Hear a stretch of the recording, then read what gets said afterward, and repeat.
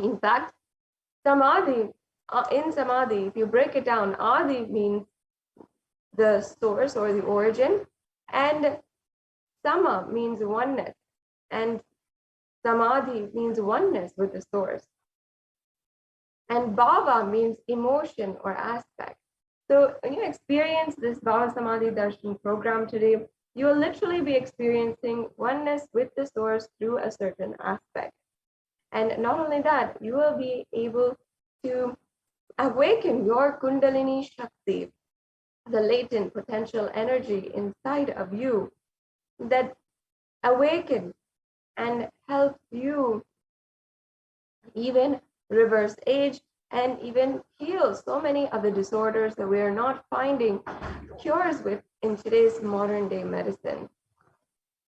And today you will be able to awaken the latent potential energy, which is the Kundalini energy, and you will find and experience even up to 1300% increase in your energy levels. That is all what has been even researched, scientifically proven and shown to the world through the awakening of the Kundalini energy. And before we're entering into today's program, let us first be introduced to who is the very being who's making this available to us, the Supreme Pontiff of Hinduism. The Supreme Pontiff of Hinduism is the incarnation of Paramashiva, and he is the reviver of Kailasa, the ancient enlightened Hindu civilization nation. And from birth, the Supreme Pontiff of Hinduism was recognized as the incarnation of Paramashiva by his gurus, who are extremely reputable as recognized gurus and Hindu enlightened masters in India. And as well, the Supreme Pontiff of Hinduism revived today the science of power manifestation and the temple-based lifestyle, as well as yoga. The Supreme Pontiff of Hinduism revived the 14 ancient indigenous kingdoms, and beginning with being ordained as the 233rd Guru Mahasannidhanam of the Tonde Mandalam Adinam, or the Kanchi Kailasa Sarvagna Peetham, and the Supreme Pontiff of Hinduism is the incumbent emperor of the Surya Vamsa Surangi Samrajyam.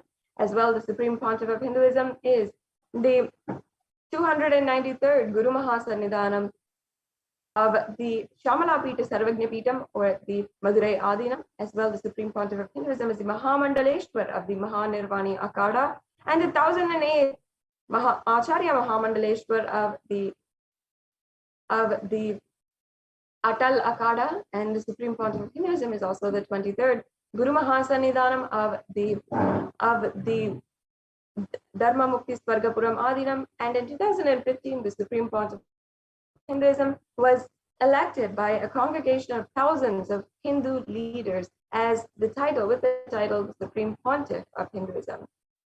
And the Supreme Pontiff of Hinduism is well known for being a commentator on all of the Hindu scriptures, including the Upanishads, the Vedas, the Agamas, and as well the Brahma Sutras, the Jain Sutras, the Shiva Sutras, the Yoga Sutras, and much more. And the Supreme Pontiff of Hinduism has authored over 300 books, which were in English, Tamil, and Sanskrit, and further translated to 50 different languages and distributed across the world to more than 1 billion people, either physically or through the digital copies.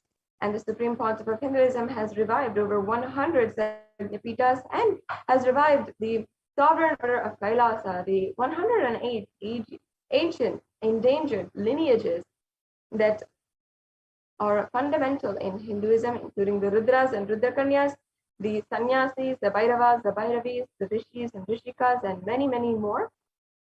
As well, the Supreme Pontiff of Hinduism is internationally acclaimed, recognized as the Supreme Pontiff of Hinduism, with more than 40 different awards for his contribution and for global peace and bringing so much of human empowerment to the world. As well, the Supreme Pontiff of Hinduism has established the Kailasa Nithyananda Hindu University, the world's largest Hindu university with more than 150 campuses across the world. And that brings us to a conclusion of the introduction to the Supreme Pontiff of Hinduism, as well as to this program itself. And now we'll be moving into the next segment in today's program, the demonstration of the extraordinary Shaktis. Joining with us shortly will be Ma Nitya Pranananda, Ma Virajananda, and Ma Kaladara, and the Nithyananda Gurukul Balasans, who are initiated by the Supreme Pontiff of Hinduism and who are manifesting these extraordinary Shaktis. So you will be able to see literally them radiating the powers of Paramashiva, and you will know and understand how it can be a possibility for you.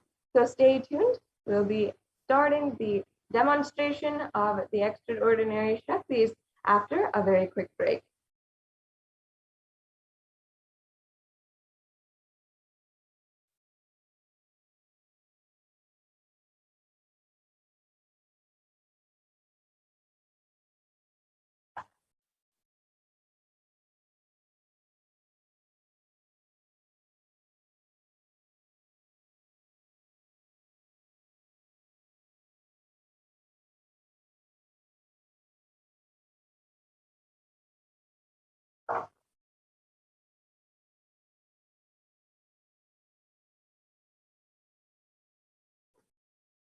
Yes, and we'll be right back with you after a very short break.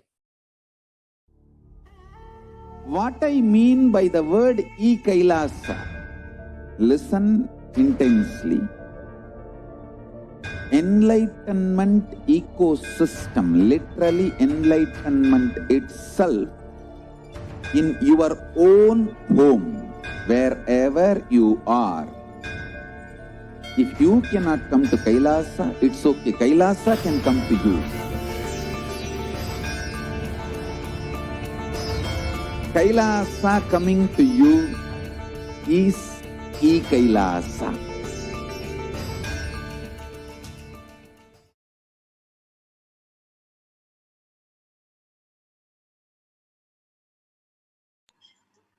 Yes, thank you so much, Manitya Sadashiva Priyananda, for that beautiful introduction to this program and to who is Swamiji. And let us now move on to the next segment, which is a very interesting segment where all of you are going to be witnessing the demonstration of extraordinary Shaktis being manifested by the Balasans, the extensions of Paramashiva himself. And before we begin, let us enter into a small introduction which explains us what are Shaktis and which also shows us how the science of initiation is transmitted to us, how these powers are transmitted to us, and how these extraordinary powers can be manifested. Yes. So today the Balasans and the Nityananda Yogis will be demonstrating 463 extraordinary, few of the 463 extraordinary Shaktis to all of you. And first, let us learn about what are Shaktis. Shaktis are explained in the Vedagamas. Paramashiva very elaborately explains that a human being can manifest the 463 powers, and it can be a possibility and a power for them. And Swamiji beautifully tells that Shaktis manifest from the fundamental cognition that you are the divine and that you need to manifest the divine, not that you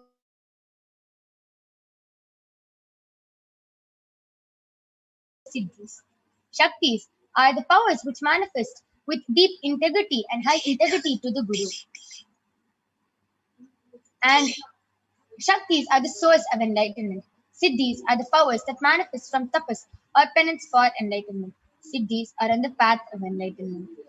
Shaktis are what expressed through ordinary human beings in extraordinary ways, just with initiation from the avatar.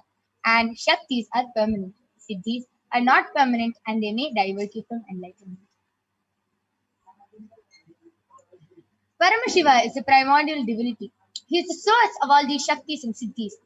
And he performs the Panchakritya, the 5 cosmic acts of Srishti, creation, Sthiti, sovereign rulership and maintenance, Samhara, rejuvenation, throw bhava, pulling out of delusion, and anugraha, liberating grace for all living entities. And the avatar of Paramashiva himself has come down in the form of the Supreme Pontiff of Hinduism, Jagat Guru Mahasamnidhanam, His Divine Holiness Bhagwan Nithyananda Paramashivam, as the 1008th living incarnation and representation of Paramashiva. And ever since the beginning of the civilization, the Sanatana Hindu Dharma has been the cradle of highly advanced sciences and enlightened beings. It was where the science of enlightenment, Shaktis and Siddhis was taught as a lifestyle.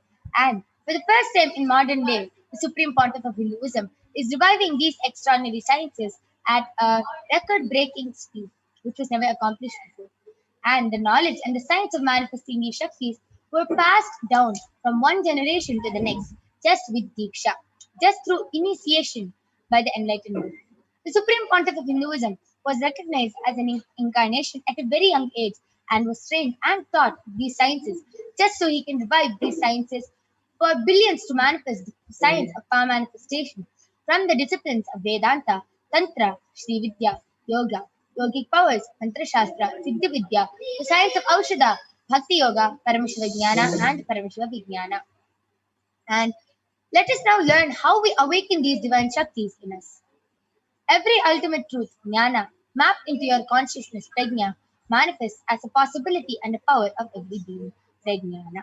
So let us now see a video which explains and shows how the science of initiation is transmitted to us, how the science of Diksha is given to us, and how we manifest these extraordinary powers. Diksha is the direct transfer of spiritual energy by an enlightened being through look, word, or touch. The traditional Vedic book Navaratneshwara states, Sarvasamapi Dikshanam Muktihi Phalamakhanditam Avirodhat Bhavantyeva Prasangyastu Bhuktayaha. The main benefit of all initiations is moksha, enlightenment. As a side effect, health, wealth, leadership, and well-being happen.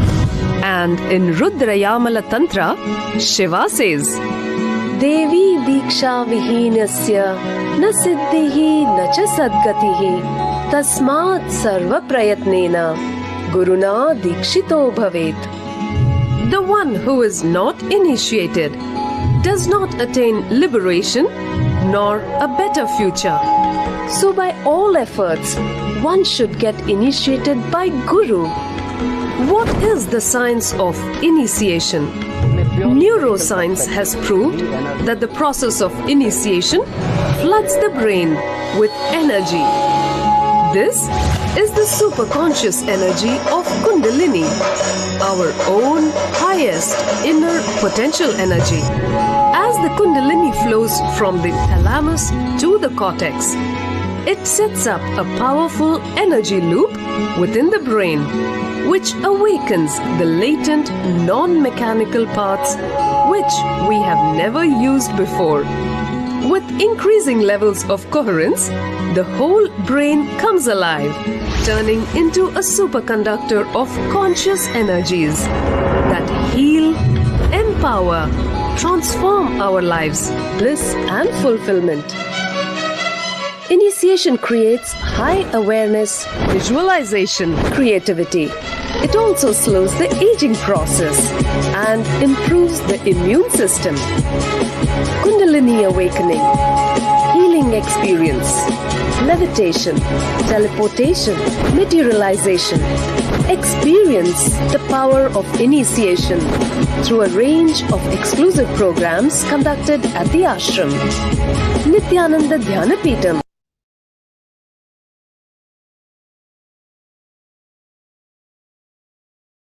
Yes, with that beautiful video which explained the power of Diksha, let us see how the science of power manifestation is authenticated through the four aspects of evidences or pramanas. The first is the Shastra Pramana, which are the eternal, unchangeable truths revealed in the source scriptures. The next is the Apta Pramana, the experiences and results of Aptas or the authorities of Hinduism, the Vedic rishis and scientists who have time tested and verified this science. Third Third is the Atma Pramana, or the account of the Supreme Pontiff of Hinduism, Jagat Guru Mahasanidhanam, His Divine Holiness, Bhagavan Nithyananda Paramashivam. This millennium's avatar's personal experience of power manifestation. And last is the Pratyaksha Pramana, or the empirical evidence from observation and scientific experimentation. So let us now see how the Vedagamas is a living applied science and how we get all the Shastra Pramanas from the Vedagamas. Vedas are the ultimate superior authorities for Hindus. They are the pure science where the ultimate truths are explained. Agamas are the scriptures where the applied technology, the applied science is expanded. Vedas and Vedagamas are given the status of Shruti as they are directly revealed by Paramashiva. They are the eternal unchangeable truths, and any reference cited from these Shastras or the source scriptures is called a Shastra. So let us now see and witness a very unique and exciting demonstration of the power of third. Along with me, I have two extraordinary power manifestors, Manikya Kaladharananda and Manikya Virajananda, who are abolishants of the Nithyananda Gurukul and who are going to be demonstrating this extraordinary Shakti to all of you today. So let us now see the Shastra Pramana, which are the scriptural reference for this extraordinary Shakti, which comes from the Vijnana Bhairava Tantra, Sutra 36. Kapalantarmanonyasa Tishtanmilitalochanaha Kramena Manasodadyat Lakshaye Lakshyamuttamam. Bhagavan Paramashiva says, by mind on the inner space within the crown center and sitting stably without any movement, having the eyes closed in succession, by that stability of the mind and inner space, through the power of the third eye, one directly sees the ultimate goal, Lakshyam, by having the vision beyond the sight that reveals any object or place, attaining the space of oneness with the source, Paramashiva. The next is the Apta Pramana, that Bhagavan Krishna initiates Arjuna into the power of third eye. And in the Hindu Purana Bhagavad Gita, Bhagavan Krishna initiates Arjuna into the power of third eye to behold his Vishwarupa Darshan. And in the 11th chapter of Bhagavad Gita, Arjuna beautifully narrates the beautiful cosmic form of Bhagavan Krishna as he sees it through his third eye. So let us now see how Bhagavan Krishna initiates Arjuna into the power of third eye. Natu mam shakyase drashtum anenaiva swachakshusha divyam dadami te chakshuhu pashya me yogamaishwaram. Bhagavan Krishna says to Arjuna, but you cannot see my cosmic form with these physical eyes of yours. Therefore I grant you the divine third eye. Behold my cosmic opulence. The next is the Atma Pramana.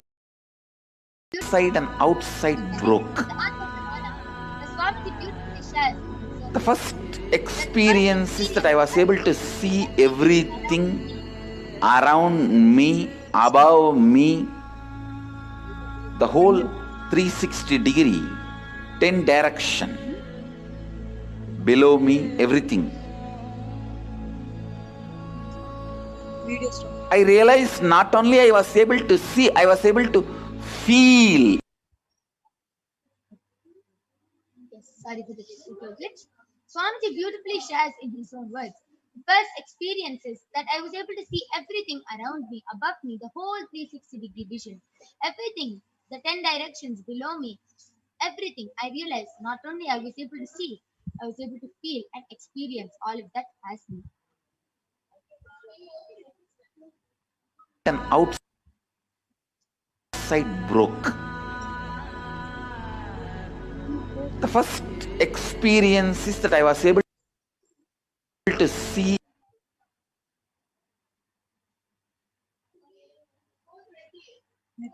everything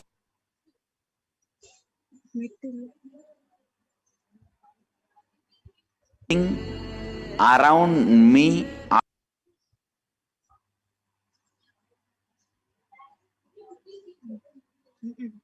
Yes. So next is the Pratyaksha Pramana, The empirical evidence from observation and scientific experimentation. Study measures compare the metabolic cell activity of the brain using the PET, the positron emission tomography, and it beautifully tells when Swamiji is doing daily activities, high activity is measured in the brain where the third eye is located. And when Swamiji is in the deep state of samadhi, only the third eye region is active, and almost 90% of the rest of the brain is at peace.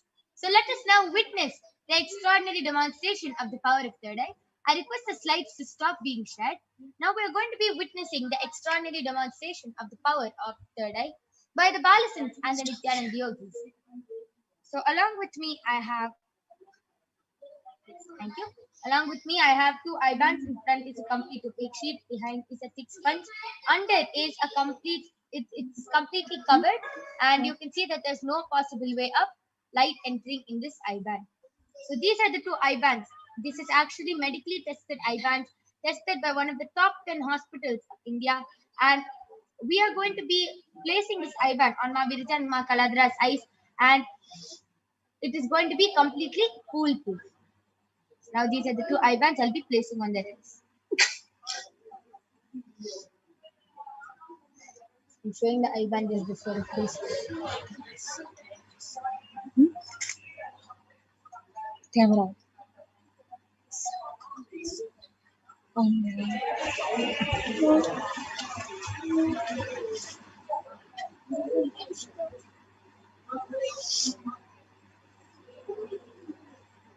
Yes, Ma Kaladra, are you comfortable? Ma, could you tighten the eye band and also get to the middle, please? Yes. Now, are you comfortable? Yes.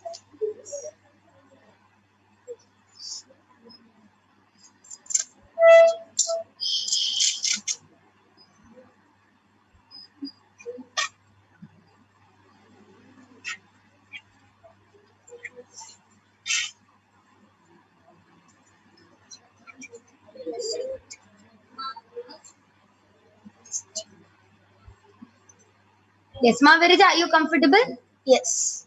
Yes. So now both of you are comfortable. I request both of you to turn to your right, left, up, down, all around.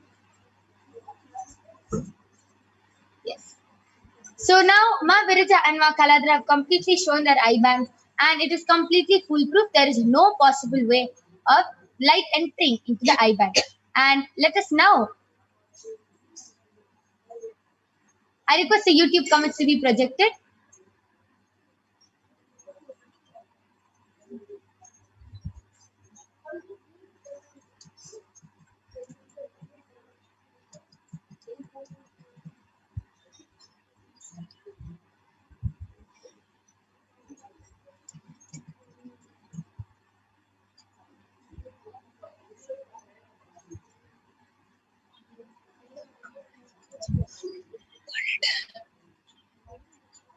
Yes.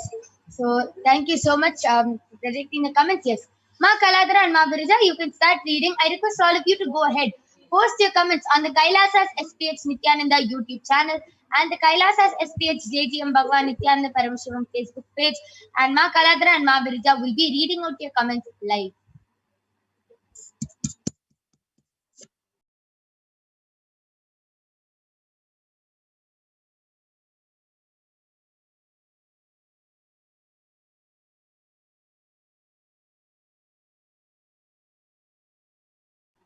Yes.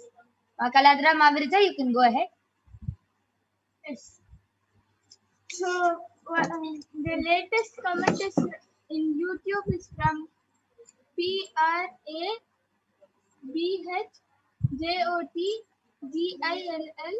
has posted 369, and before that it is from PIORFR,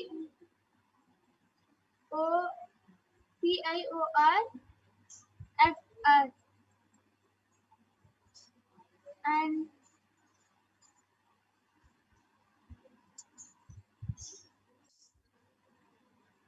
What happened?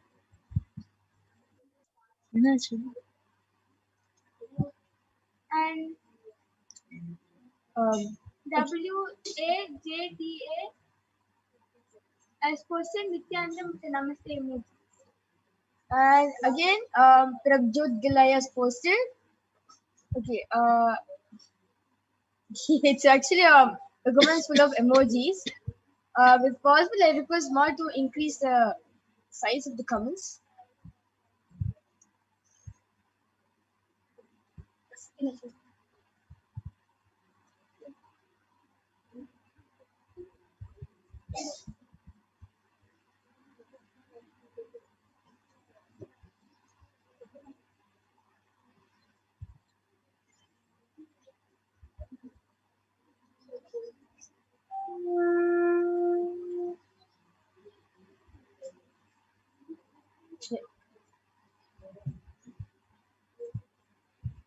Yes, Mamirija, you can go ahead. Yes. So, Prabjot Gilay has posted. Or is a black color? The emoji is like some black color animal, and next to it, I think the animal is enjoying, and like because next to it, there's like tears coming out.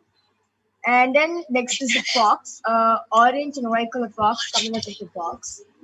And a funny emoji where the emoji has mustache and a thick eyebrows and a thick mustache and a blue color glasses. And after it's a heart and a lung and a brain and the Supergirl emoji and I think it's a witch emoji. It's something like that. And then next is the princess emoji, like princess. Wow, that was beautiful. Mavirita was able to read the all 9 comments. All 10 comments of Prabjot Gil Aya, and was able to read it precisely. Able to tell, okay, there's an animal, there's a cat in a box, there's a emoji with a thick mustache, and wow, so beautiful. Mavirita explained everything through her third eye. That was a beautiful demonstration of the power of third eye. So now I'm going to be removing Mavirita and Ma Kaladra's eye band. You can see that album is completely intact.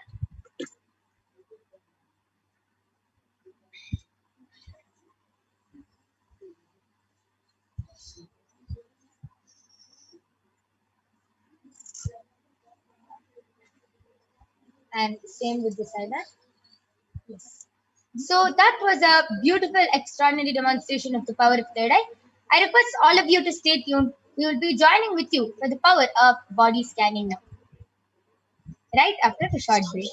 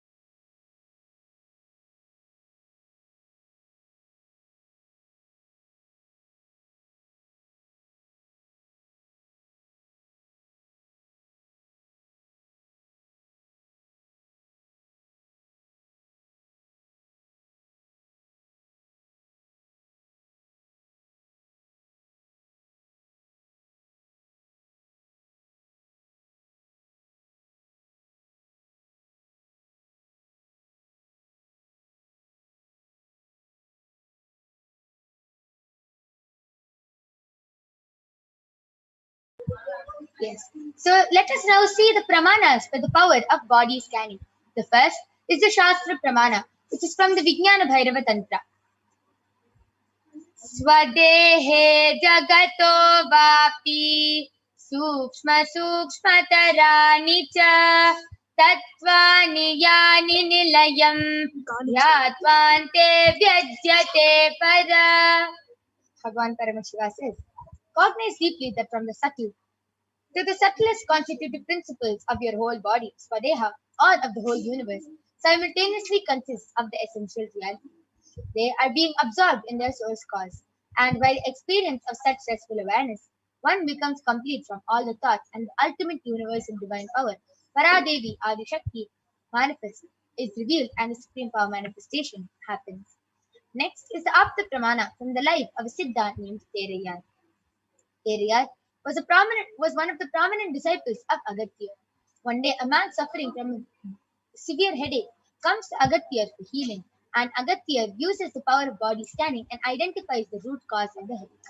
He reveals that there is a small stare like a frog sitting in the person's brain, and Agatya immediately instructs Terayar, his disciple, to perform an open head surgery and remove the frog. After the surgery is completed successfully, the person is completely healed and cured of the headache, thus gaining the name Terayar. Third is the Atma Pramana, where Swamiji beautifully shares how he manifested this power of body scanning. On the 22nd of December, Swamiji shares, only when I had a multiple compound hand fracture was I forced to go for surgery and therefore the medical checkups related to that. At that time, they detected heavy metal quantity in different organs of mine, and it was revealed that I had been poisoned without my knowledge. I immediately used diagnostic methods instead of medical facilities to study the body condition due to the poisoning, and through body scanning, I found out what the problems and imbalances had happened and where the balance had to be done. And Swamiji beautifully shares, I used allopathy as a second opinion just to verify my findings. And last is the Sakshi Pramana, the experiences and results of the extraordinary manifestation happening through the initiated disciples of Swamiji. So you can see how so many of the disciples of Swamiji are manifesting this extraordinary Shakti just by one initiation from Swamiji. And now you are going to be witnessing the live demonstration, the live demo by the Balasants and the Nithyananda yogis of Kailasa, who are going to be demonstrating this power to all of you. So I request all of you to go ahead, post your comments in the Kailasa's SPH Nithyananda YouTube channel or the Kailasa's SPH JGM Bhagavan Nithyananda Paramashivam Facebook channel, and the Balasants and the Nithyananda yogis will be coming and attending to your problems and doing the scanning for you. We'll be back right after a short break. Please stay tuned.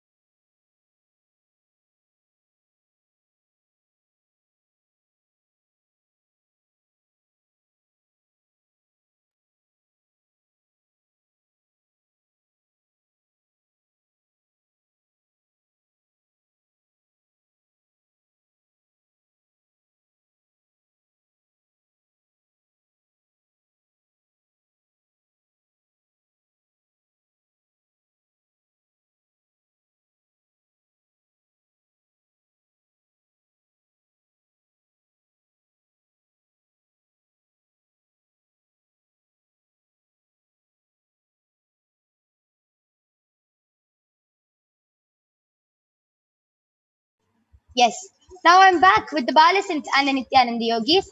Maniti Mahavidyananda, Soni, and Maniti Brahmayogananda, who are going to be demonstrating this extraordinary Shakti to all of you today. So I request the YouTube comments to now be projected.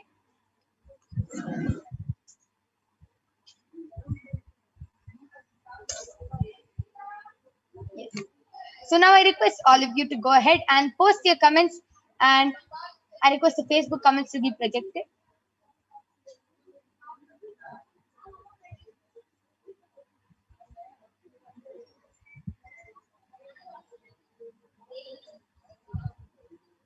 Okay. Ma Murali, Ma Sumi Murali has posted, Ma, I'm having cold neck body pains, Ma, since 10 days. I applied oil. Now applied Vibhuti on the neck. But please can heal me, Ma. Want to be healthy again. If possible, please scan me. Murali, Melbourne. Yes, Ma, surely we'll be scanning you and doing the body scanning for you. And yes. So, Ma Mahavidya, you can do the body scanning for Ma Sumi Murali.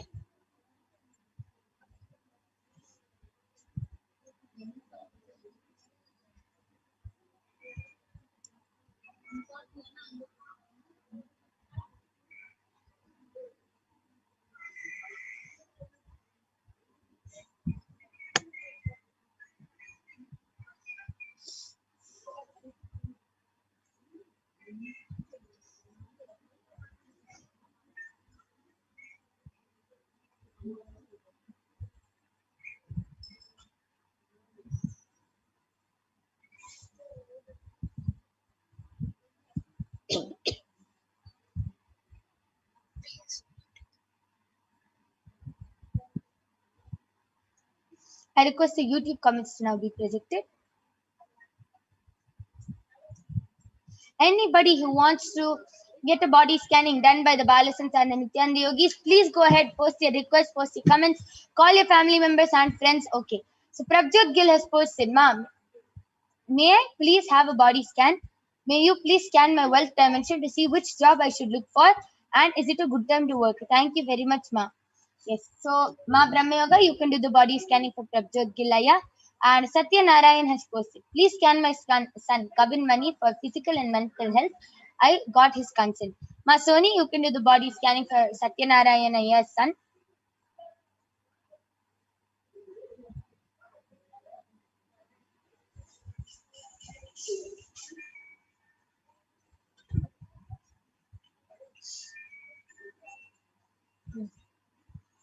So this is a scan for Ma Sumi Murli, Ma Nithyananda, and what Paramashiva revealed is your backache is because of your incorrect posture of when you and how you walk. Okay, and what you need to do in this area as it is hurting, uh, you apply oil, but try to massage it downwards like that as you apply oil, and make the oil little warm. So not very hot, not boiling hot, not cold, but slightly warmer than body and room temperature. So you warm it and apply it like that. So you're massaging it downwards. Next, you need to walk with straightened shoulders. So when you're sitting, just put your awareness on your shoulders, whether they are down or like that. Make sure your shoulders are straight up. And the next thing that you need to do, Ma, is lying down. When you take rest flat. So be on your back and just have a even best if you cannot have a pillow. Do not have a pillow underneath you. Just lie flat when you're lying down and taking rest and going to sleep. About 5 to 10 days, you should be healed. Yes, that was a beautiful scanning by Maniti Mahavidyananda done from Ma Sumi Murali. I request the YouTube comments to be projected. Let's see if there's more comments. I request for body scanning. Masoni, you're ready. You can go ahead. Nithyananda Paramashivam, I did the body scanning for your son coming, and Paramashivam revealed that he's mentally completely healthy, but physically he's having a problem in his stomach. Paramashivam revealed that his stomach is not being, he's not cleaning his stomach properly. So Paramashivam revealed the solution is to make him take 1 tablespoon of castor oil in a morning. Yes, that is a beautiful body scanning. And yes, Ma Brahma Yoga, if you're ready, you can also go ahead. Yes, so Prabjot Giraya, Paramashiva revealed to me that after the 8th of August, it will be a really good time for you to find a job, and the job which you find will really be successful if you find it in if you get a job after the 8th of August. And Paramashiva revealed that you can look for any job you want as long as you ensure that you get a deity of Venkateshwara at home, and every morning first thing you do is do puja to him and worship him. Pray to him that Venkateshwara, may my day be successful, and may I get the money I want and the wealth I want through this job. And if you just make sure that you pray to him every single day, then whatever job you choose will be successful. Yes, that was a beautiful body scanning for Prabjot Gilaya. I request you to get back. Satyanarayan, I request you to get back. And expressions of me, I am has posted. I just want to say thank you for all the support over the days and weeks past, my daughters. May you be eternally blessed. Each one of you has contributed to me. Yes, ma, it is just Paramashiva's contribution. It's just all the credit goes to Swamiji because of how much Swamiji has done every day, coming, giving the Devi Parashakti Akash reading or coming for the satsang, initiating thousands and millions of disciples all across the globe and making them manifest these powers. It is all the credits go to Swamiji, and each one of us offer our gratitude to Swamiji for us manifesting these powers and to be able to contribute to all of you also. Eva Anderson has posted, please scan my friend, she has body pain. Yes, ma, please get the consent of your friend and please do tell the name of your friend, then we're doing a body scanning for you. And spread your wings, Ida has posted. Nithyananda, my name is Ida. Can I have a body scan? My body is very tired all the time and my mind can be very active. Can you provide a solution, please? Thank you. Yes, so ma Ida, ma Brahma Yoga will be doing the body scanning for you and she will be revealing whatever Paramashiva reveals. So her third eye. Yes, so let's see if there's any comments in Facebook.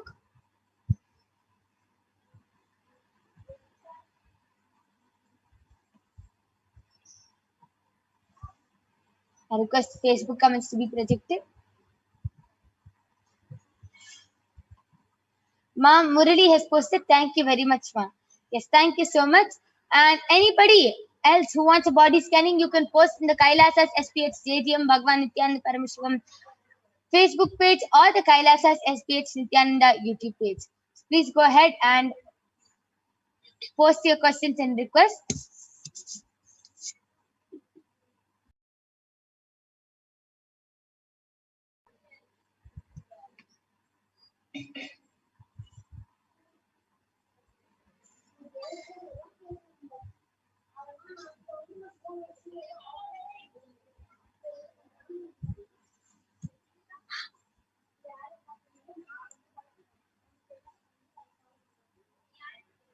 Yes, so so spread your wings, Ida.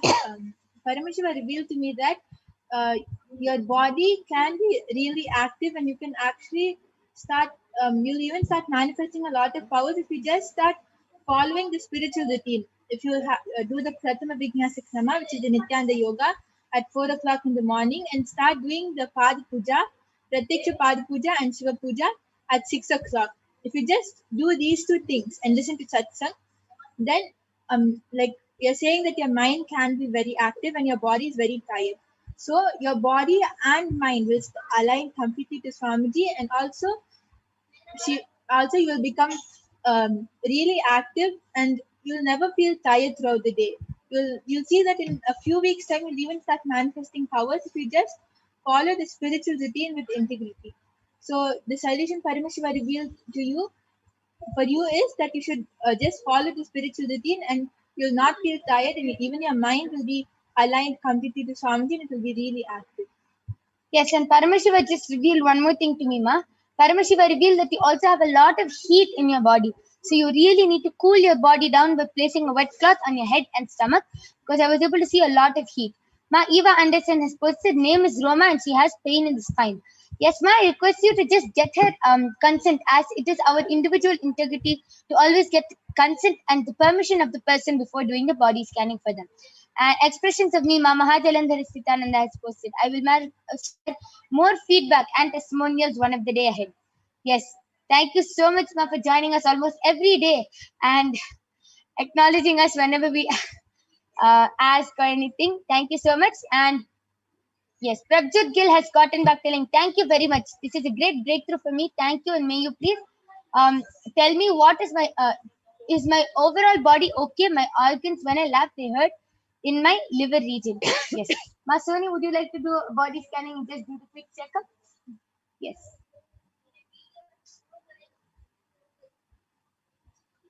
I request the Facebook comments to be projected.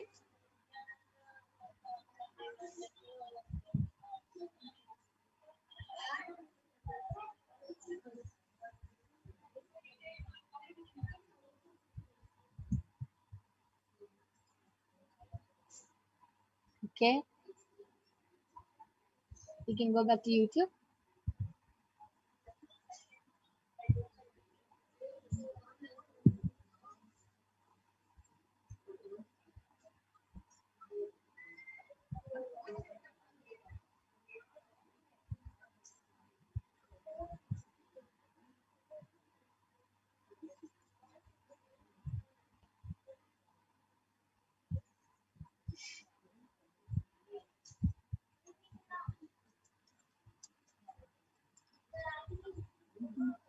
Yes, Masoni, you can go ahead. Nithyananda Paramashivoham, Paramashivoham reveals that your organs, your organs are becoming more day by day weaker, and so Paramashivoham reveals a solution as to do pranayama in the morning at 4 o'clock, and with that do PVK, Prathama Vijnasa Krama, and Parmeshwar reveals that you need to increase your immunity, and to increase your immunity, Parmeshwar reveals that to take castor and as neem juice. Yes, that was a very beautiful solution for a simple thing. Yes, I request you to get back again, Aya, and Ma Ida has posted, thank you so much. Yes, just follow the solution which Paramashiva gave Ma, and you will be completely healed of all your problems. Yes, and with this, we will be concluding the power manifestation segment. We thank all of you for joining us. And just before we end, I'm going to be asking all the Nityananda yogis and the Balasins to share how they feel while they're manifesting this power and how they manifest this extraordinary power. So yes, why don't any one of you go ahead and share? Yes, Mama Mahavitya, you can go ahead. So Nityananda, basically one thing that really is extraordinary about body scanning is it's not about how much how we can improve our health. It is about making sure you're not sick. So immediately when there is any pain or anything that in your body that you feel uncomfortable, I personally just quickly scan myself and see what it is that the organ is speaking to me, how I have to adjust myself. And really, it is the best gift from Swamiji to again and again realize on the conscious sovereignty that he is trying to teach us, and what we really truly are. The manifestation just completely happens by connecting with Swamiji and just seeing what it is that the third eye is saying, how we can improve our lifestyle to understand and connect to more and more of the reality and the conscious sovereignty. Yes, beautiful. That was a very beautiful sharing. Satyanarayan, we actually did the body scanning for your son, Kavin Mani. And yes, Ma Soni, you did the body scanning, right? Yes. Why don't you just go ahead and share it a little more louder? Satyanarayan, I did the body scanning for your son, Kavin. And Ayya Paramashiva reveals that he's mentally he's completely healthy, mentally, but physically his stomach is not clean, Ayya. So cleaning his stomach, Paramashiva reveals solution as to make him drink 1 tablespoon of castor oil in the morning. Wow. Very beautiful solution for a very simple problem. Yes, so this was a body scanning for Kavin Mani, Satyanarayan Ayya's son. Yes, and I request all of you to continue posting. And if you are not able to get the body scanning, we are going to be ending this segment soon. So if you are not able to get the body scanning, you can go ahead and post again your comments again for tomorrow's segment of the power manifestation, which we'll be having 2 a.m. IST and 4 p.m. IST, and we'll be demonstrating these two powers, the power of third eye and the power of body scanning, for all of you to witness, and not only to witness, for all of you to have a breakthrough to manifesting this power right after the Bhavasamadhi Darshan or the Nithyananda Satsang by Swamiji. So with this, we would like to conclude this segment, and there are so many more segments coming up where you will be learning about who is Devi Parashakti, what are the Akashic readings, and much, much more. We'll have Ma Madhura also joining us, who is going to be explaining about the divine feminine consciousness and about who is Devi Parashakti. So with this, we thank all of you for joining us. Please stay tuned for the upcoming segments. Thank you, Nithyananda.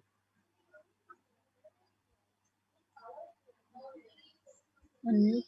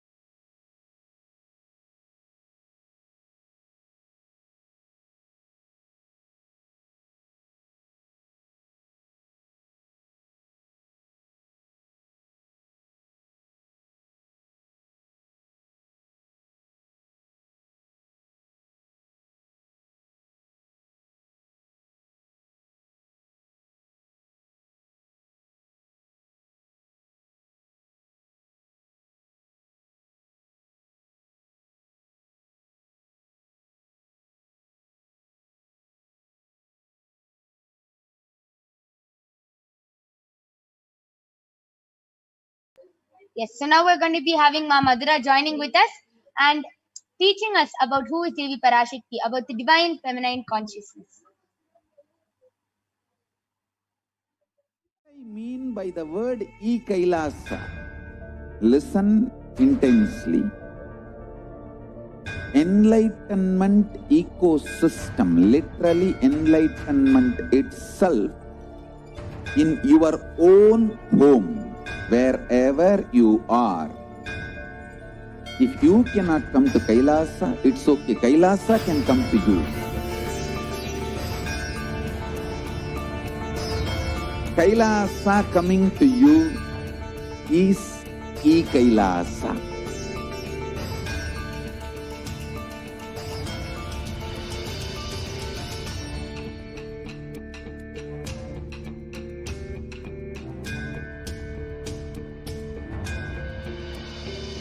I will revive Hinduism. I am a Hindu revivalist, not by any revolution, but by evolution.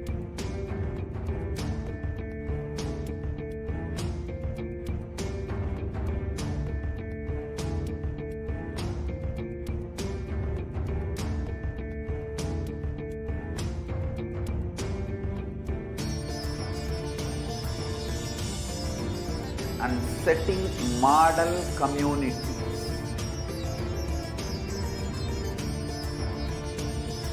Kailasas, enlightenment ecosystems, Sarvanya Pitas all over the world.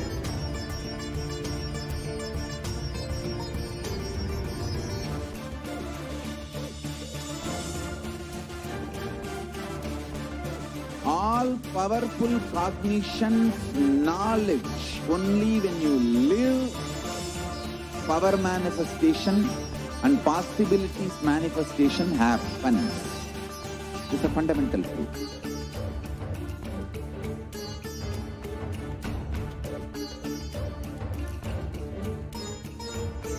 Hinduism cannot live exclusively as one sampradaya. No. All sampradayas of Hinduism is an ecosystem.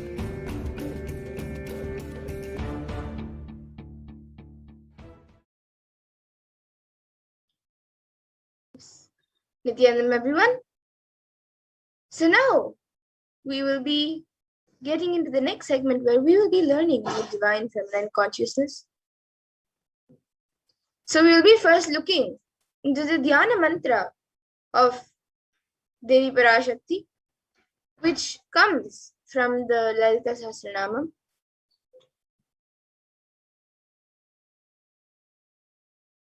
Sindhurarana vigraham trinayana manikya mauli spurate taranayaka shekharam smitamukhim mapina vakshoruham panibhyam alipurna ratna chashakam raktotpalam bibratim saumyam ratna gatastha rakta charanam dhyayet paramambikam.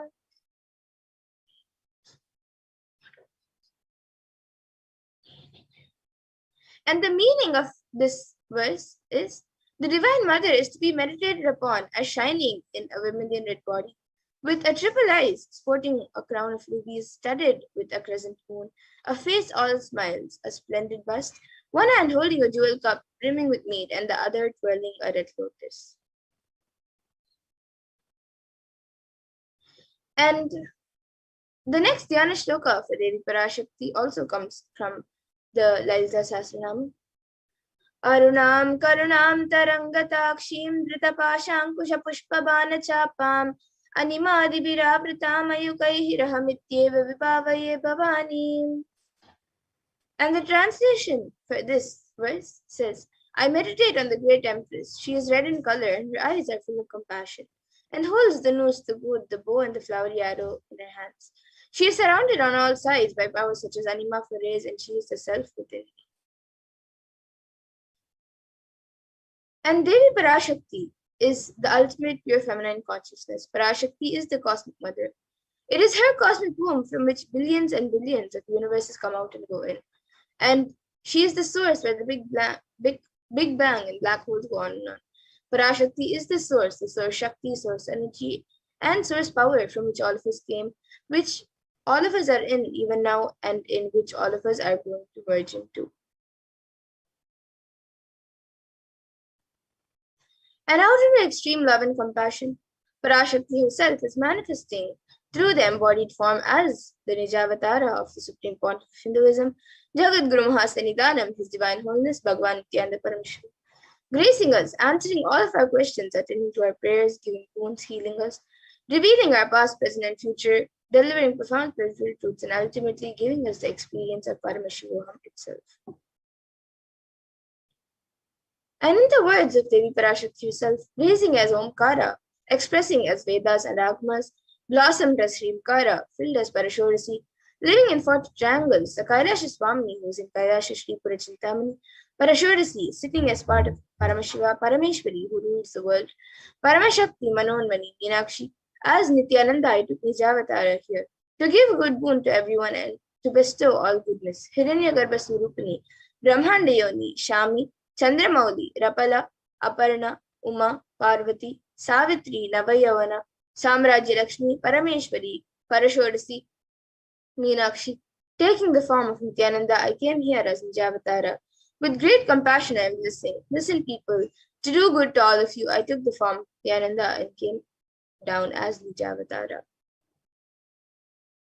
And again, in the words of Devi Parashakti herself, she says, raising in Omkara, blossoming as Shiva, Shiva manifesting as source of existence, powers of existence, expression of existence, from the oneness of Om, blossoming into two as Prakriti and Purusha, blossoming as three Shaktis, Icha, Kriya, and Jnana, growing as 4 Vedas, expanding as 5 Panchabhutas, beyond 6 chakras, filled as Gotras of 7 Rishis, expanding as 8 directions, existing as 9 Grahas, blossoming as 10 Indriyas, being as 11 Ridras, creating all the worlds, bringing life to tell and make truth blossom and to do good. Parashodasi, Meenakshi, in the form of Nithyananda, I came to bless every one of you. And now let's see how we can receive Devi Parashakti. So literally we're seeing Paramashiva and Parashakti at that moment. She is there on your screen, so always receive her very traditionally. You can keep 2 betel leaves, 1 banana, 1 betel nut, and 1 coin in front of the screen as you watch Devi Parashakti. And for those of you who don't know, the coin is actually considered the traditional dakshina in the Hindu tradition. It can be the lowest value. In India, it can be just a paise, and in the US, it can even be just a cent. Swamiji says, I'm not trying to monetize. Keep even 1 cent, it is okay. So for 100 days, if you have darshan, you'll add up $1. In India, even 1 paise is okay.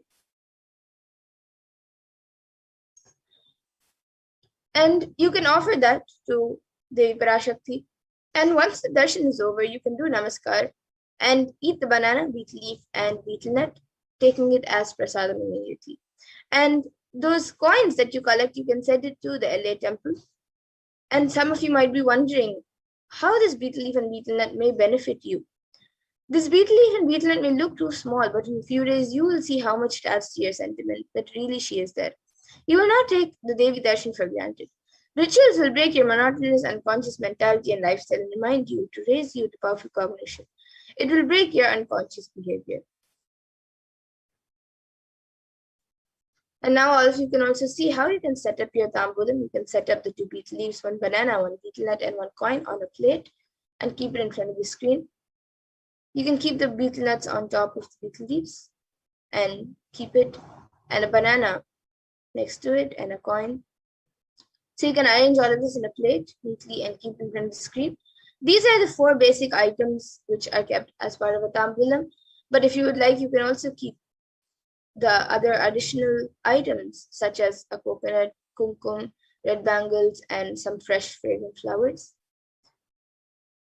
And with this, we come to the conclusion of this segment, and we will be moving on to further segments where we will be learning about what Devi Parashakti has revealed for us and for the rest of humanity out of her extreme compassion.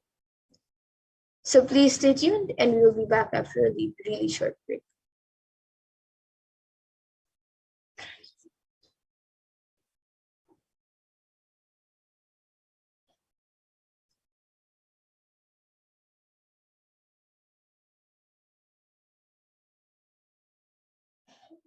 I mean by the word Kailasa. Listen intensely. Enlightenment ecosystem, literally enlightenment itself, in your own home, wherever you are. If you cannot come to Kailasa, it's okay. Kailasa can come to you.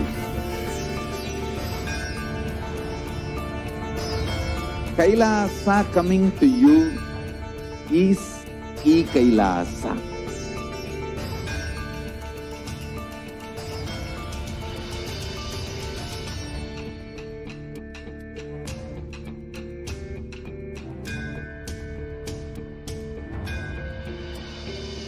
I will revive Hinduism.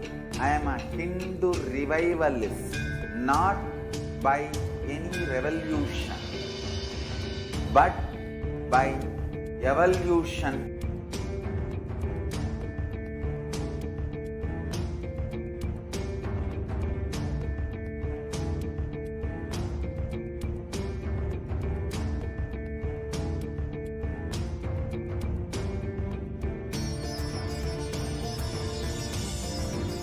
And setting model communities.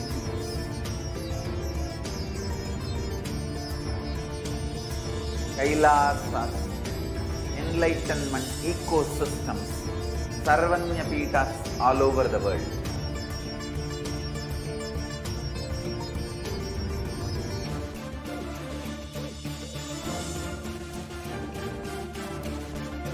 All powerful cognition, knowledge, only when you live, power manifestation and possibilities manifestation happens.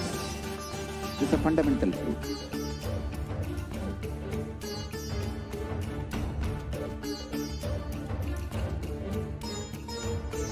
Hinduism cannot live exclusively as one sampradaya. No. All sampradayas of Hinduism is an ecosystem.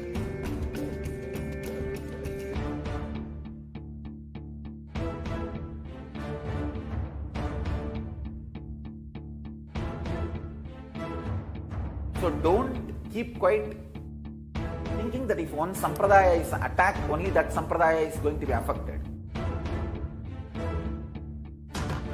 All of us are ecosystem.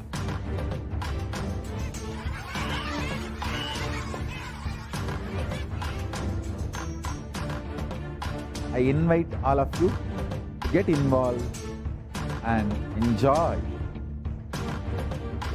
Hinduism by the principle of Dharmo Rakshati Rakshitaha. When you protect Dharma, Dharma protects you. We will make the whole planet flourish spiritually. The spiritual prosperity will happen to the whole planet. We all have to coexist together.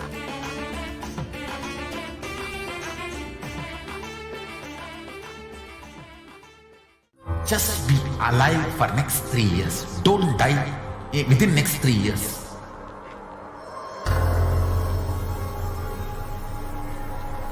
Just don't die within next 3 years. Be alive. Somehow be alive. I'm working sincerely. I will reach you somehow. Somehow I will reach you. It's my commitment to humanity.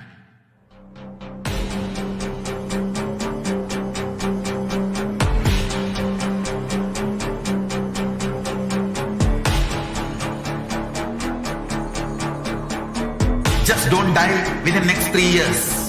I will reach you wherever you are, whichever corner of the world you may be. I will reach you with enlightenment. You manifesting the space, state, powers, being Paramashivoham. It is possible, and it is possible for you.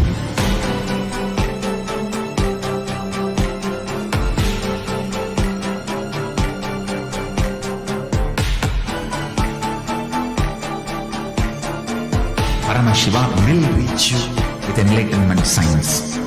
I know he is going to do the job.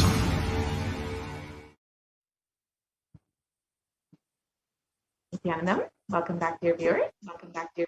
Entering into the next understand some of Devi Parashakti's revelations, humanity during this Devi has made so many revelations to guide us through this pandemic, to guide us through this Kailasa, to ensure that we are protecting ourselves and keeping sure that we are staying safe during this. So let us explore some of these revelations and how we can use them to guide our lives.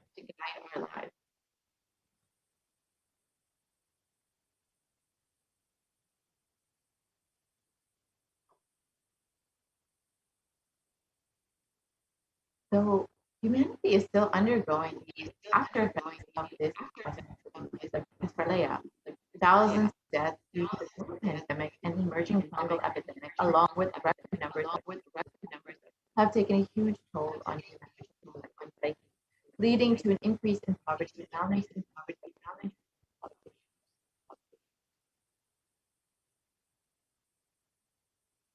So what has caused this? Who has caused this? How could we have avoided this? What is the solution? In this segment, we will go this a baby Parashakti on the cause and of this. So as of right now, there has been over 4 million deaths, and this number is drastically on, with over 175 million people who have been infected with COVID-19, and this was as of June. So this number has also drastically increased, and over 75 million. The main affected countries have been U.S., Brazil, and India, and within India alone, there have been over 29 million cases of people who have been infected with COVID-19 and over 370 million deaths, with over 75 million people falling into poverty since the beginning of the pandemic. And these numbers are considered to be drastically underreported within India. So the actual numbers could be much, much higher.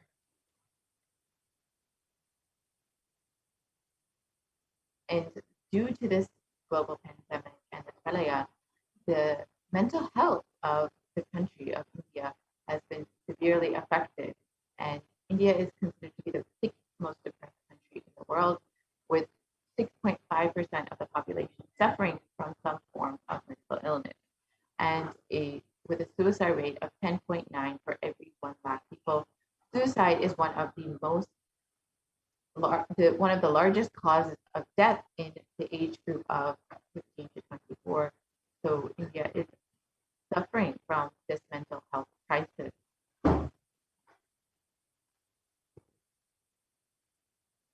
And not only have we been suffering because of health, the pandemic and mental health issues, but even natural disasters have been severely affecting India.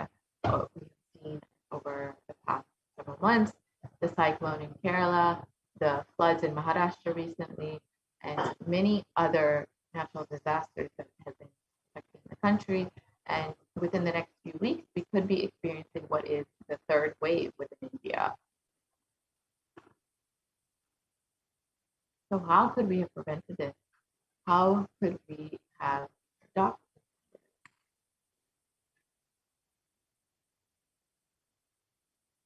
So let us listen to Devi Parashakti's revelations on the 31st of May 2021 and understand a little bit more deeply of what could have been done.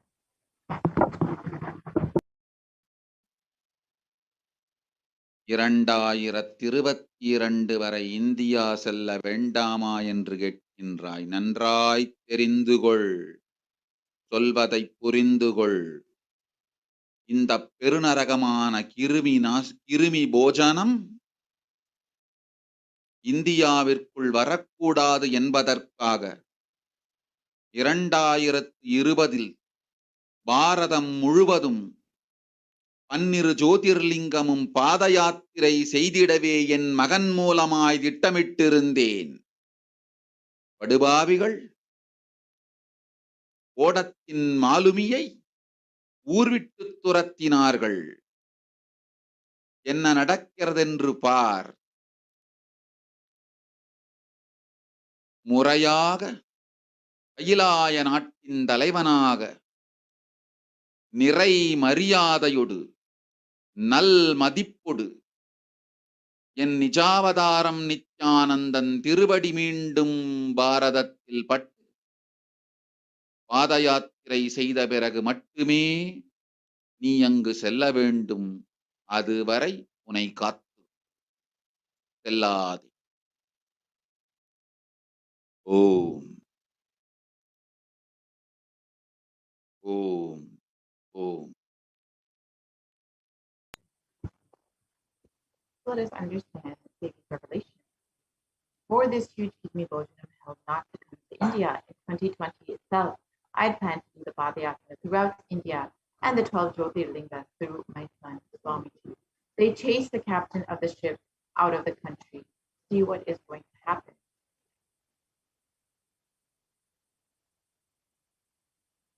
Let us look at what the Supreme Concept of Hinduism revealed in 2017 itself. The Supreme Concept of Hinduism revealed that he will be conducting a Padayatra in 2020 and revealed the vision for it. So let us listen to that video now.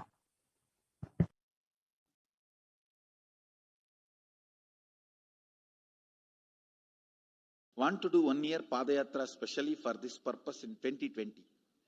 2020, planning for a full year. I'm going to walk from Rameshwaram to Amarnath. 1 year with 10,000 people, just walking all over India to spend time with people. 2020, there will not be any program other than Padayatra and just spending time with people. Just walking. Of course, 10,000 people will be walking with me. Maybe 200 vehicles to carry our food and all the other items, transportation. Enjoying the river banks,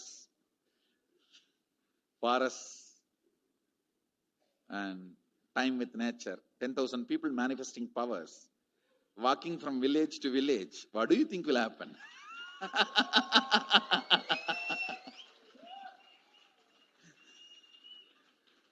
The scene of Buddhism spreading will be repeated now. How the Buddhism spread. 10,000 monks walking from village to village. What will happen? That's only monks. Here, power manifesting 10,000 people. The whole village will be manifesting powers. Just want to enjoy India and let India enjoy me. So planning for next year Kumbh Mela 2019, next year January Kumbh Mela.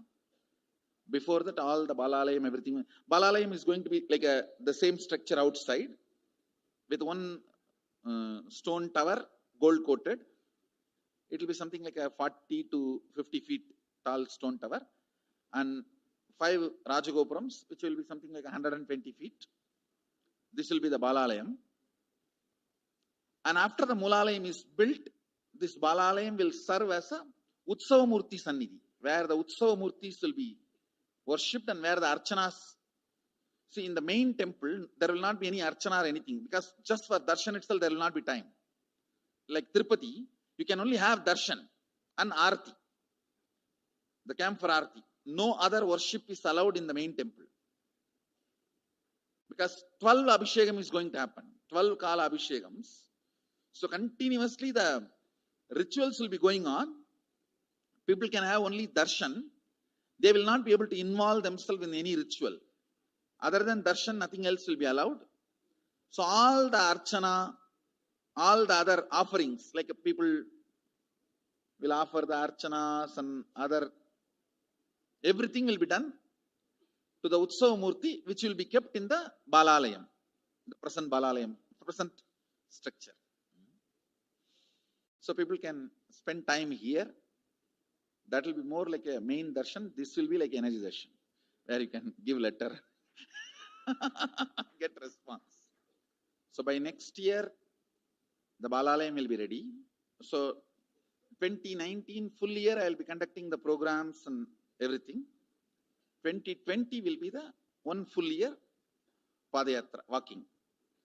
From next year, Jayanti, means 2019's Jayanti to 2020's Jayanti. Full year, Jayanti to Jayanti will be Padayatra.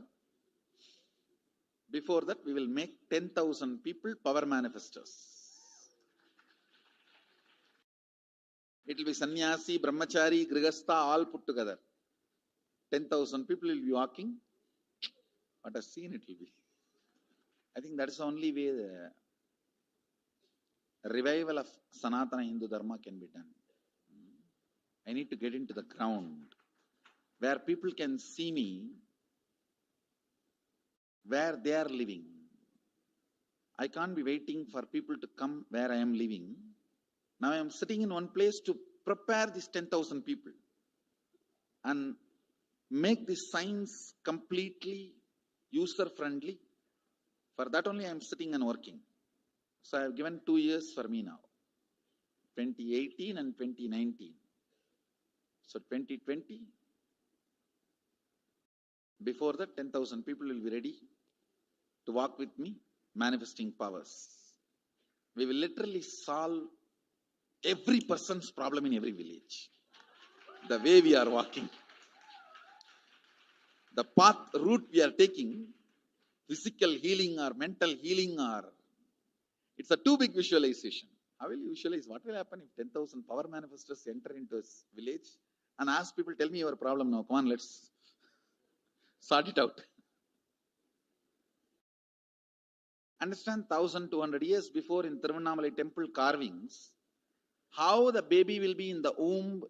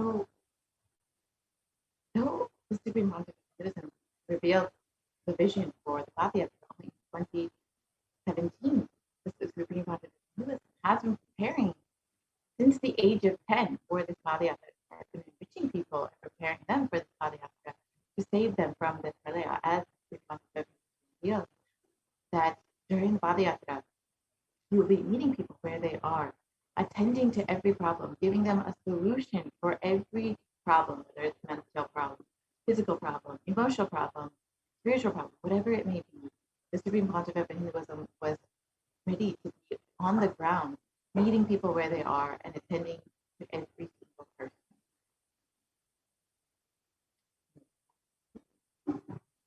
And from the age of 10, the Supreme Pontiff of Hinduism has been enriching and initiating the masses into the science of enlightenment through various programs, powerful initiations, darshan, and powerful discourses. And here you can see in the next several photos the various programs the Supreme Pontiff of Hinduism has been conducting since the early 2000s, initiating people, blessing people, and giving them the super conscious breakthrough. You can see in the next few photos. Here you can see in Vellore, Tamil Nadu in 2005.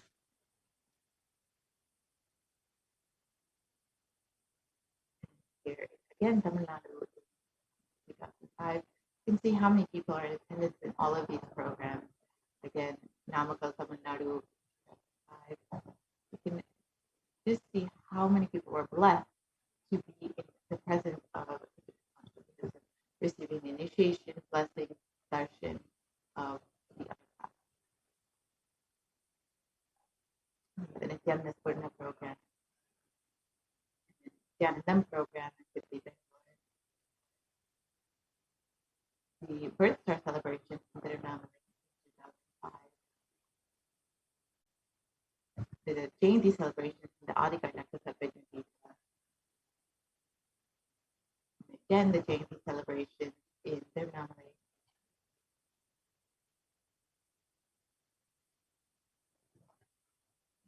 The Nithyananda program.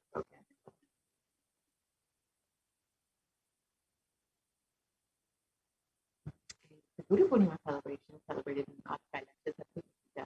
And as you can see in all of these photos, how many people were eager to receive the initiation, darshan, and blessing of the avatar. The Bhakti Purnima program.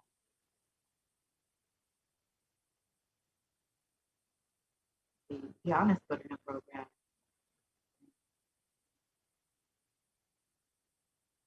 The Little Ananda program, which initiated the youth of today to be blessed with the science enlightenment, and the Satyagraha, where the Supreme Pontiff of Hinduism himself conducted several homas along with 1,008 people who were guided into the same homa.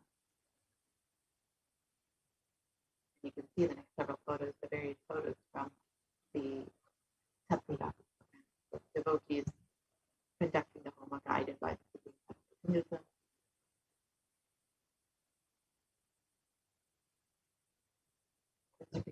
Hinduism conducted itself.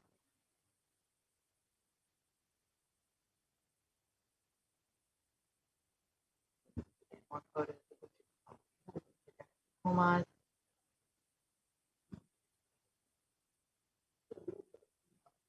Okay. Hinduism and all the disciples being blessed. This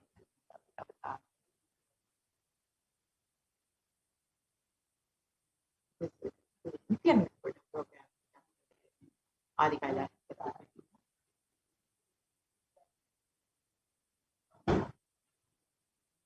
Again, the Nithyananda program. Tamil Nadu. You can just see in all of these photos how many people were in it. However, the anti-Hindu elements made it nearly impossible to do the re-energizing process by driving Hinduism out of India. And let us listen to Devi Parashakti's revelation on the solution for the ending of the Pralaya.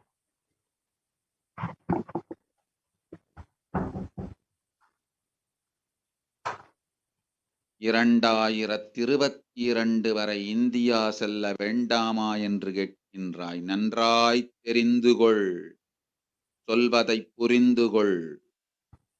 இந்த பெருநரகமான கிருமி போஜனம் இந்தியாவிற்குள் வரக்கூடாது என்பதற்காக 2020 பாரதம் முழுவதும் 12 ஜோதிர்லிங்கமும் பாத யாத்திரை செய்திடவே என் மகன் மூலமாய் திட்டமிட்டிருந்தேன். படுபாவிகள் ஓடத்தின் மாலுமியை ஊர்விட்டு துரத்தினார்கள். என்ன நடக்கிறதென்று பார்.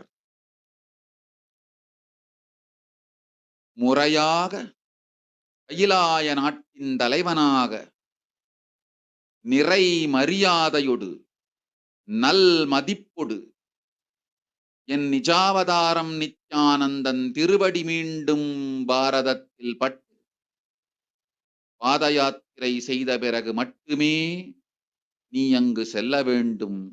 அதுவரை உன்னை காத்து செல்லாதே. ஓம் ஓம் ஓம்.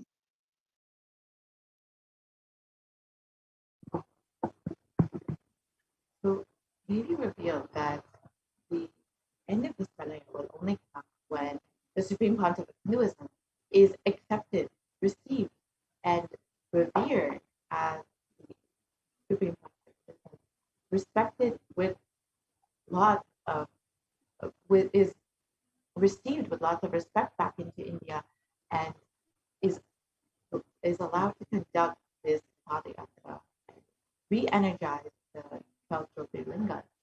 And only when this happens will this pranayama happen. And so as we look around, we can see what the Vedic rishis had revealed of this Kali Yuga, of what will be coming, of the destruction, the suffering that we will face in Kali Yuga. And as the Kurma Purana, the Kali Yuga is the worst of the 4 yugas, where man will be his own worst enemy. Let us look at the translation for this verse. In the Kurma Purana, sage Vyasa echoes the Kali Yuga. This Kali Yuga is the worst of the 4 yugas in all the world. People are sinful, forget the dharma of the 4 varanas and the 4 ashramas. In fact, men are so sinful that no prescribed penance atones for their great sins. The only place which is free from such sins is the great sacred city of Varanasi, the Mahapuri. And in the Kurma Purana, it states that Lord Rudra, Paramashiva himself, is the avatar for the Kali Yuga. And the translation for this word is Brahma is the presiding divinity or Devata for the Krita Yuga, the first cycle of time. In the Treta Yuga, the second cycle of time, it is Bhagavan Ravi, Surya, in which appears Sri Rama. And in the Dwapara Yuga, the third cycle of time, the presiding divinity is Vishnu. And in the Kali Yuga, the fourth cycle of time, the current age, the presiding divinity, the avatar is Lord Rudra, Lord Maheshwara, Mahasadashiva. And out of his deepest compassion to protect humanity, Paramashiva himself descended into the human body in the form of the Nijavadara, the Supreme Pontiff of Jagatguru Mahasanidana, his divine form, Bhagavan Nithyananda Paramashivam, on the 2nd of January, 1978.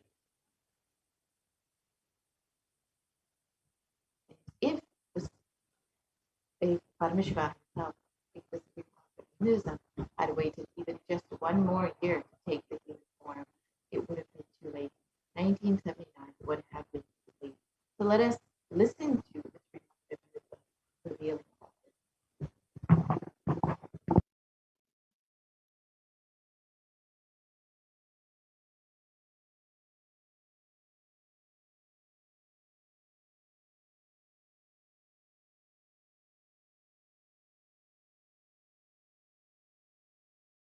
And I tell you, O Hindus, don't be afraid. I am back with the same signs. We are going to be rich.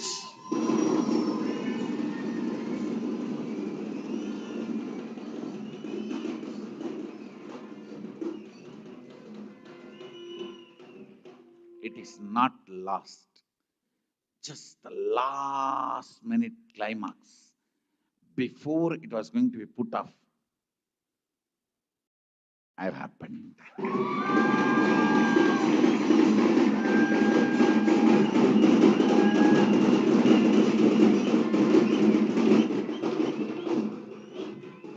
"1979 would have been late.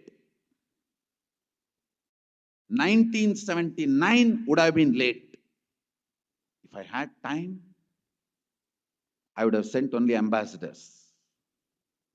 Because no time, I have to get up and come directly."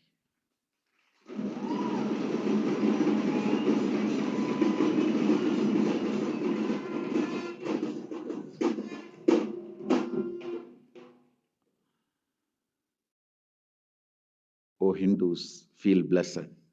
Science is not dead. It is available. I have everything needed to bring that science back to life and establish its legitimacy.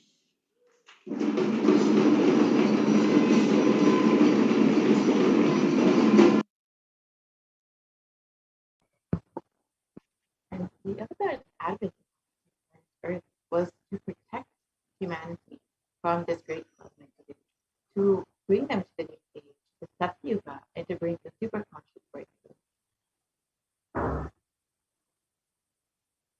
So let us listen to maybe what actually revelation.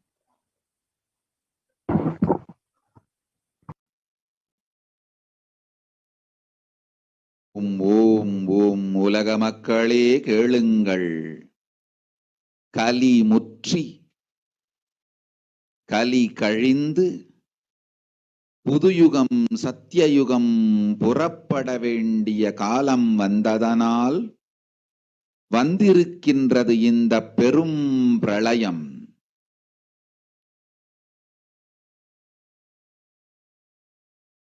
கவலை வேண்டாம் மக்களே.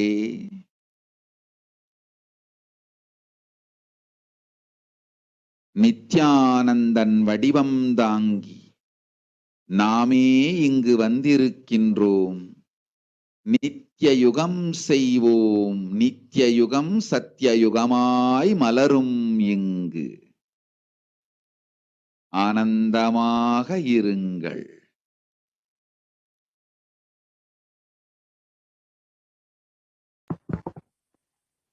So the translation of the translation. People of the world, listen. The time has matured, and it is time. It has come time for Satyuga to happen. So this great pralaya has come. Don't worry, people, in the form of Nithyananda. I myself have come. I will make Nityuga. Nityuga will blossom into Satyuga. Be blissful. For this huge hell Kirimi Bhojanam not to come to India, 2020, I plan to do the Padayatra throughout India in the 12 Jyotirlingas through my friend Swamiji. And in order to prepare for this avatar, began the Padayatra at the mere age of 10. And the Supreme Pontiff of Hinduism began enriching people one person at a time with the truths from the sacred scriptures and the sacred secrets of higher living. And even at the ripe age of just 14, all of the Supreme Pontiff of Hinduism classmates were called the Yatra, where the Supreme Pontiff of Hinduism led his classmates all from Kuriyatam, Tamil Nadu, to Tirunelveli, his birthplace, and a huge group. And when the Supreme Pontiff of Hinduism was at the Ramakrishna Mutt at the age of 19, the Supreme Pontiff of Hinduism led all of his fellow monks from Chennai, Tamil Nadu to Tirunelveli, his birthplace, and it was an unforgettable pilgrimage.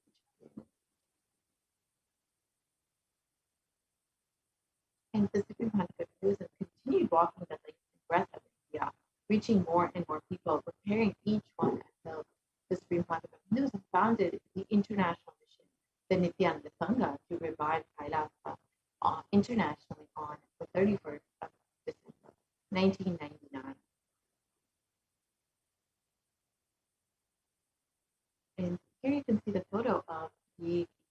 inauguration of the first Kailasa enlightenment ecosystem, inaugurated on the 14th of April 2001 in Tiruchendur, Tamil Nadu. In 2000, the avatar continued his Vijayatra all over the world to enrich people from various backgrounds. And the Supreme Pontiff of Hinduism's hesitancy and dedication for the people radiated to even crowds that did not speak English, who did not understand the discourses conducted by the Supreme Pontiff of Hinduism. However, they were deeply touched and resonated with his mere presence. And here you can see the various photos from the discourses conducted in Guadalupe, Brazil, where the crowd was mostly non-English speaking. In 2004, the avatar led his disciples on the first yatra, visiting temples, delivering discourses, and initiating them into the superconscious breakthrough. And subsequently, the Supreme Pontiff personally organized and led yatras yearly and guided individual souls not just to physical spiritual sites, but to supernal spiritual ground.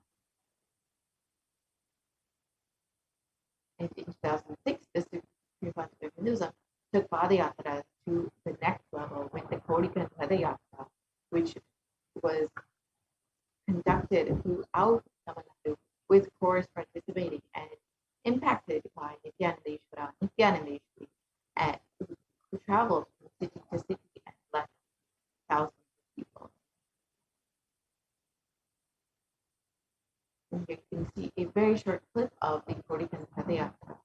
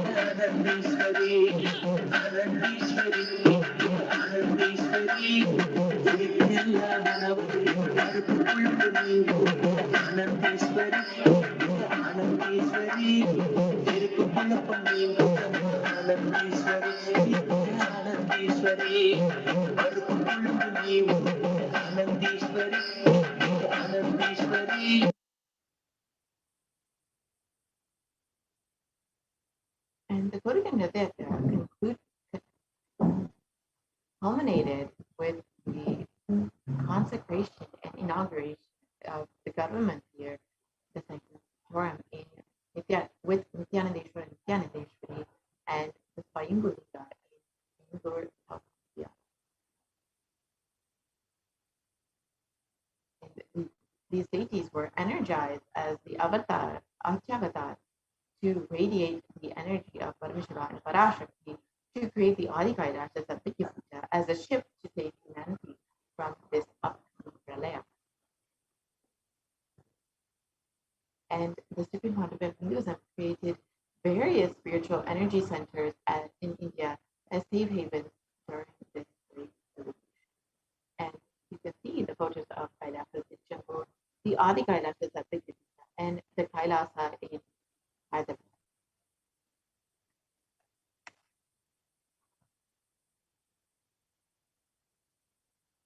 And in 2008, the avatar energized the Nithyananda Vaidya with the Anandalingam, which would protect anyone who made slaughters from very short clip of Supreme Pontiff himself performing the Abhishekam for the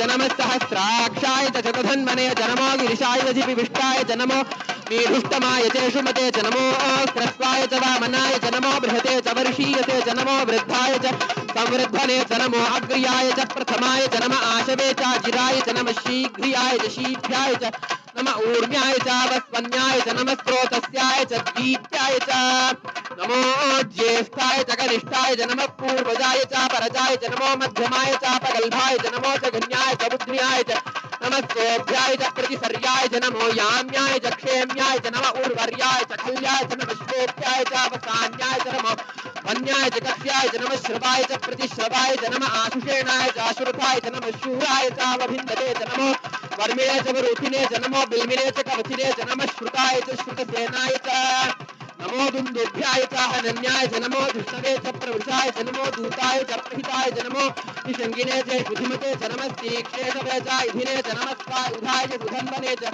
नमस्कृत्याय च पथ्याय च नमः काट्याय च नीप्याय च नमः सूप्याय च सरस्याय च नमो नाद्याय च वैशन्ताय च नमः कूप्याय च वट्याय च नमो वर्ष्याय च नमो मेघ्याय च विद्युत्याय च नमः ईर्ध्याय च तप्याय च नमो वात्याय च रेश्म्याय च नमो वास्तव्याय च वास्तुपाय च ओम नमः सोमाय च रुद्राय च नमः ताम्राय च अरुणाय च नमः शंगाय च वसुपतये च नमः उग्राय च भीमाय च नमो अग्रे बधाय च दूरे बधाय च नमो हन्त्रे च हन्यसे च नमो वृक्षेभ्यो हरिकेशेभ्यो नमस्ताराय नमः शम्भवे च मयोभवे च नमः शंकराय च मयस्कराय च नमः शिवाय च शिवतराय च नमः तीर्थ्याय च कूल्याय च नमः पार्याय च वार्याय च नमः प्रतरणाय च उत्तरणाय च नमः आदार्याय च लाद्याय च नमः शिष्ट्याय च फेन्याय च नमस्तिकत्याय च प्रवाह्याय च नमः इरण्याय च प्रपत्याय च नमः किगंशिलाय च क्षेणाय च नमः कपर्दिने च पुलस्तये च नमो गोष्ट्याय च गृह्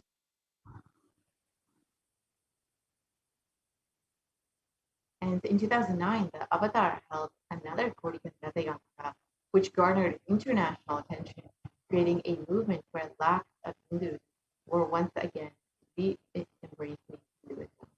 Let us watch a very short clip of this podcast.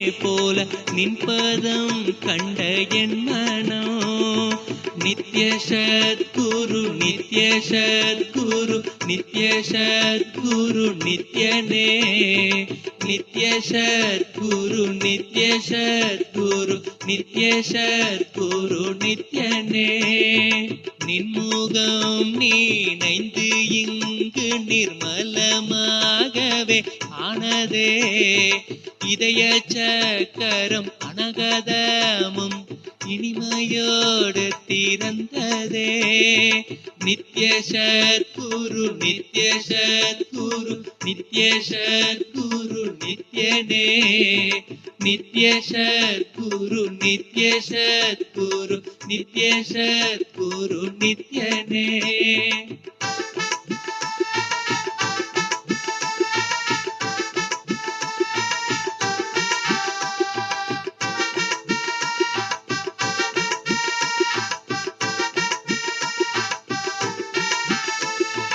மற்றவர் கண்டு மறைகள் எல்லாம் கழன்று விசுத்தி அதுவும் அசுத்தியாய் பொறாமையோடிங்கு ஏக்கத்தோடப்பா புண்ணியம் எல்லாம் போனதே எரிந்த வயிறும் ஏக்கமும் சேர்த்து விசுத்தி அசுத்தியானதே விசுத்தியை தீர்க்க விமலனின் பதம் விரைந்து இங்கு வரவேணுமே நித்ய சத்குரு நித்ய சத்குரு நித்ய சத்குரு நித்யனே நித்ய சத்குரு நித்ய சத்குரு நித்ய சத்குரு நித்யனே ஆமை பூகுந்த எண்ணகந்தினை பொறாமை பூகாது காக்கவே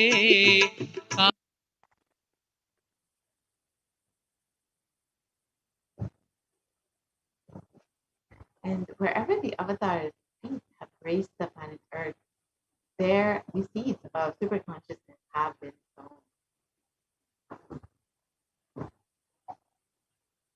And you can see these thousands of Kailasa enlightenment ecosystems that have been established all over the world, with over 1 billion people enriched worldwide with the avatars' blessings.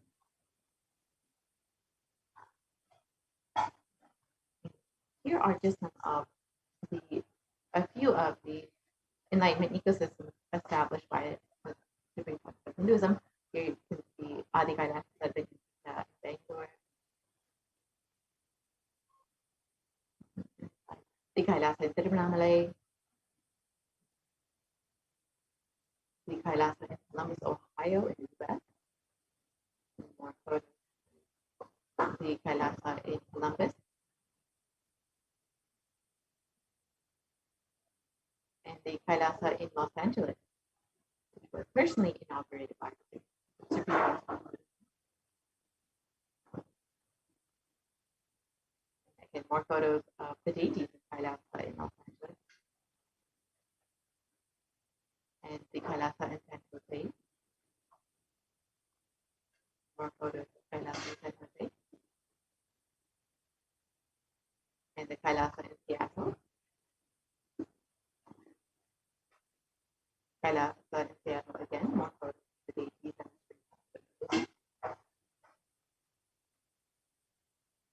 Kailasa in Houston, Texas.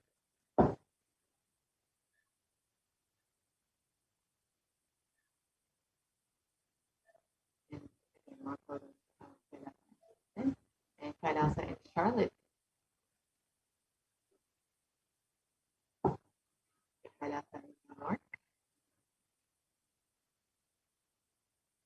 The Kailasa in Washington.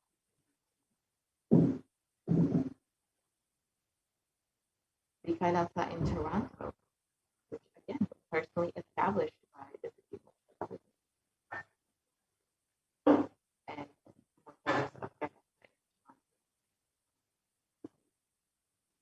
And the Kailasa in Oklahoma. News of blessing to the devotees in Oklahoma City, and Kailasa in Phoenix.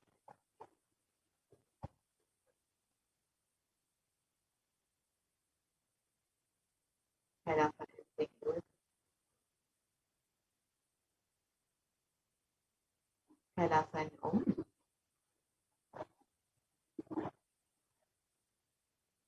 Kailasa in Dubai.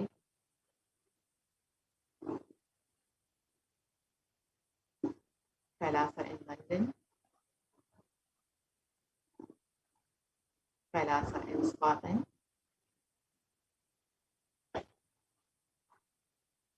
The Kailasa in Netherlands.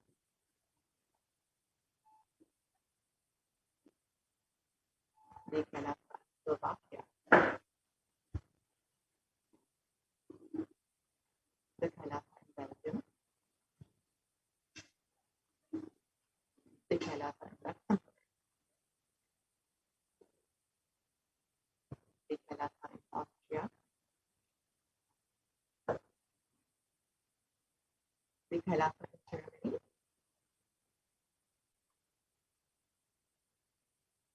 Kailasa in Italy.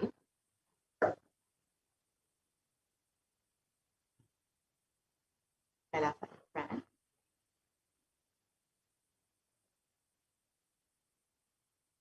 The Kailasa in Switzerland.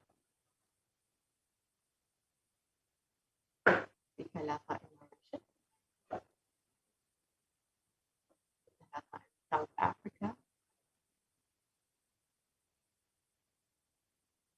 The Kailasa in Ceylon, which was established in 2006 by the Supreme Court. The Kailasa again in Ceylon, and Kailasa in Hokur. The Kailasa in Putnam, all of the various Kailasas in Tamil Nadu, which were established by the Supreme Court itself. Kailasa in Varanasi.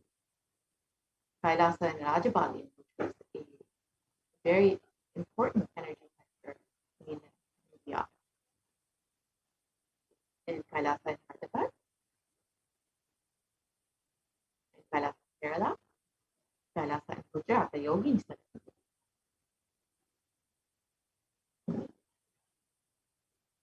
In Kailasa in Nithyananda in Chennai,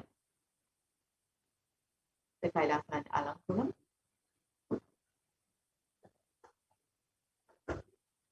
the Kailasa in Chennai, Tambaram, Kailasa in Chennai, Avadi, the Kailasa in Chennai again, Kailasa in Melbourne,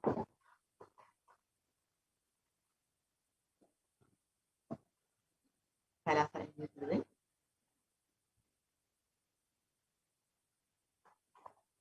the Kailasa in Singapore,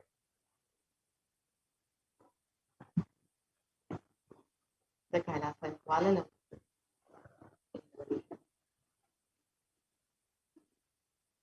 the Kailasa in Guadalupe, South America,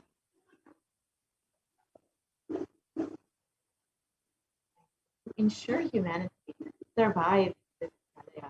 The Supreme Pontiff Hinduism created the sovereign order of Kailasa with thousands of sannyasis with no discrimination against caste, creed, or religion. And the Supreme Pontiff of Hinduism initiated thousands into the Nithyananda spiritual healing, and those healers are actively healing millions all over the world today.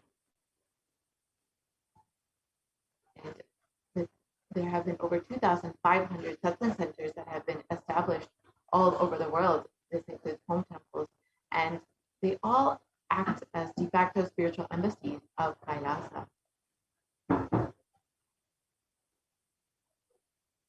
And the avatar inspired millions to reclaim their Hindu-centered freedom. Thousands of padayatras have been conducted by the Hindu diaspora worldwide, honoring the hard work of the Supreme Pontiff and the revival of Kailasa, silently preparing each being for what was to come. And to protect the devotees, the Supreme Pontiff of Hinduism planned a padayatra and executed it successfully. The devotees of Malaysia planned a padayatra and executed it successfully with thousands who participated, and the dying Hindu population in Malaysia being reinvigorated in 2000.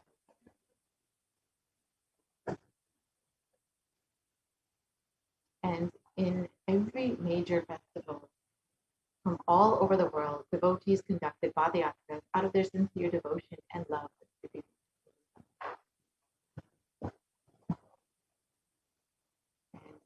The Supreme Pontiff of Hinduism has enriched and reached over 1 billion people, and over 26 years of humanitarian services have been provided for the world, and there have been over 347 cities across 196 countries and 6 continents that have been reached, and the world's largest Hindu population, Hindu university, has been established in the US, UK, Slovakia, Switzerland, and Europe by the Supreme Pontiff of Hinduism, and over 1 billion free meals have been served for the humanity.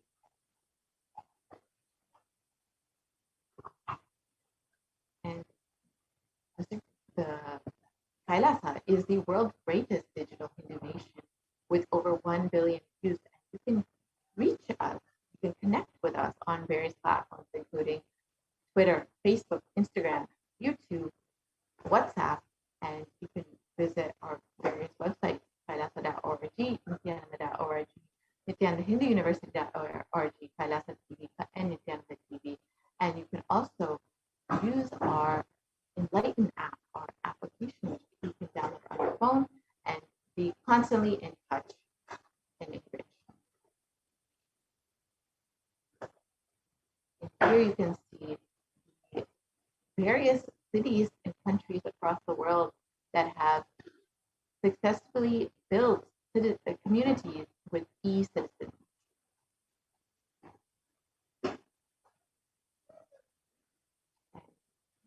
various global initiatives provided by the Supreme Council of Hinduism in Kailasa include holistic health, education, development of human potential, and by sharing the practical application of Hinduism, Sanatana Hindu Dharma, and its science of enlightenment, through which there have been various breakthroughs for humanity.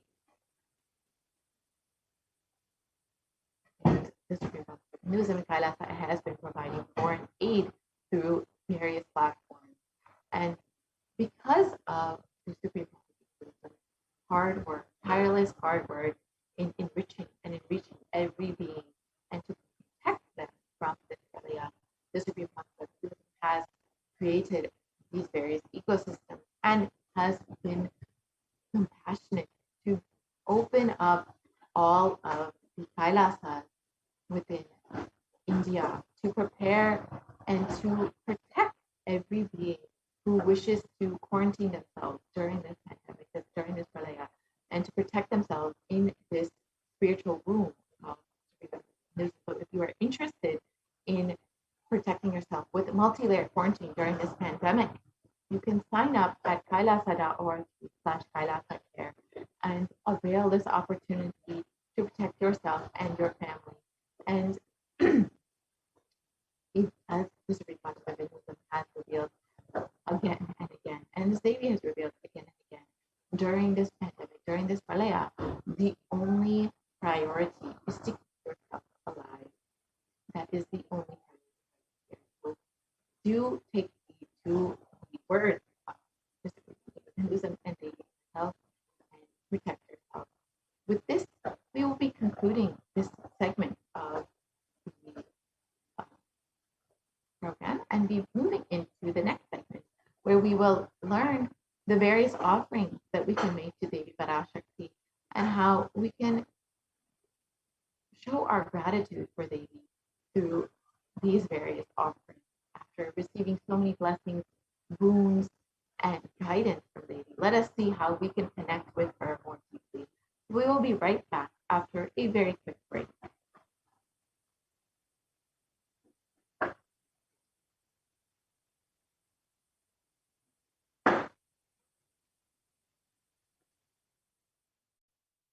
I mean by the word Kailasa.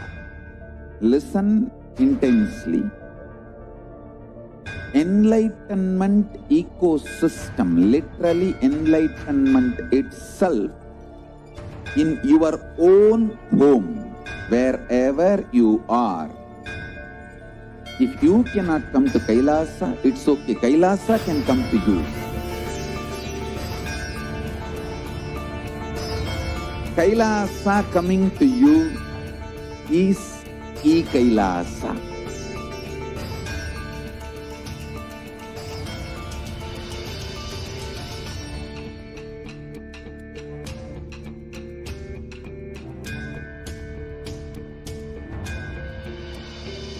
I will revive Hinduism. I am a Hindu revivalist, not by any revolution, but by evolution.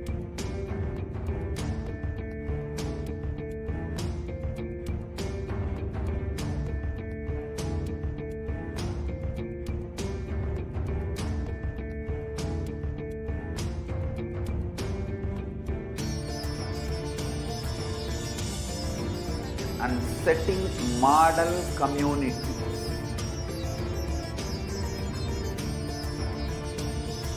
Kailasa, enlightenment ecosystems, Sarvanya Peethas all over the world.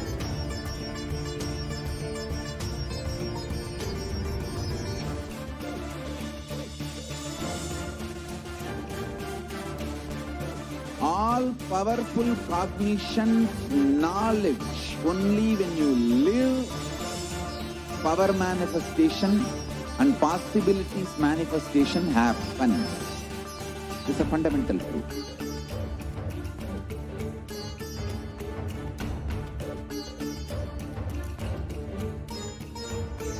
Hinduism cannot live exclusively as one sampradaya. No. All sampradayas of Hinduism is an ecosystem.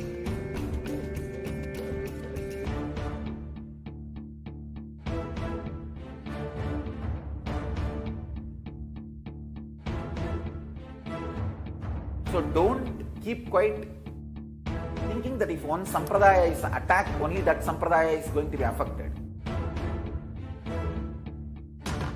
All of us are ecosystem.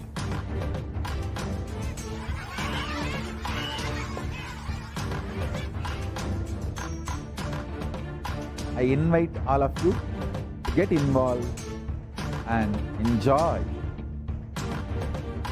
Hinduism by the principle of Dharmo Rakshati Rakshitaha. When you protect Dharma, Dharma protects you. We will make the whole planet flourish spiritually. The spiritual prosperity will happen to the whole planet. We all have to coexist together.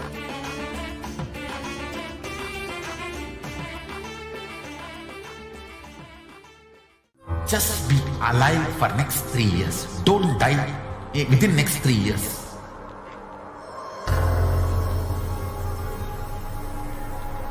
Just don't die within next 3 years. Be alive. Somehow be alive. I'm working sincerely.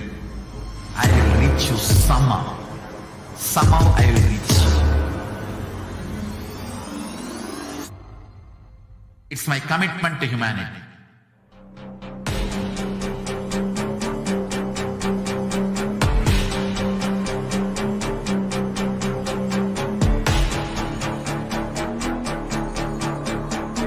Just don't die within next 3 years. I will reach you wherever you are, whichever corner of the world you may be. I will reach you with enlightenment. You manifesting the space, state, powers, being Paramashivoham. It is possible, and it is possible for you.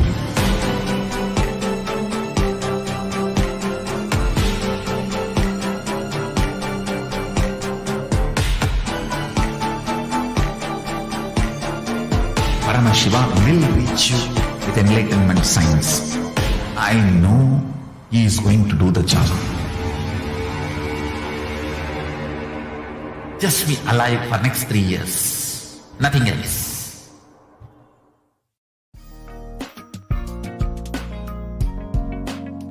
We get you health.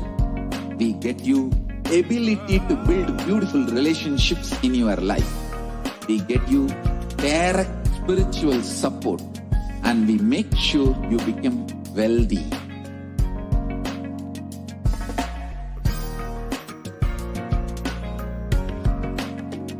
We won't stop giving you just good life. We will literally not stop till you live enlightened life.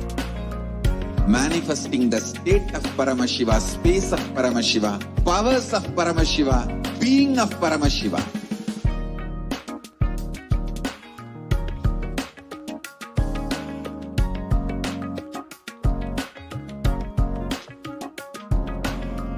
Whole world should become Kailasians.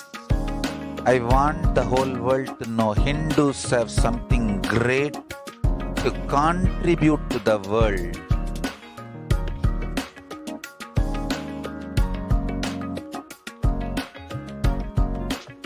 We have something great to contribute to the world.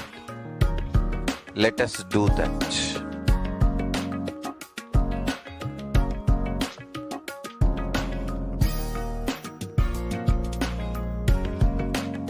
Kailasa is proper customized spiritual service helping you to identify your root patterns of suffering. We have perfected the science of helping every individual from every cultural, religious, nationality background.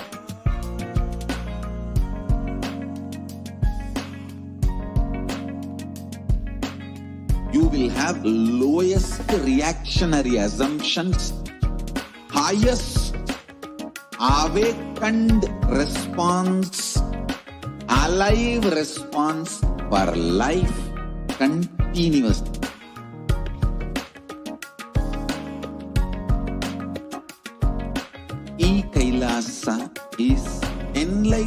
enlightenment ecosystem, literally enlightenment itself in your own home, wherever you are. Proper customized spiritual service helping you to complete with your life negativity. Withdrawal from life, self-hatred, self-denial, self-doubt, so much of tiredness, laziness. We can support you, aligning your diet, your attitude, your... Nithyanandam, welcome back all of you for being with us for the Devi Parashakti Akashic reading program. Now, let us begin the next segment in today's program, the various offerings that you can make to Devi Parashakti out of your pure love and gratitude. In the Hindu tradition, whether it is our birthdays or our anniversaries, or if we are celebrating any occasion, or if we're celebrating the start of a new business or a new home, or even a new car, we always offer our gratitude at the feet of the divine and pay our respects, give our love, and ask them, request the gods and goddesses to join us, to protect us further, and to guide us further in our lives. We thank them and never take for granted their presence in our lives. That is what we ultimately respect, worship, and keep as sacred in Sanatana Hindu Dharma, practicing the presence of God, literally living the science of enlightenment.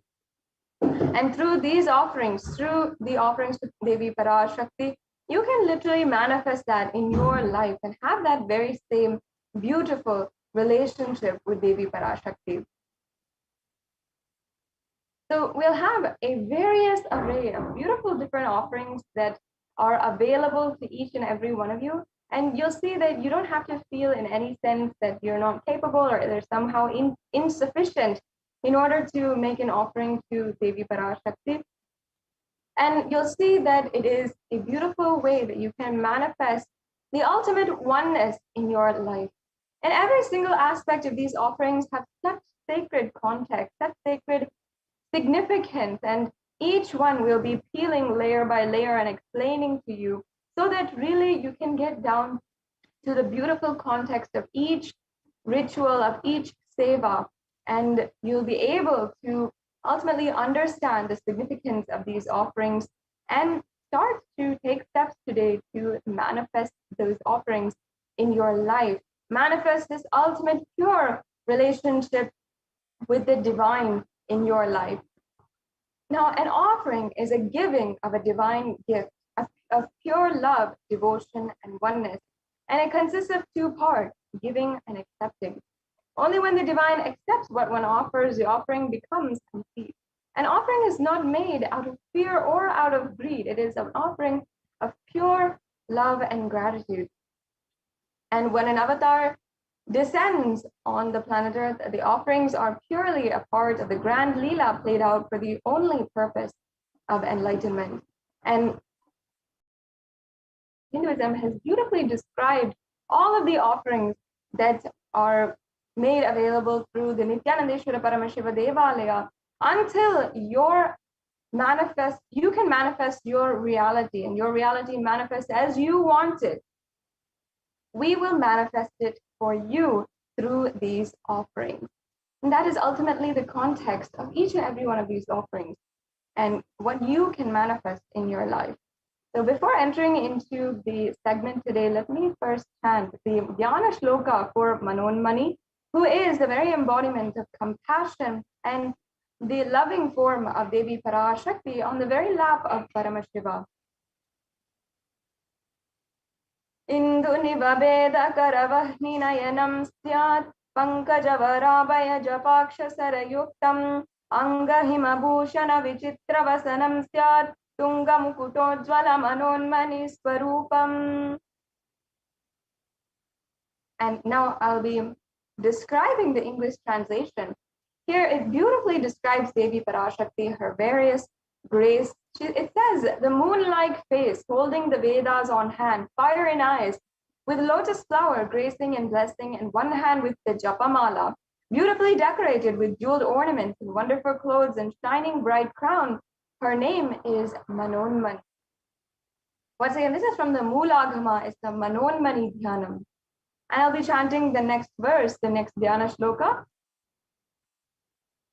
Dhyaye devim trinetram shashini bhavadanam vedahastam dadanam stavye padmam varanam apare chabayam chakshamalam divyera varana vibir vibhushitatanam brahmadi vipujitam devimeva manonmanim pratidinam kamatra dhatrim shubham. And once again, the English translation says, I meditate on Devi with 3 eyes glowing like a moon and holding the Vedas, lotus and gracing with a blessing and gracing hands. She is wearing beautiful ornaments and she is worshipped by Brahma and other many gods and showers auspicious boons for all actions every day.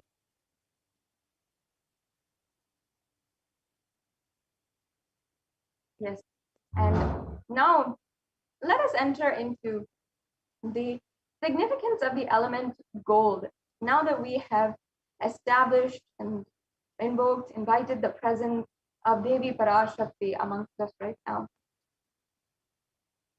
there is a very beautiful reference from the Atharva Veda where it speaks on the virtues of gold, the power of gold, beyond what we even can think.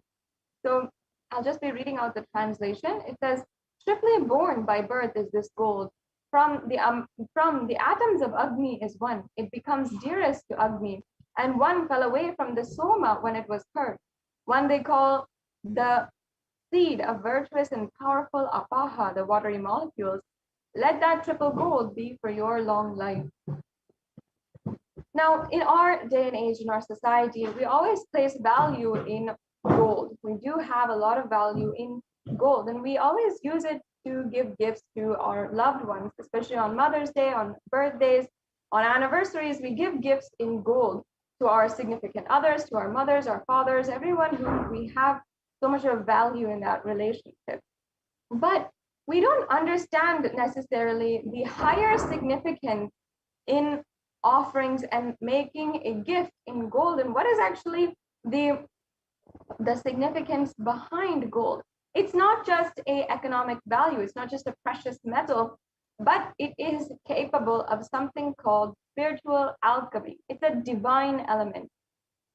It's capable of purifying anything that it touches, and it's an element of spiritual significance, of great spiritual power, of healing and enlightening. The vibration of gold has the power to infuse sattva energy and positive thought currents in anyone who wears and anyone who operates in its vicinity.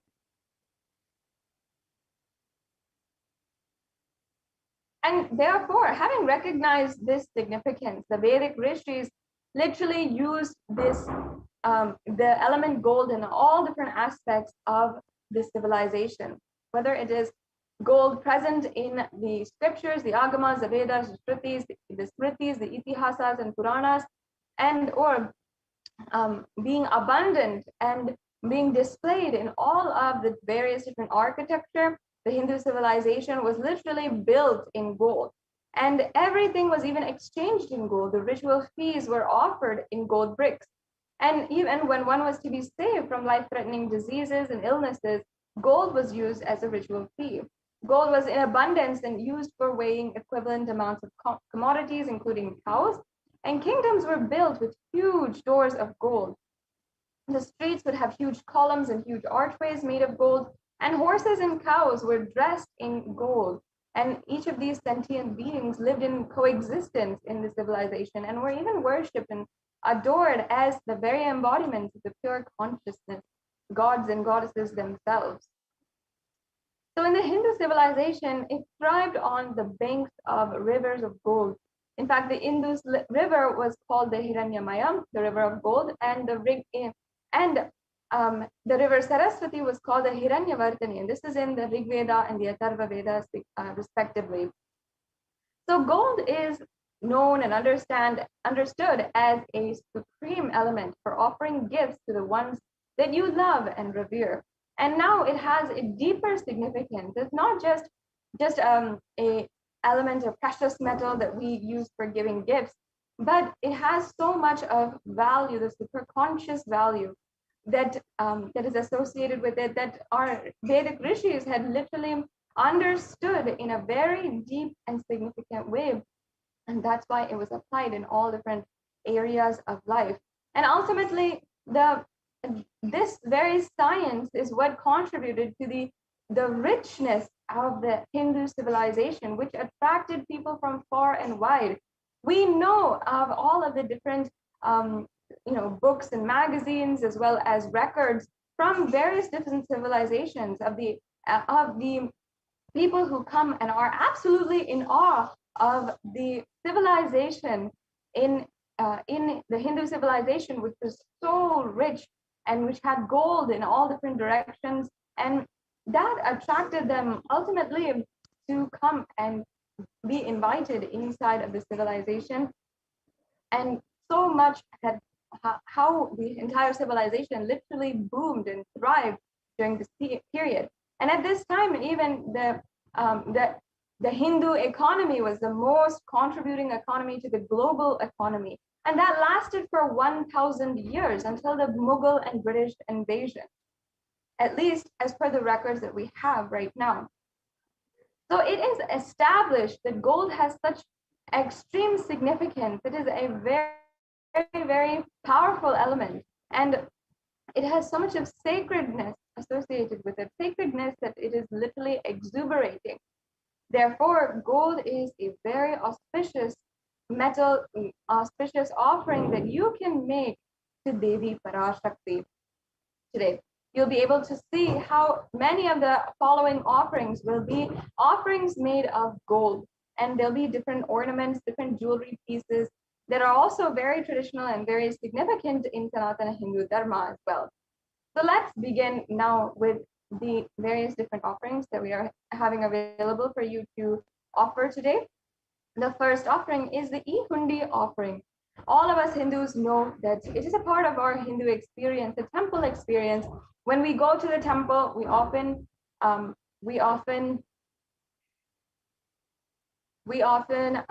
put a few coins or a couple of paper receipts or the dollars into the plate of the pujari, or we offer it into what is called the hundi.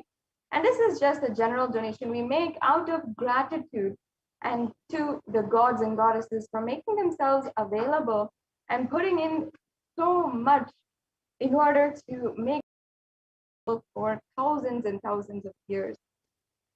That is the beauty of the hundi offering. And not only that, Devi Parashakti accepts everything that you offer, any devotion that you offer. And this is referenced in the Lalita Sahasranamam, where Devi Parashakti is described as Bhakti Priya. And in this, that means the adorer of all devotion. And there is this verse, I'll just be chanting the whole verse. Bhakti Priya, Bhakti Gamya, Bhakti Vashya Bhayapaha, Shambhavi Sharadaradya, Sharvani Sharmadayini. And the English translation says, Devi is fond of true devotion and is realized through true devotion. She can be won over through true devotion and she removes all fears. So once again, this is verse 42 from the Lalita Sahasranamam. And in this verse itself, it says that Devi removes all fears. If there is any fear in your mind, you can be sure that Devi Parashakti can remove that and can simply remove that from you. It is stated that Devi likes to be worshipped as worshipped in autumn and in fall. And it's not just the fall, the seasonal fall that we go through, but it is the autumn of our lives, the very existential autumn, when all of our thoughts are turning more and more inwards. We're becoming more introspective, more retrospective, and questioning the very existence and the very purpose of our lives. So it's at this time that the need for Devi Parashakti's worship is becoming stronger. And you can simply offer your gratitude to Devi Parashakti through this E-Hundi offering. And also you can make this offering for any amount of money. It can be literally any amount, and you don't have to feel obliged or to make a substantial amount or anything. It can be anything that you can do today. And we also have 2 different options for making this offering. If you have any questions regarding how to make these payments, you can stay tuned until the end of the segment where we'll be going over the quick process for payment. But if you are ready right now, you can go ahead to tiny.cc/Devi-offerings and proceed to make a payment for any of these offerings. Yes, and going on to the next offering, we have the Sankalpa chanting. This is the offering of the Sankalpa on your behalf, made an offering at the feet of Devi Parashakti. This offering is literally a prayer, a very powerful mantra, which has embedded within its lines the different prayers for the manifesting the great Shaktis in our life, including going beyond fear, greed, and lust, and attaining the supreme knowledge, and attaining oneness with the divine. All of these are different prayers that we make during the Sankalpa chanting and during the Sankalpa. And it's a very powerful mantra, which is blessed by the Supreme Pontiff of Hinduism himself in order to manifest anything that you want. In fact, he said that before we start the day, chanting this Sankalpa is extremely powerful, as it aligns all of our energies within inside of us. As we are chanting and creating those vibrations inside of us, it aligns all of the energies that we have towards our goal, towards our conscious resolution. That's the power of sacred Sanskrit chanting. And there's a verse from the Devi Mahatmyam, chapter 12, verse 34, where in English it means the goddess enchants this universe and she herself gives birth to this universe. That goddess, being prayed without interest in anything, gives the knowledge that leads to salvation and gives wealth in the materialistic sense. As it says here, Devi Parashakti, without interest in anything, and just simply accepting whatever you want, whatever you are giving to her, she will give back and she will bestow you with all of the blessings, the salvation, and give wealth as well as how and in whatever sense that you want it, whether it might be wealth in the currency form, wealth in relationships, wealth in abundance, and wealth in extraordinary powers, whatever it is, she will bestow that on you without asking for anything, absolutely unconditionally. Yes, let's go on to the next offering now. The next offering is the Sahasranama Swarna Kasu. And in this offering, we are paying ode and tribute to Devi Parashakti, who is even called in the Lalita Sahasranama, verse 731, the Nama Parayana Prita, which means she who likes the repetition of her various names. This is the offering of 1008 names of Devi Parashakti, and it's a very special and unique archana, which is offered to Mahameru of Devi Parashakti. All the 1008 energies of Devi Parashakti are chanted. And in this time, when we are doing this Sahasranamavali, it is actually a very sacred sadhana or a spiritual practice done in Sanatana Hindu Dharma and very much known and originated from Sanatana Hindu Dharma.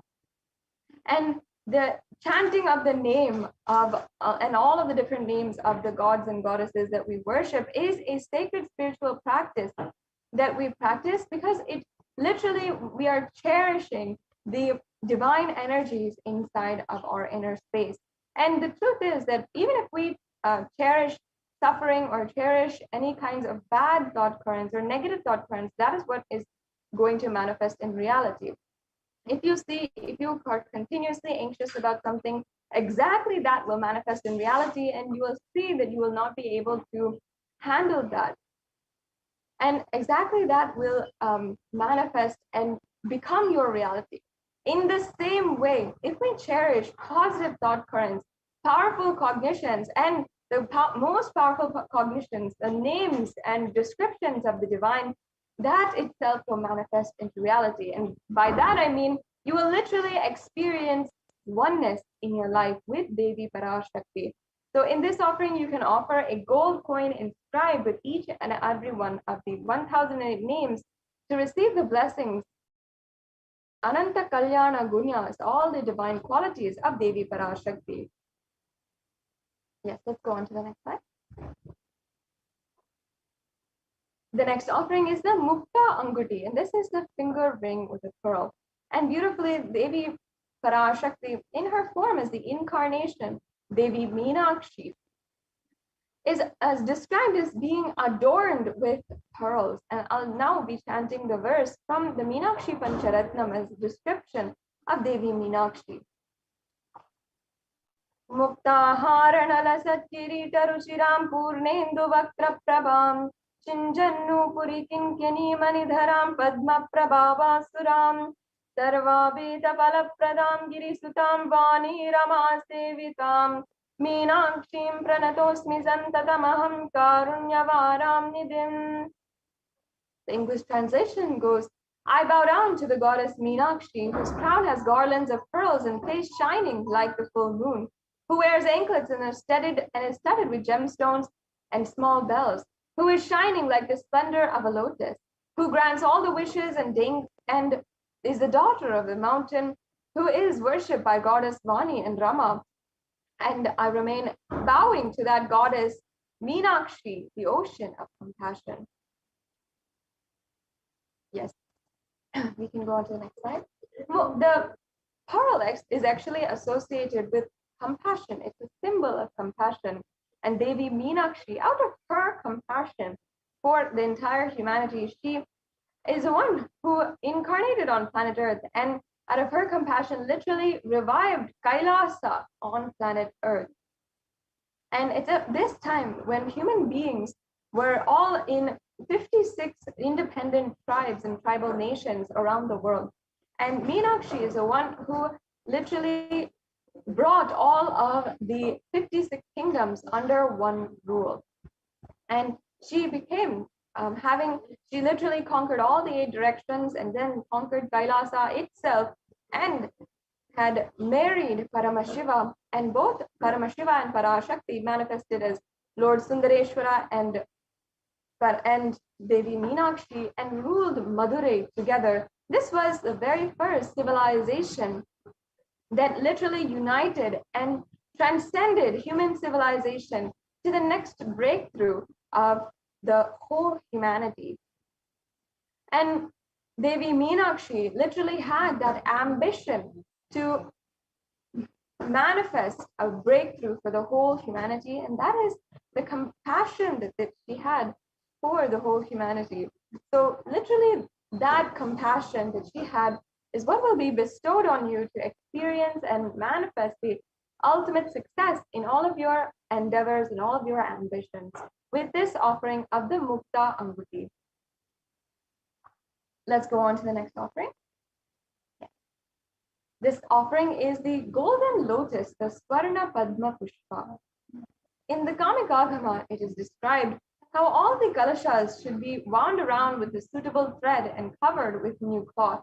They should be adorned with lotus flower made of gold.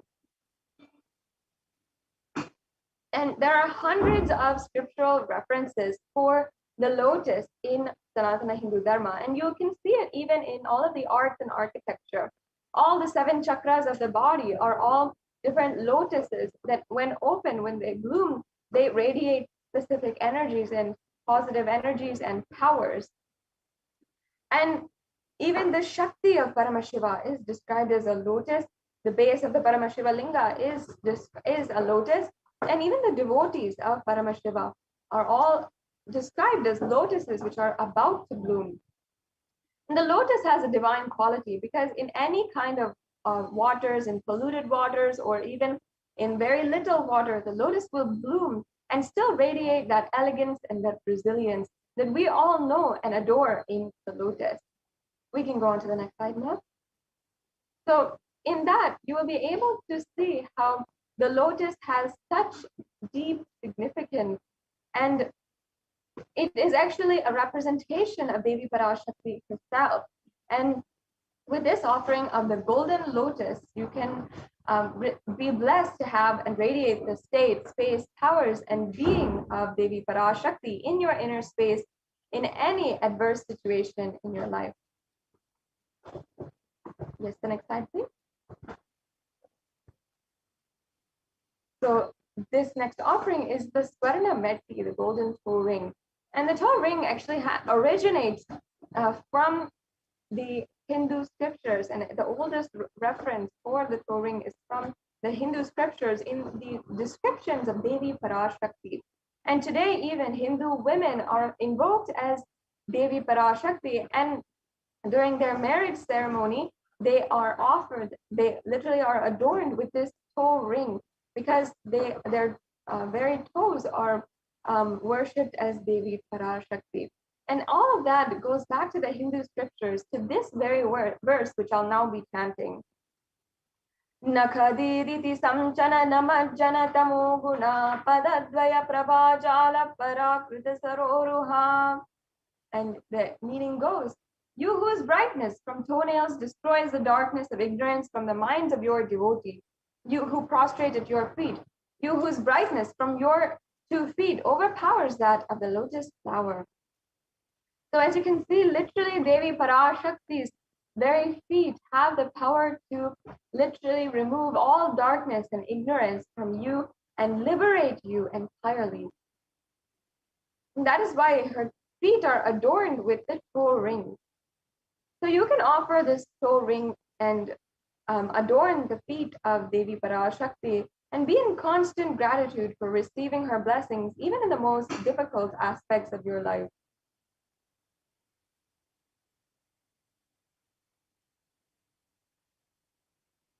Yes.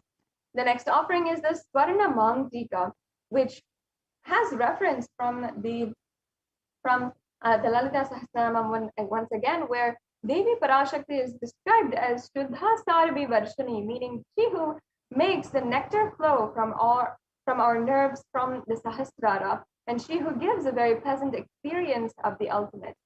The Mangtika actually represents the nectar flowing from the Sahasrara Chakra, which is fully open. For those of you who don't know, the Sahasrara Chakra is at the crown center, and it is literally represented as a 1,000-petaled lotus. And literally, when it opens and it's in full bloom, the nectar which is flowing from that lotus, which is literally the experience of enlightenment and the experience of bliss overflowing from our crown center, that is represented by the Mangtika, literally from which is originating from the center of the head until our forehead, or sometimes it goes across the forehead entirely. The Mangtika is a very the ornate headpiece is a very traditional Hindu piece of jewelry, especially worn by the deities and everyone, even in the Hindu tradition. So this offering of the Mangtika, you can offer to experience the overflowing gratitude and the space of complete completion with Devi Parashakti. The next slide, please. We can go on. The next offering is the Pratyaksha Pada Puja. And this is a very special offering of a very elaborate and powerful offering at the feet of the Guru.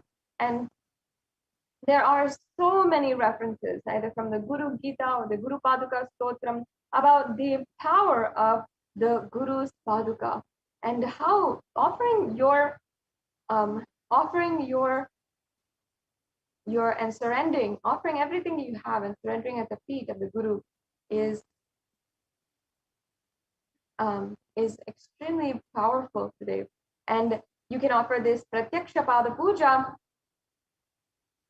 as well at the feet of the Supreme Pontiff of Hinduism. And the next offering is the Vastra Seva, another offering that you would offer at the feet of the Supreme Pontiff of Hinduism, of the sacred cloth, which bestows also all the auspiciousness and blessings of the Supreme Pontiff of Hinduism. The next offering, please. Yes. So this brings us to a conclusion of all of the different offerings. You can see there's a table of the different offerings: the Ehundi offering, Sankalpa chanting, the Devi Sahasranamam Kasu, the Mukta Unguti, the Swarna Padma Pushpa, the Swarna Mangtika, the Swarna Meti, the Pratyaksha Pada Puja, and the Vastra Seva. So now this brings us to the payment process. There's a 3-stage process. One is, if you are interested in this offering, if you one of these offerings piques your interest and you have that burning desire inside of you in order to offer your gratitude at the feet of Devi Parashakti, especially if you know she has already blessed and manifested in your life in so many various ways, you can you can make your intention today. You might not have the resources or the time, the money in order to immediately make an offering, but you can register for this offering and you can make the intention today.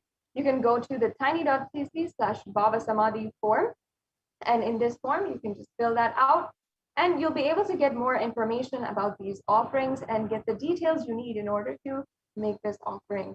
And the next step we have is making the online payment. And most of us are already used to online shopping nowadays, and we just have to pull out our credit card or debit card, and you can go through this very easy 3-step process in order to make an online payment. So you'll just go to the link provided and then select the offering that you'd like to make, and then go to the next steps in order to make the payment that is required. Now, after you have finished your payment, we have a mandatory form that you have to fill in order to make sure that your names are chanted during the puja. And this is the Sankalpa 2021 form. So this is the link for the Sankalpa 2021 form. And this ensures that your names and the names of the people whom you're chanting on behalf of is also whom you're offering on behalf of is also chanted during this puja. So make sure that you go through which one of these steps today in this payment process. We also have the YouTube super chat available as well, and you'll be able to make a donation on the YouTube super chat as well. So with this, it brings us to a conclusion of this segment in today's program, and we have next the representatives from the Adi Kailasa Sarvagna Peeta who are joining with us to give us the latest updates from the Adi Kailasa Sarvagna Peeta and the multi-layer quarantine that is ongoing in the Kailasas in India right now. We'll now be moving into the next segment. Thank you, Nithyananda.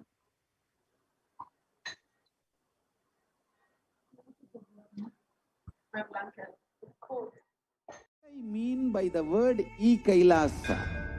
Listen intensely. Enlightenment ecosystem, literally enlightenment itself, in your own home, wherever you are.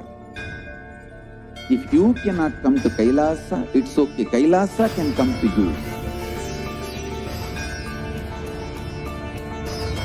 Kailasa coming to you is Kailasa.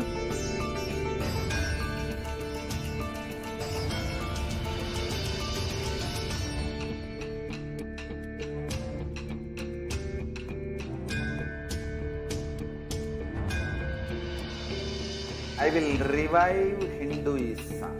I am a Hindu revivalist, not by any revolution, but by evolution.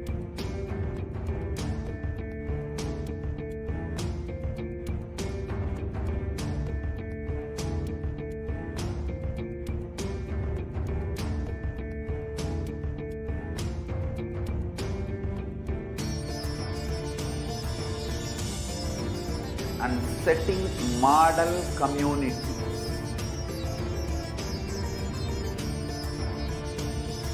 Kailasas, enlightenment ecosystems, Sarvagna Peetas all over the world.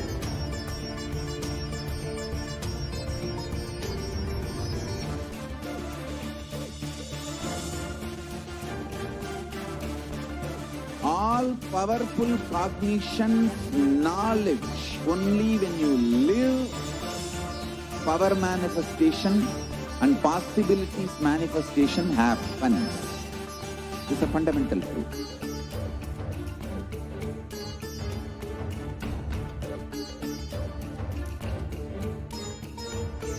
Hinduism cannot live exclusively as one sampradaya. No.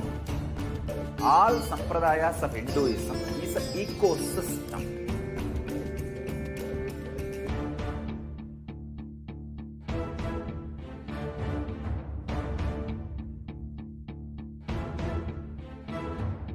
So don't keep quiet thinking that if one sampradaya is attacked, only that sampradaya is going to be affected. All of us are ecosystem.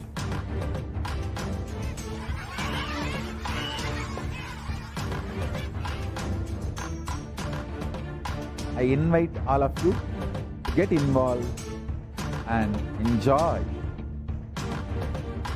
Hinduism by the principle of Dharmo Rakshati Rakshitaha. When you protect Dharma, Dharma protects you. We will make the whole planet flourish spiritually. The spiritual prosperity will happen to the whole planet. We all have to coexist together.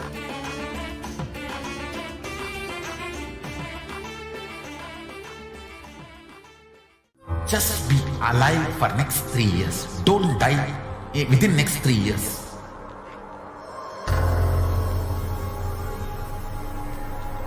Just don't die within next 3 years. Be alive. Somehow be alive. I'm working sincerely. I will reach you somehow. Somehow I will reach you.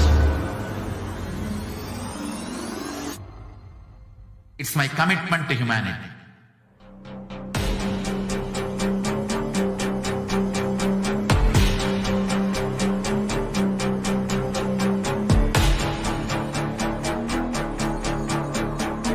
Just don't die within next 3 years.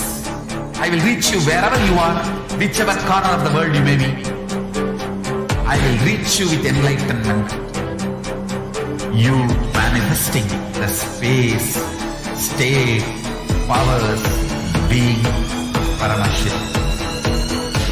It is possible, and it is possible for you.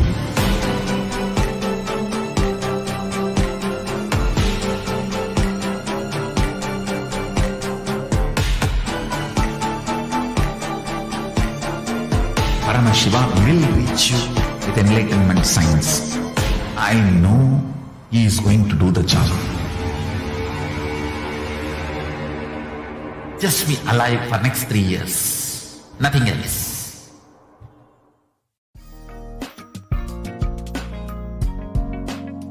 We get you health. We get you ability to build beautiful relationships in your life. We get you direct spiritual support, and we make sure you become wealthy.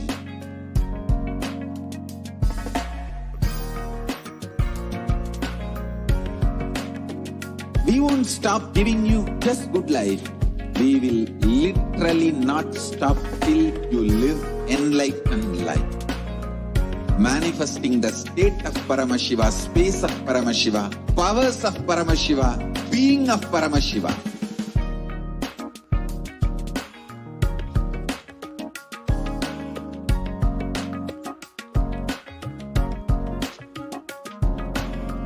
Whole world should become Kailasian. I want the whole world to know Hindus have something great to contribute to the world.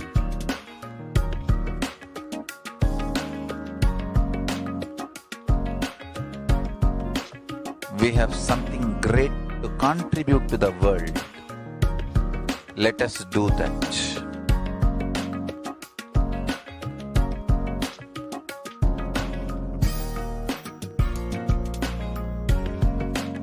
Kailasa is proper customized spiritual service, helping you to identify your root patterns of suffering. We have perfected the science of helping every individual from every cultural, religious, nationality background.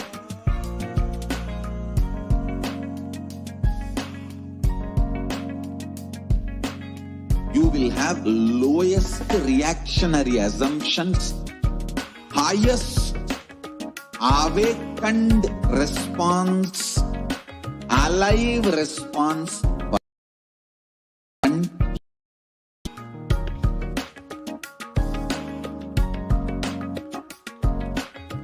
Kailasa is enlightenment ecosystem, literally enlightenment itself in your own home, wherever you are. Proper customized spiritual service helping you to complete with your life negativity. Withdrawal from life, self-hatred, self-denial, self-doubt, so much of tiredness, laziness.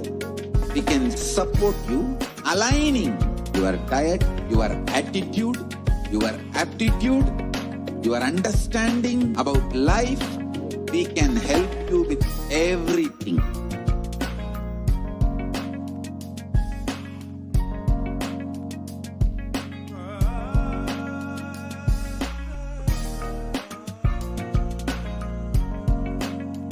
If you are interested in enlightenment,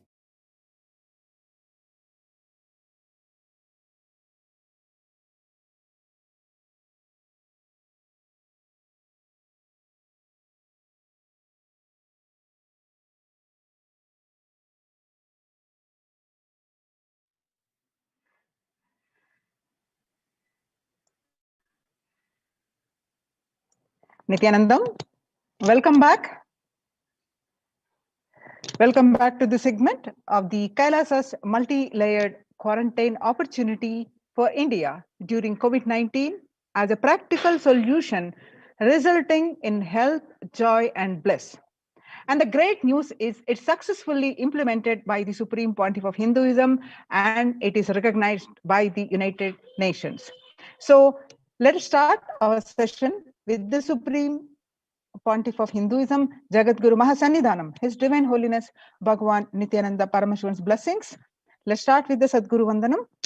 Nithyanandam Paramasugadam Kevalam Jnanamurtim Dvandvatitam Gagana Sadrisham Tattvamasya Ekam Nityam Vimalamachalam Sarvadi Sakshibhutam Bhavatitam Triguna-rahitam Sadgurum Tam Namami.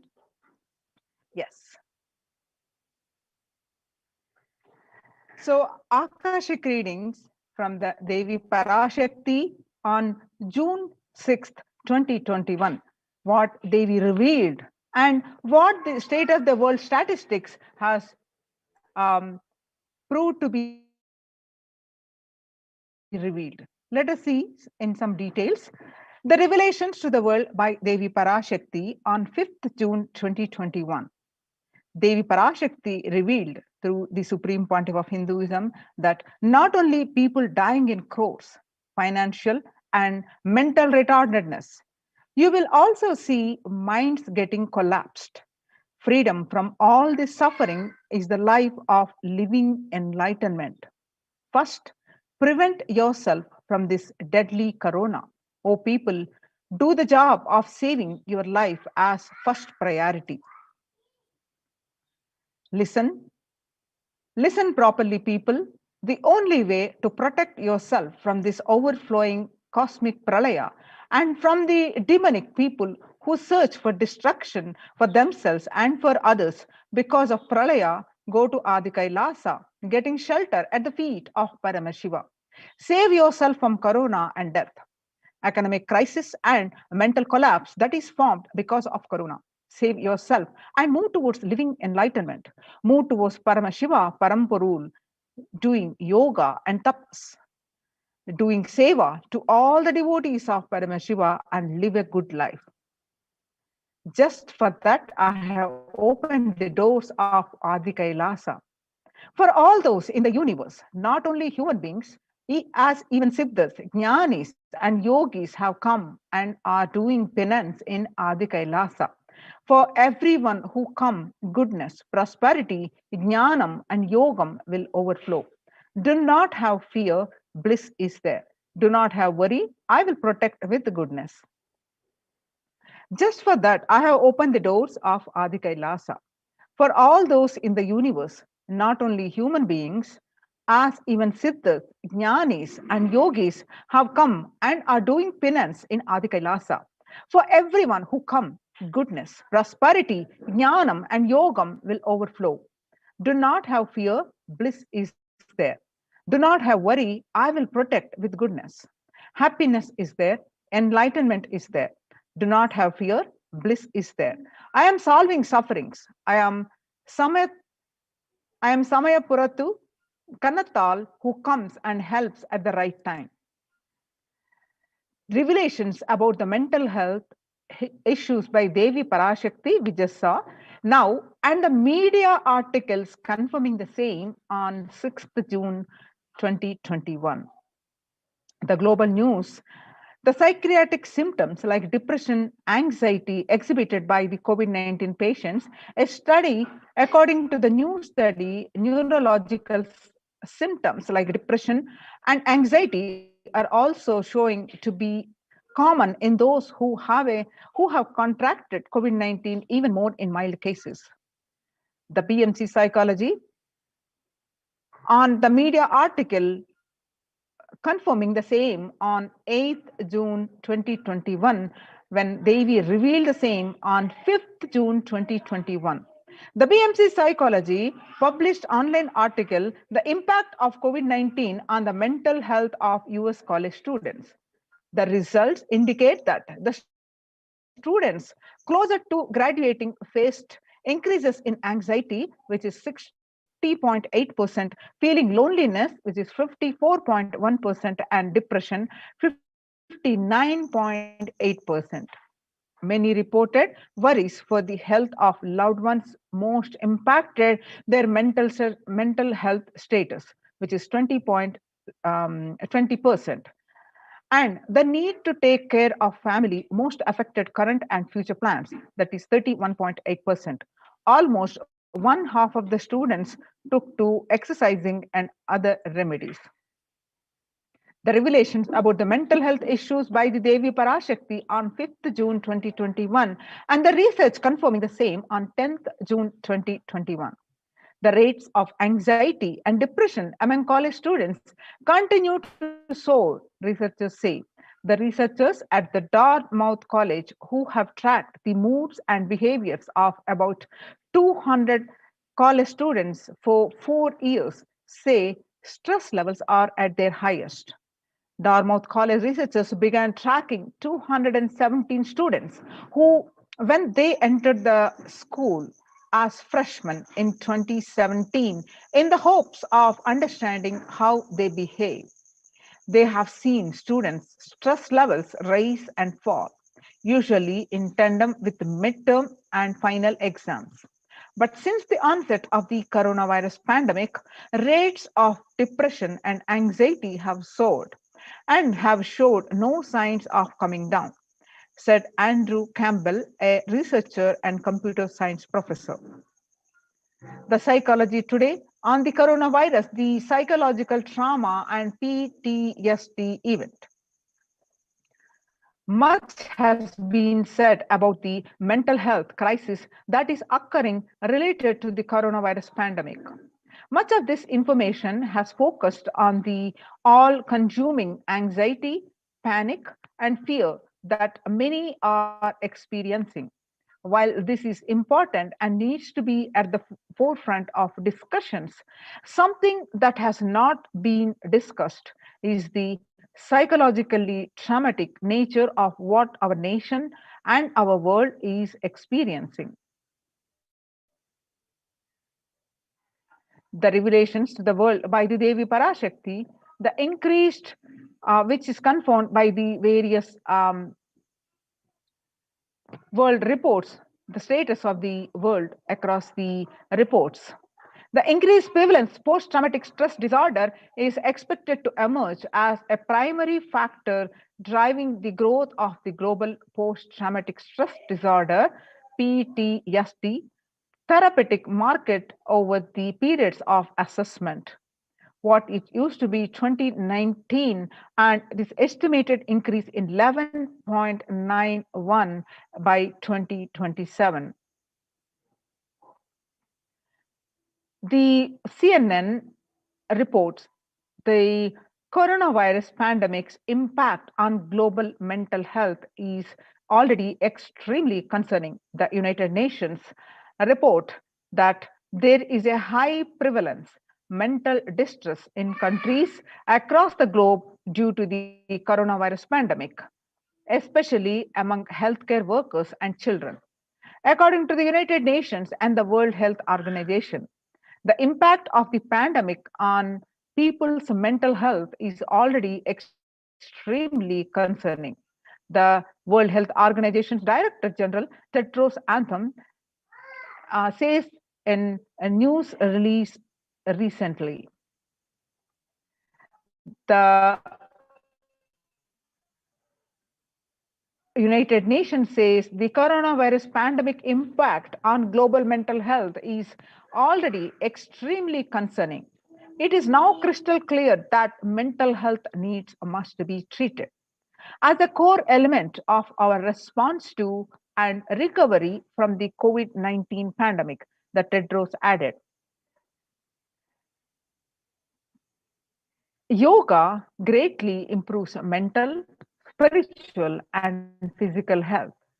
People who practice yoga experience less anxiety, less depression, and fewer symptoms of post-traumatic stress disorder. Yoga also improves well-being, including increased gratitude, relatedness, acceptance, centeredness, empowerment, self-esteem, compassion, self-awareness, and hope. Yoga can help us to manage stress, to self-regulate, an important tool in the current time. We are all equipped with innate coping strategies for responding to stress, but sometimes our stress response can become out of balance. We are living in a world that regularly activates our sympathetic response, the body's way of responding to stress, sometimes called fight or flight. This is balanced by our parasympathetic response, the way our body helps us to rest and relax. Yoga can help bring our parasympathetic response back online and allows us to find balance. Activating our parasympathetic response brings us into a more restful space and allows us to find calmness, connection, and compassion. The deep mindful breathing of yoga and meditation stimulates the vagus nerve, which activates the parasympathetic nervous system and supports self regulation and stress management. Yoga can be a valuable tool for self care, especially in challenging times. Yoga is now being used as an empirically based treatment, often in combination with other inventions with benefits for both physical and mental health. Many clinicians are recommending yoga as it may help support the effectiveness of traditional treatment approaches. The psychology today, according to that, when we actively choose a tool of self-care, we better equip ourselves to survive and seek resilience in different circumstances. While it is but one tool, yoga offers the potential for connection and well-being, even in these challenging times.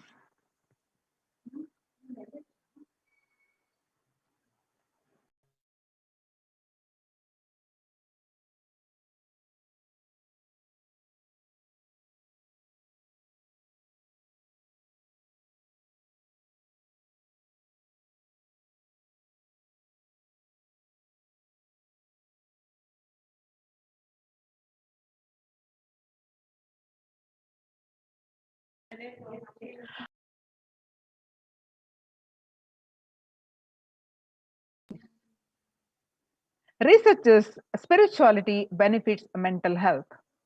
Research shows that individuals have better mental health if they belong to a particular community or have religious beliefs. Spirituality can help people in many ways.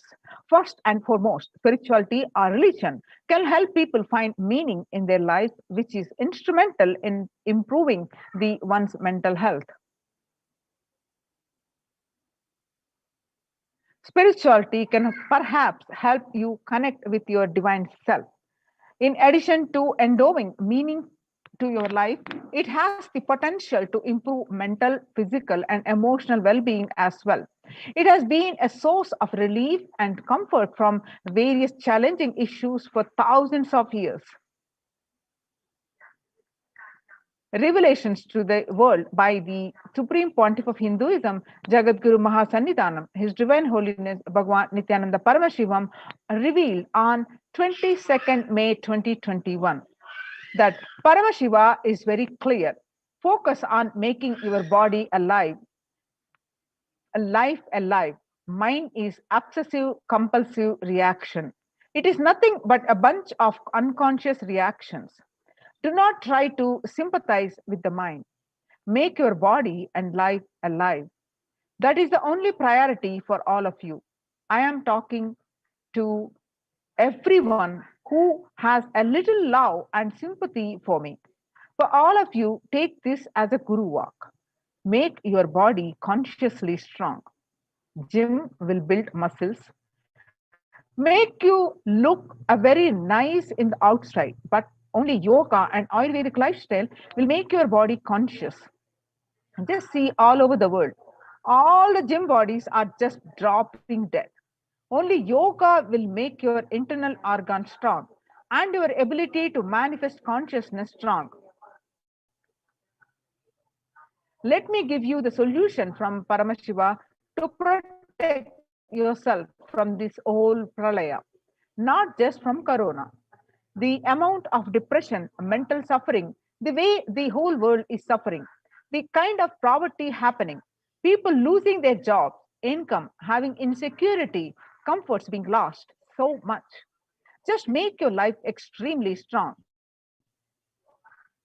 3 years back, I said, keep yourself alive for next 3 years.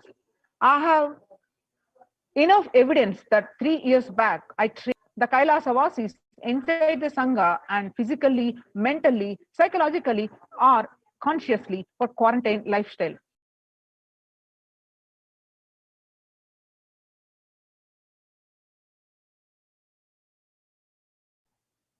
For being active without getting mentally broken by being in one place, doing intense yoga, making the body and internal organs strong, taking bay leaf, neem juice, tulsi, haritaki, triphala churna, Ayurvedic lifestyle, the lifestyle of less food and more energy, more activism. I only told it is for an important reason. Please wake up. Quarantine yourself, build your body. Don't bother about your business or any other profit on anything else this year. If you are alive, that is the greatest profit. United Nations recognizes the Kailasa's profit on COVID-19. United Nations recognizes the Kailasa's report on the COVID-19 and the multilateralism. The report about 2 days ago, the United Nations recognized, and you can see the screenshot of the Supreme Pontiff of Hinduism, the Facebook page, the article, and you can see some more screenshot of this article published in the United Nations, recognizes the Kailasa's report on COVID-19. The report published by the www.ohchr.org has led the world to be only as resilient as the least resilient country and person, especially for highly contagious COVID-19, which has spread with the scale of and severity not seen since Spanish flu. The variants of the virus, such as B.1.6, 617.2 Delta and Delta Plus, Epsilon and Gamma, continue to threaten even those vaccinated. Secondary diseases such as black fungus are targeting COVID patients and killing almost 1 in 2 persons in such cases. Human life is more precious and important than all economic principles or systems in totality, because all these concepts are legitimate only because of their utility value, which is to fundamentally make human life better. At least until this ongoing crisis ends, all economic policies related to money, banking, fixing prices, and commodities, etc., needs to be revised for making sure no human being suffer from hunger or the absence of required medical care. For this purpose, Kailasa has presented a detailed report on effective solution for COVID-19 through the multilateralism that was published by the United Nations. Now, let us see the report which was published in the United Nations. The earlier reports published by the United Nations from the Kailasa are the report on the rights of indigenous women and girls, and the second report on the femicide. This is the third report published by the United Nations. The report by the Adi Shaivite minority tradition, the ASMT, Hindu Community Kailas Union, on June 2021, the COVID-19 and multilateralism. Let us see the report in detail. The introduction. The key obstacles are the globalization of disease has led the world to be only as resilient as the least resilient country and person, especially for highly contagious COVID-19, which has spread with scale and severity not seen since Spanish flu. The variants of the virus, such as the Delta plus Epsilon Gamma, continue to threaten even those vaccinated. Secondary diseases such as black fungus are targeting COVID patients and killing almost 1 in 2 persons in such cases. Second, distorted policy decisions and conflicting principles can lead to polarizations amongst the nations and within, leading to various extremes, such as the hoarding of vaccines in some places, the wastage of vaccines in others, and an unaddressed shortage of vaccines globally. The pandemic has exposed in fragility of the global system. The disruption in the supply chain is especially worrisome for essential food supplies, which disproportionately affects the already most vulnerable. Lockdowns have brought the global economy into crisis, bringing resistance and worsening unemployment rates. Frequent lockdowns and the ongoing threat of famine, especially in countries where employment is predominantly informal, are exacerbating worries that starvation may cause more suffering than the virus itself. Far more from the SDG2, zero hunger, the number is now predicted to come close to 1 billion.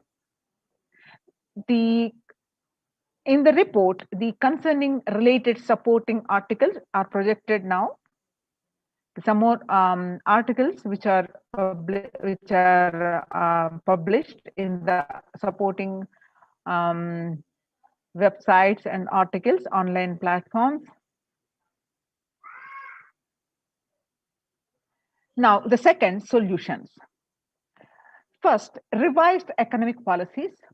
Human life is more precious and important than any economic principles or systems in totally, because all these concepts are legitimate only because of their utility value, which is to fundamentally make human life better. At least until this ongoing crisis ends, all economic policies related to money, banking, fixing prices of commodities, etc., need to be revised to make sure no human being suffers from the hunger or the absence of required medical care. As per Hindu principles, the world, including the economy, evolves through 5 phases. The 5 phases are creation or growth, sustenance or stagnation, recession or revitalization, reinvention, fifth, breakthrough. As per Hinduism, conventional economic growth is observed with best practices are applied diligently. However, during times of crisis lead us to the fourth and fifth phases, wherein the need to reinvent and deliver a breakthrough becomes both a survival need and an opportunity to surpass any means and measures of conventional ongoing growth.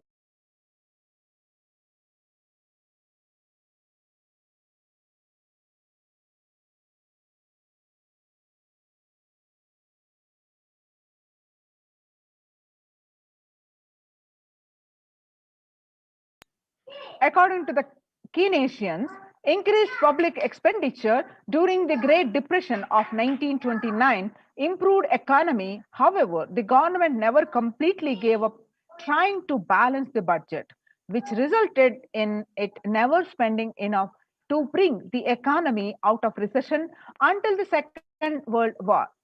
Similarly, the current crisis requires governments to temporarily discard trying to balance economic interests that compromise quarantine safety and put human life at risk, and rather reinvent their economic strategies and multilateral coordination for benefiting during the subsequent breakthrough period after the end of the crisis.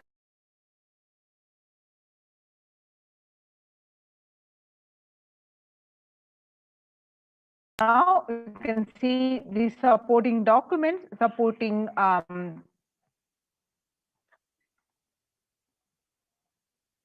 yes.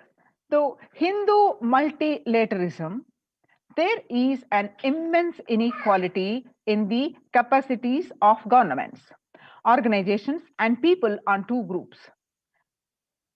Health response, and the first is the health response, and second is economic recovery. Surviving the highly contagious COVID-19, where the world is only as resilient as the least resilient country and person, requires governments, organizations, and people to collectively address the crisis. From 3200 BCE 21, 5,622 nations in Asia had multilateral treaties based on the Hindu principle, that is Vasudhaiva Kutumbakam. That means the entire world is my family. And from the Maha Upanishad, chapter 6, verse 71, 73.23. You can see the supporting documents here. More supporting documents. They provide sustainable community livings with multi-layered quarantine. Home or self-quarantine is not a viable solution for vast majority of people for either health safety or economic reasons. In Assam, home quarantine has been reported to be a primary reason for a large number of deaths. In some places, governments have moved people out of home quarantine to COVID care centers. Other issues linked with quarantine, especially in small houses, are mental health problems, such as an increase in suicidal suicidal tendencies, especially amongst the younger population.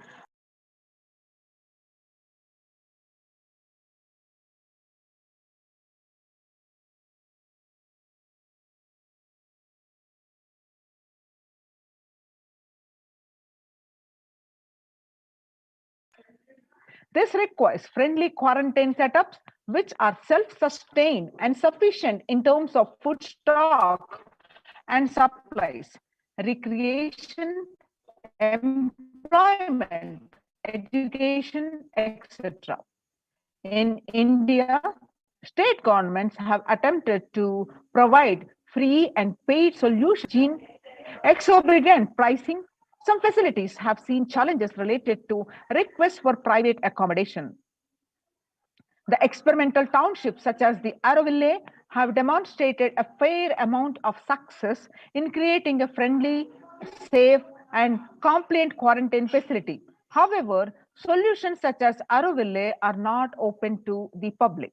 For 2 decades, the leader of the ASMT Hindu community, Adi Shaivite minority community, Hindu community, the Supreme Pontiff of Hinduism, Jagadguru Mahasannidhanam, His Divine Holiness, Bhagwan Nithyananda Paramashivam, had been creating townships like Auroville across more than 100 cities in several countries.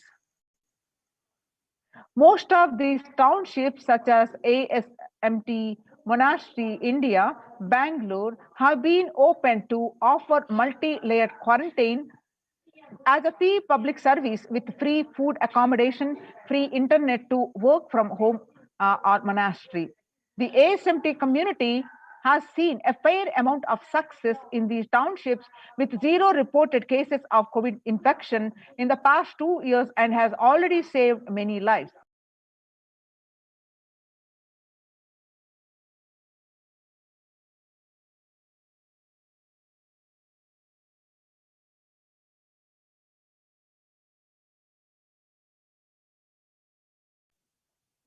The Supreme Pontiff of Hinduism, Bhagwan Nithyananda Paramashivam, has argued citizens worldwide, especially from regions severely affected by the pandemic, to protect themselves as the topmost priority and avail these free quarantine facilities that the community has created, especially as home quarantine has failed for many and is known to be a primary reason for a large number of deaths in many scenarios.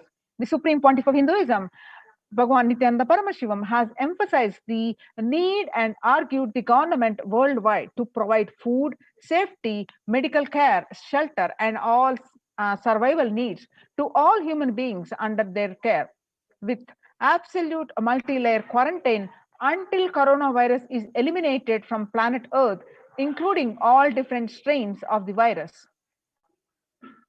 The transition of the Maha Upanishad, chapter 6, these are the verses 71 and 73. These are references, various references which are as supporting documents which are published in the United Nations. Educate citizens on individual pandemic management. Unlike previous pandemics, the current era provide active, real-time, and visual information about fatalities. Underreporting of this data may give false hopes and make people reckless. Exaggerations in reporting can also make people reckless as they may feel eventual death due to a coronavirus is inevitable. Proper education is extremely crucial as it will dramatically reduce the number of deaths and reduce the challenge on the healthcare systems. Alcohol-related deaths have hit a record high during this pandemic, and long post-lockdown liquor lines are some extremely worrisome issues regarding which people need to be educated. As a top priority, people need to be given confidence in their life and security about their future for them to stop behaving recklessly or fall into depression and commit suicide. Leveraging a best of different economic systems based on charity, barter, and money. Ancient Hindu economic treatise by Paramashiva, the primordial Hindu divinity, describe 3 kinds of economic systems and their principles. First, for things that do not perish by sharing, such as education and knowledge, Paramashiva recommends that no fee be charged.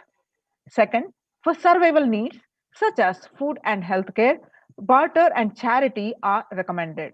Third, for all other infrastructure, development works, and services, and commodities, gold and conventional currency-based transactions are allowed. These systems are still in practice in the modern day, but grossly overlooked and not sufficiently studied with their close relation to mainstream economics. The WHO, the World Health Organization, and the GISAID provided early access to data regarding the virus. This is an example of an open knowledge-based economic policy where the critical data about the virus was not monetized. Similarly, South Korea helped the United States of America access masks and testing kits. And there was a hope that this would lead to a reciprocal arrangement in terms of vaccines, which is like a barter-based model allowed to in food and healthcare. Hindu policies for food security. A highly effective concept for ensuring food security in ancient Hindu nations was that of food grain banks. These were prevalent until the 18th century. The elderly in the villages would start food grain banks with a seed capital of grains collected by fundraising. If any person met with a crisis such as a crop failure, the food grain bank would lend him grains in exchange for an interest. The compound interest was prohibited in grain banks, which the debtor was expected to return with the principal grain amount during the next harvest. The bank would expand its reserves of food grains based on the interest earned and donations. At the time of severe crisis such as famine, the entire village would be able to withdraw these grains, and if required, all such grains loans would be written off on humanitarian grounds. In Hindu scriptures, food is shared for free as a policy. This was the case in both ancient times and in modern times. For 27 years, even every month, the Hindu ASMT community has served more than 3 million free organic meals in religious gatherings to everyone without discrimination and has served over 1 billion free meals in total.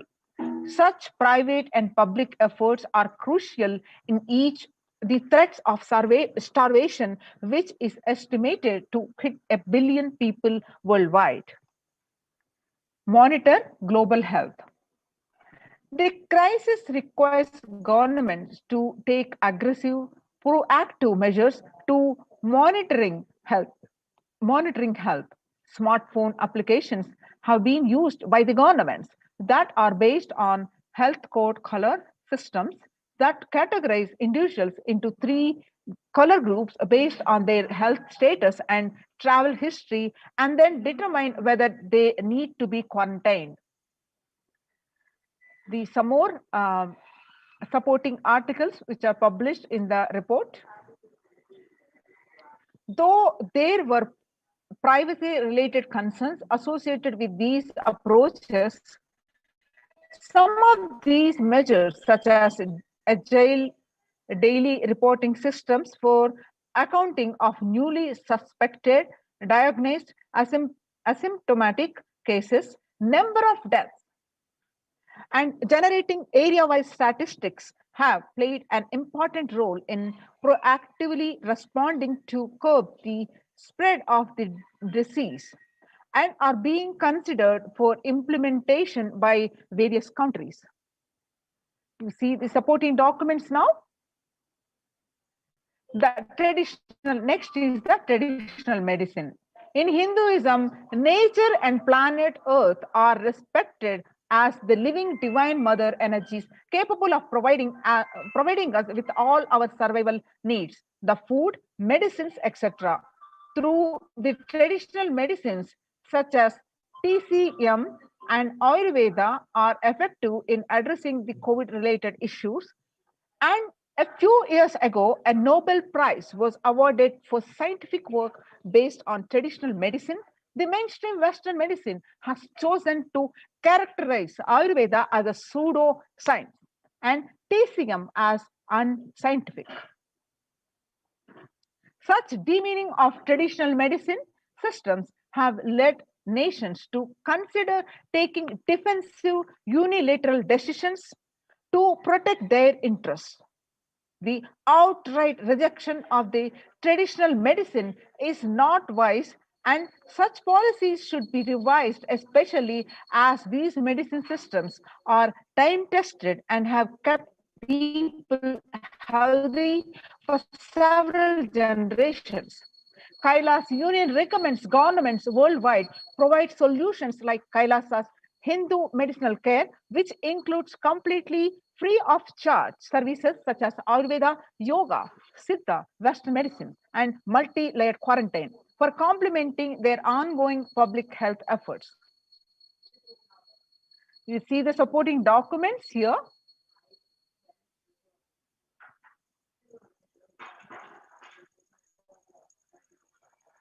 Join now. Now, having understood the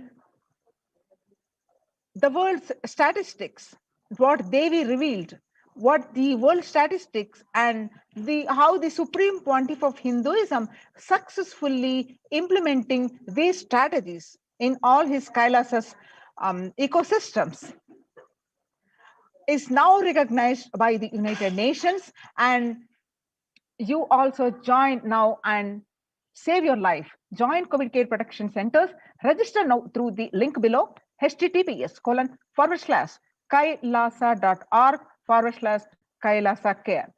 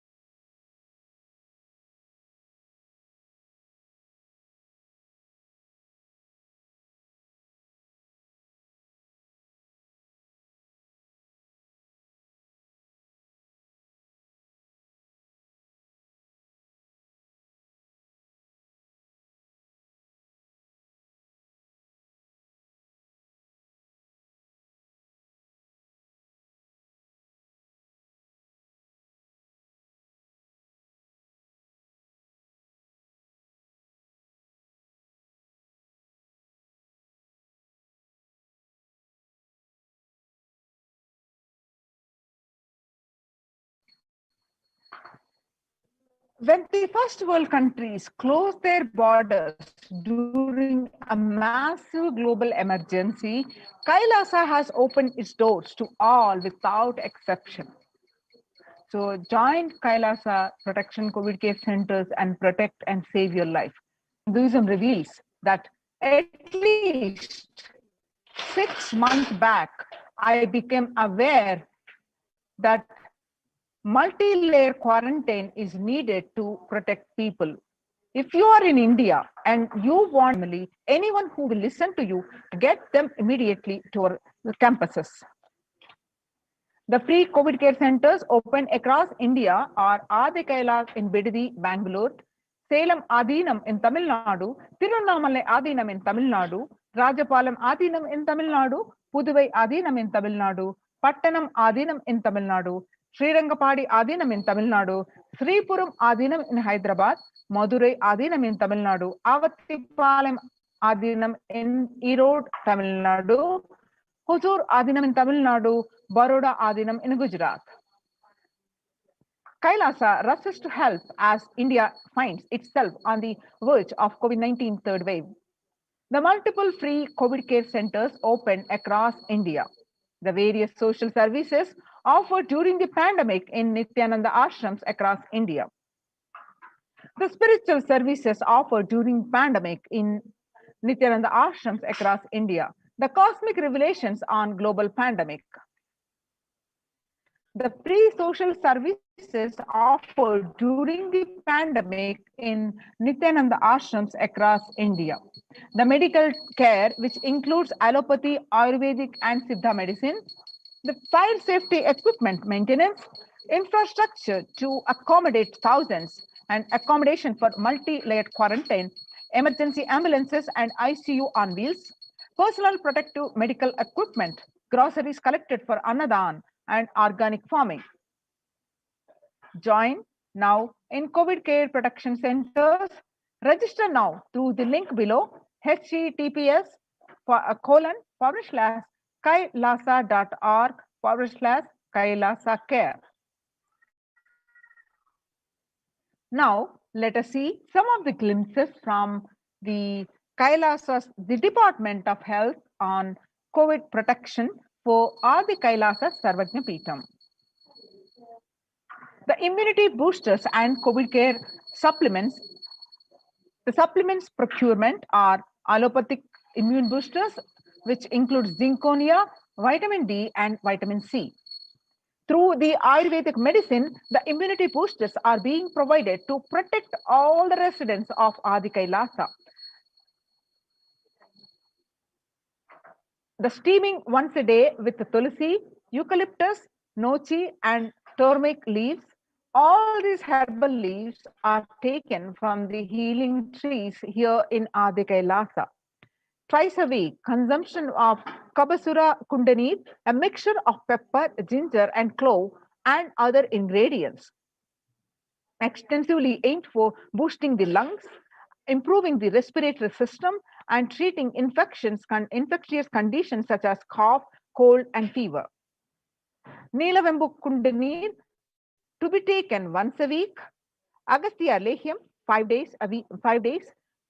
Talisadi Vatakam 3 to 4 tablets per day for 5 days, and Indu Ganta Kashayam and then Amrutottara Kashayam both for 5 days, 1 teaspoon with 50 ml of warm water. Sudarshana Gulika once every 5 days, gargling with salt and turmeric twice a day. Spiritual routine, which includes of Panchakriya, taking Haritaki, taking castor oil and neem juice, Pratama Vinyasa Krama, the daily Nitya Yoga, and Trinetra Kumbhaka, the Pranayama and Puja. The basic sanitization and safety practices, which includes disposal of soiled pads, the infected material and non-biodegradables done through incineration, the RO water systems for drinking water, cleansing and sanitization of overhead tanks, regular deweeding, maintenance and repairs of electrical circuits, communication facilities for safety of the residents, compost pit fitting with biodegradables. The diagnosis of COVID care quarantine methodology. Immediately upon arrival to the campus, occupants will be quarantined for 15 days. Swab test of RT-PCR test to be done by on day 5th of quarantine. All food handlers to be wearing mask and gloves and keeping a distance. Disposal of waste food to be done with gloves and mask. Disposal of gloves and mask by the incineration. In case of an emergency, protective kits ready at hand to take a COVID positive patient to hospital. Hand washing and infection control. Washing hands as often thoroughly with soap and water or with alcohol-based hand sanitizer. Avoid sharing any items, that is, example, dishes, drinking glasses, cups, eating utensils, towels, bedding, or other items with other residents in the Adhinam. The mask protection, which wear a mask at all times when and if exposed to vendors or outside people. Double layer cotton mask should be changed every day up to 24 hours and can be reused after washing by saliva, secretions or sweat change. Change it and wear a dry mask. The wet mask can be stored in a sealed plastic cover and washed with a detergent and reused later. You can see the pictures of the mask. A face shield will be provided as an extra protective wear for people at the gate interacting with the vendors and outsiders. Use of hand sanitizer, hand washing, regular streaming, taking of preventive kashayams. Kashayams are the herbal preparations, and turmeric salt water gargling, history of any exposure. If symptoms appear, that is, which includes but not limited to cough, fever, difficulty in breathing, he or she immediately inform the medical person in charge immediately. The standard operating procedures and the quarantine rules. First line of quarantine, people in the first circle who are in contact with vendors. Area of stay confined to the outermost area where communication with the outside is happening with vendors, etc. Stay in a well ventilated single room, preferably with an attached separate toilet.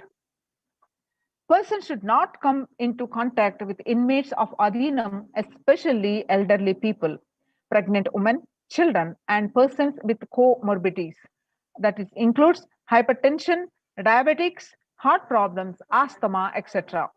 Restricts his or her movement within the area or room, first line of quarantine.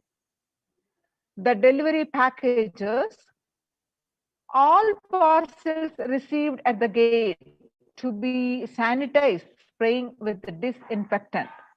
All deliveries will be contactless delivery. Wearing of face coverings and hand gloves are an option, or request the delivery to be left in a protected and isolated place.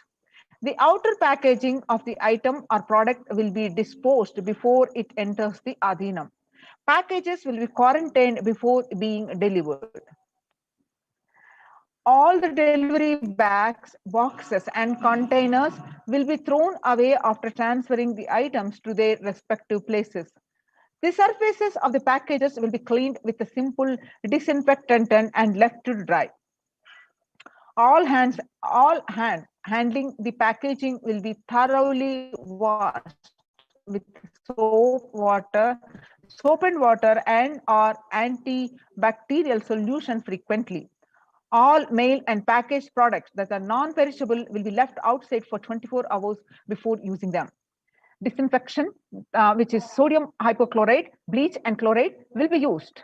The 1 teaspoon of bleaching powder in 3 cups. Alcohol at 70 to 90% will also be used for surface disinfection. Clothes to be washed separately with the detergent and dried. Sharing of items is strictly prohibited. This prevents the spread of the virus. The warning signs, which includes fever continues for more than 5 days, fever returns to the second week after having been for a day or two, fever more than 101 Fahrenheit after day 4, resting heart rate over 110 when there is no activity happening, breathlessness and tightness in the chest. Oxygen saturation, which is less than 94% on pulse oximeter, and 6-minute walk test record the saturation rate before and after walking briskly for 6 minutes. If the saturation falls by more than 3%, it is not favorable. And less than 90% is not good too. Relentless cough, that is continuous coughing. You can see the pictures of these in-campus ambulances. You can see more pictures of these in-campus ambulances. Prevention is the best medicine. Second line of quarantine. People who come in as newly will be given a separate room with toilet facility. Under no circumstances will they exit the room. The designated quarantine person picks up the food after the person who serves the food is at a safe distance of 6 feet. The food will be placed outside the door. Monitor the temperature pulse rate and oxygen saturation levels once a day and more often if the person is symptomatic. Please speak with medical team. Take paracetamol if temperature is more than 99 Fahrenheit. Ensure good hydration. Have a nutritious diet and stream inhalation twice a day. Salt and turmeric hot water gargling twice daily. Ayurvedic and Siddha medication will be given as per instructions. Doctor will be contacted if there is a worsening of symptoms for scientific management, specific management, which could be further consultation, investigations, treatment. Doctor will be contacted if there is a worsening of symptoms for specific management, which could be further consultation, investigations, and treatment. Residents will be asked to continue taking medicines if they are on any blood pressure, sugar, or heart elements. Doctors will be consulted if comorbid conditions pose a higher risk. Residents on medication will be asked to bring 2 months of supply till the Adhinam is able to organize the medications for them. Residents will be asked to take a long deep breath, pranayama, lie in prone position, that is on the tummy, as much as possible so that the lungs expand well. If there is no symptoms, the person will come out of quarantine after a total of 15 days. The test will not be repeated if clinically well. If there are symptoms, the person will need to be retested and need medical opinion and necessary investigations and treatment. The common symptoms which will look out for are fever, sore throat, fatigue, that is excess tiredness, cough, mostly dry, wet in some, body aches, headaches, loose stools, vomiting, loss of sense of smell, loss of sense of taste, exhaustion, giddiness, and fainting. Previous mentioned symptoms will be provided with immediate evaluation and hospital care. Early detection of these warning signs and identifying the timeline is very crucial for better outcome. These will be monitored very closely and is the most important thing that needs to be done. Identifying day one of symptoms is very crucial in the management with respect to monitoring and treatment protocols. Day one would be when the very first symptom started. Investigate for the possible source of contact. All the people who have come in close for contact, that is 3 to 6 feet range, with the primary case in the last 3 days need to be isolated separately and monitored for symptoms as well. Infectivity starts 0 to 3 days before the onset of symptoms, and the infected person sheds the virus till 9 days. Any of the above symptoms in various combinations signals the possibility of COVID. Even though the same symptoms can happen with any viral infection in a pandemic, it is to be considered as the possible diagnosis until proven otherwise. Rare rash on body, bluish discoloration of the fingers and toes, sudden onset of breathlessness, heart attack and strokes, paralysis of the limbs. Any suspect case should be immediately isolated. The RT-PCR is to be asked for and symptomatic people immediately. The contacts will monitor for symptoms and will get tested if any symptoms show up. Else to wait for 5 days. If they continue to be asymptomatic, they can check their status thereafter. A negative report ensures they can move into the community. Instructions followed by the lead. Only an assigned member will be tasked with the taking care of the quarantined person. Use disposable gloves when cleaning the surfaces or handling any solid linen of individual. Washing of hands after removing gloves. No visitors to be allowed in the vicinity of the quarantined person. In case the person being quarantined becomes symptomatic, all the close contacts taking care will be quarantined for 15 days and followed up for an additional 15 days or till the report of such a case turns up negative on lab testing. Environmental sanitization, which includes clean and disinfect frequently touch surfaces in the quarantined person's room. That is examples, bed frames, tables, etc. Daily with bleach solution. Clean and disinfect toilet surfaces daily with a regular household bleach solution, the phenolic disinfectant. Clean the clothes and other linen used by the person separately using common household detergent and dry. The Adinavasis coming into the Adinam must take the following medical test. Result to be sent to Dr. Ma Santan Lakshmi. Please email to her at ma.santanlakshmi@nityanandauniversity.org. Results will be reviewed by the medical team at the ASJP female campus, Dr. Ma Atmananjana and Dr. Ma Santan Lakshmi and RN Ma Chandravidya. The medical test mandatory requirements are blood test, which include the series of complete blood count with peripheral smear, blood group type, fasting and post prandial blood sugar, renal function test, blood area and serum creatinine, VDRL test, HPSAG test, HIV test, thyroid function test, serum T3, T4, TSH, ECG test, liver function test, and lipid profile test.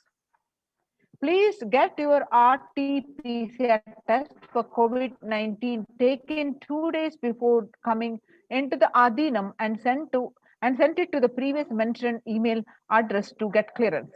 The medical team will communicate to the admin of the respective Adinam with regards to the medical status and approval status. Once communicated, the person should come into the Adinam within 14 to 48 hours of the test. If there are any pre-existing medical issues like hypertension, diabetics, or any other chronic diseases and comorbid situations, please bring in the recent reports and the prescription from the attending doctor. A medical form will need to be filled in by all the new occupants. A legal disclaimer will also be required to be signed. All the people in quarantine will be monitored for temperature rise, oxygen status, and other symptoms during the period of quarantine. Anyone with symptoms should be reported immediately. The designated quarantine person will be responsible to monitor the pulse oximeter and temperature daily. The equipment should be sanitized after every use, and knowledge for the same will be given by the medical team. The report of these recordings will be reviewed by the medical team daily. During the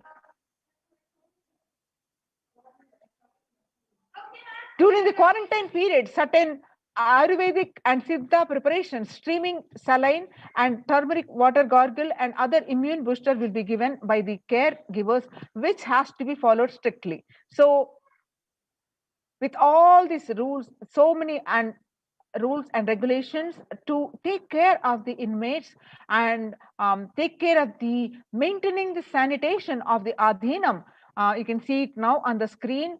In case of emergency, the ambulances, oxygen concentrator in emergency, with all the facilities, you are very well taken care. And join these COVID care protection centers and save your life, protect your life. And register now through the link below, https://kailasa.org/Kailasa care. So register with this link. Link is projected on the screen. And with this, let's move on to next segment. Let's prepare for the darshan of the Devi. So thank you so much. Let's move on to the next segment after a very short break.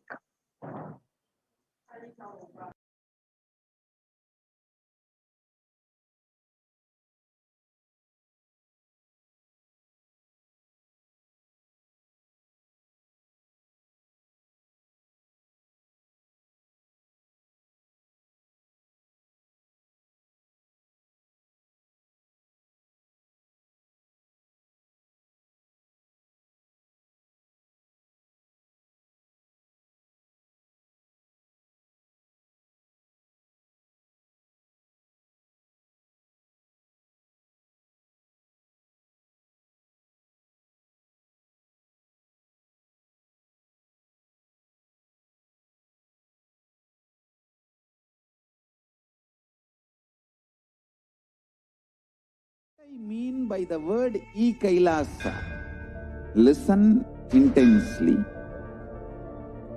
Enlightenment ecosystem, literally enlightenment itself, in your own home, wherever you are. If you cannot come to Kailasa, it's okay. Kailasa can come to you. Kailasa coming to you is Kailasa.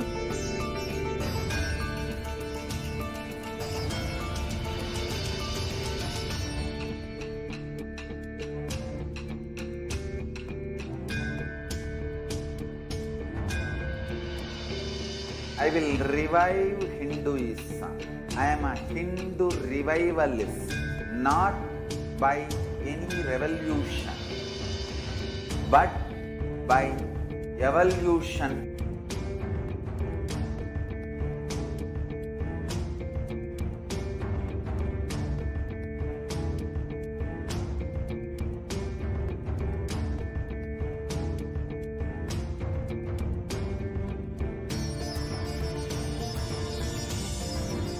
And setting model communities.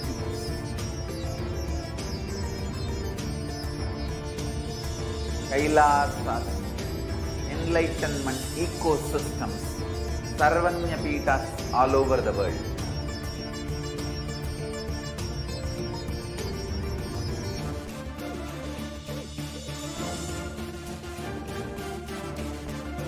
All powerful cognition, knowledge, only when you live, power manifestation and possibilities manifestation happens. It's a fundamental truth.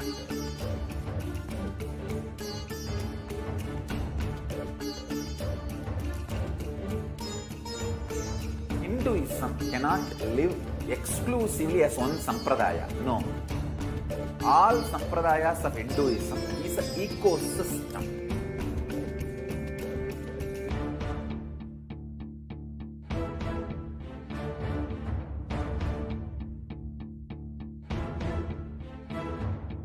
So don't keep quiet thinking that if one sampradaya is attacked, only that sampradaya is going to be affected. All of us are ecosystem.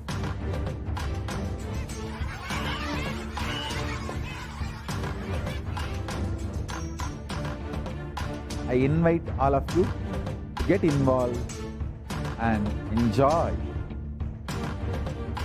Hinduism by the principle of Dharmo Rakshati Rakshitaha.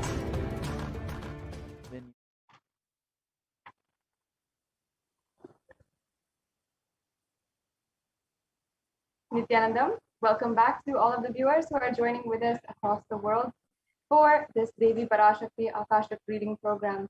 I'm sure each and every one of you are eagerly awaiting the divine darshan of the Supreme Pontiff of Hinduism manifesting as Devi Parashakti.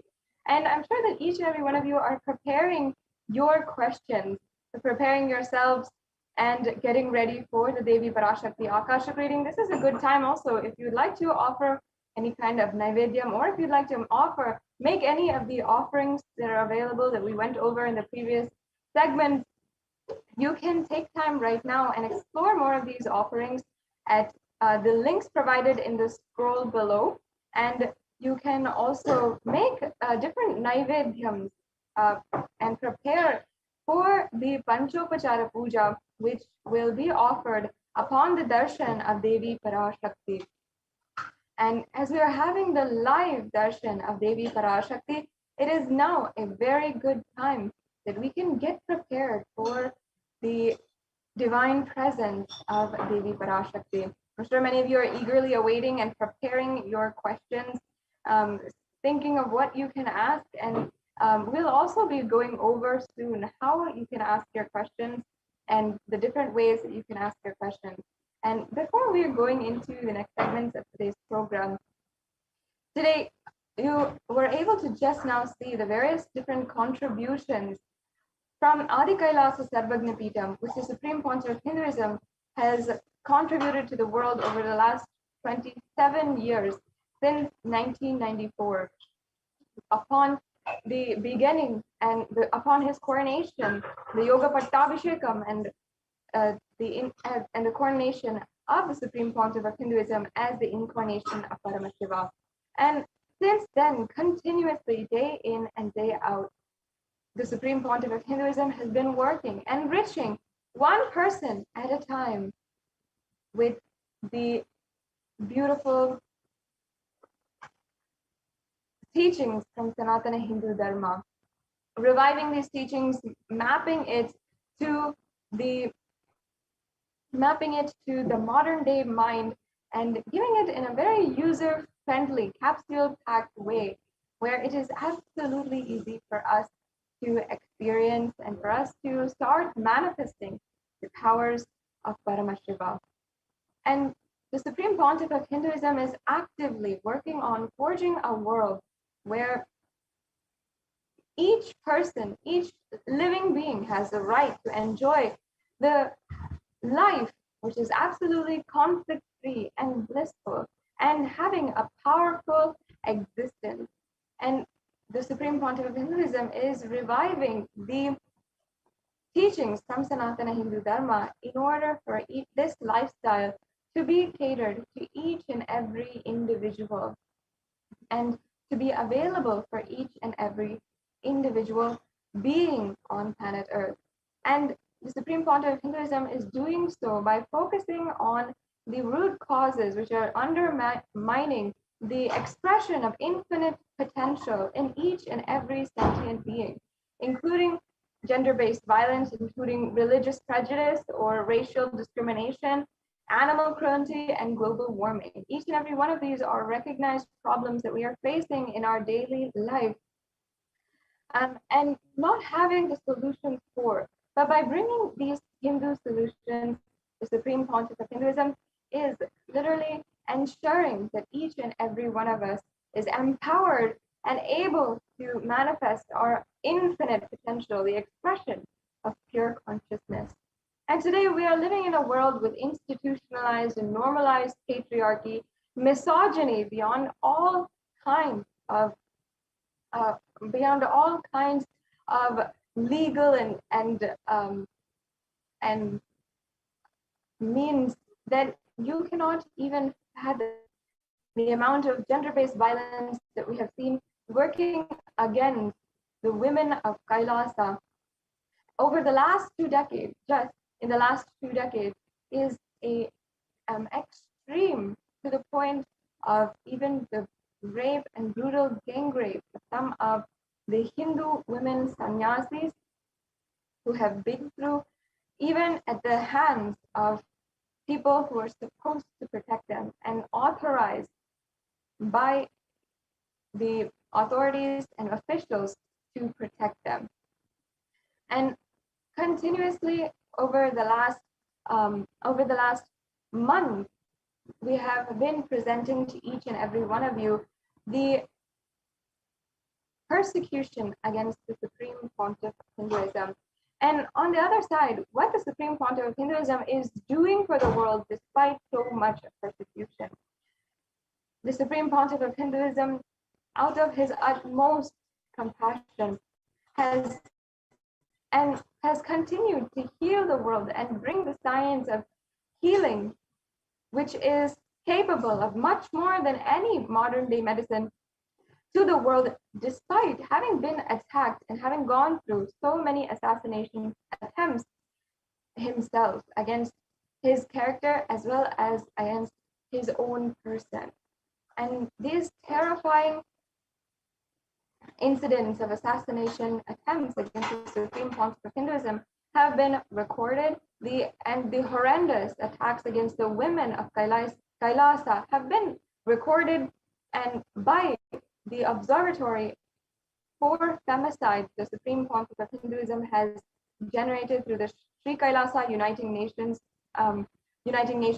for Feminine Empowerment. And these records have been generated as reports and submitted to the international peacekeeping authorities, and specifically the United Nations.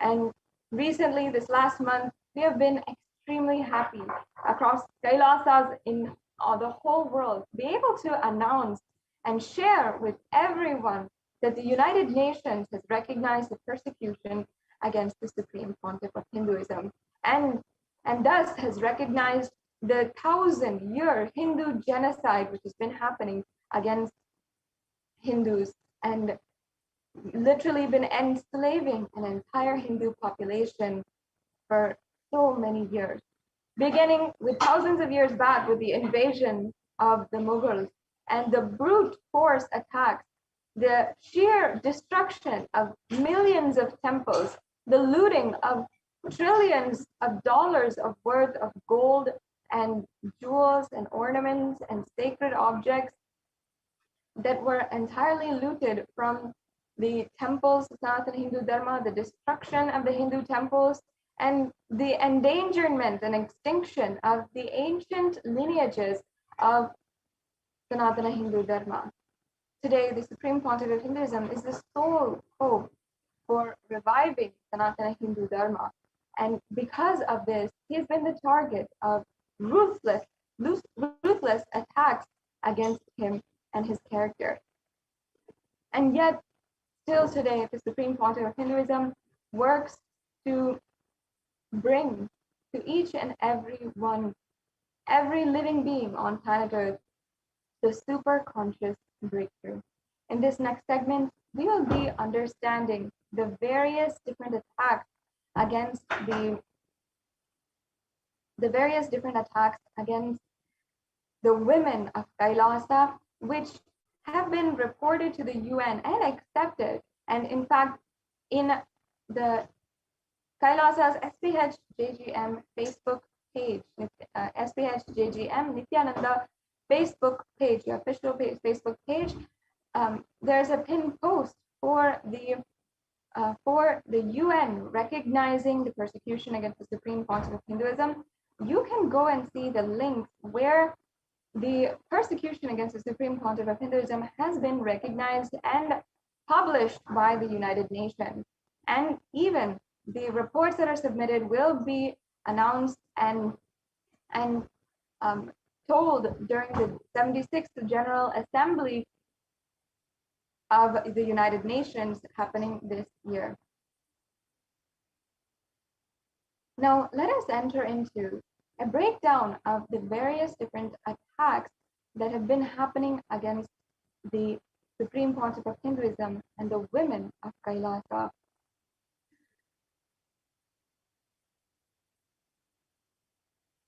It is due to the strong stand that the Supreme Pontiff of Hinduism has taken for each and every one of us, including myself, that the Supreme Pontiff of Hinduism has been a target for relentless attack by the neo-Hindutva militant forces.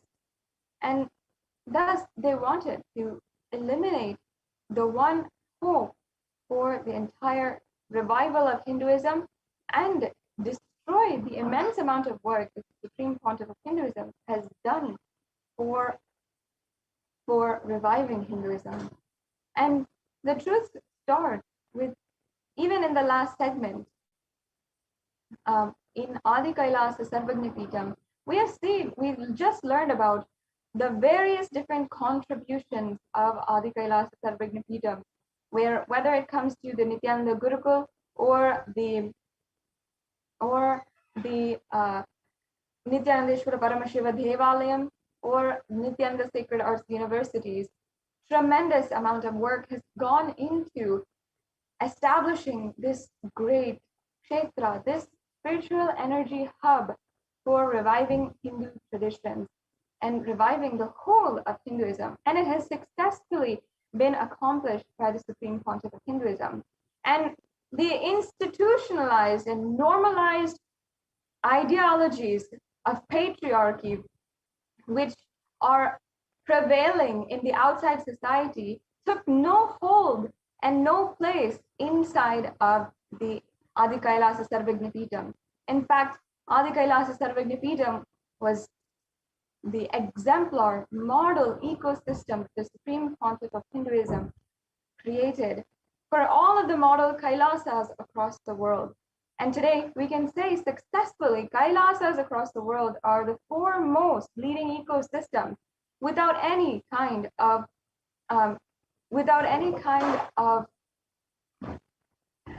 violence in the institution and the administration against women. And in fact, 2/3 of leadership positions in Kailasas across the world in the administrative structure of Kailasa are filled by women themselves.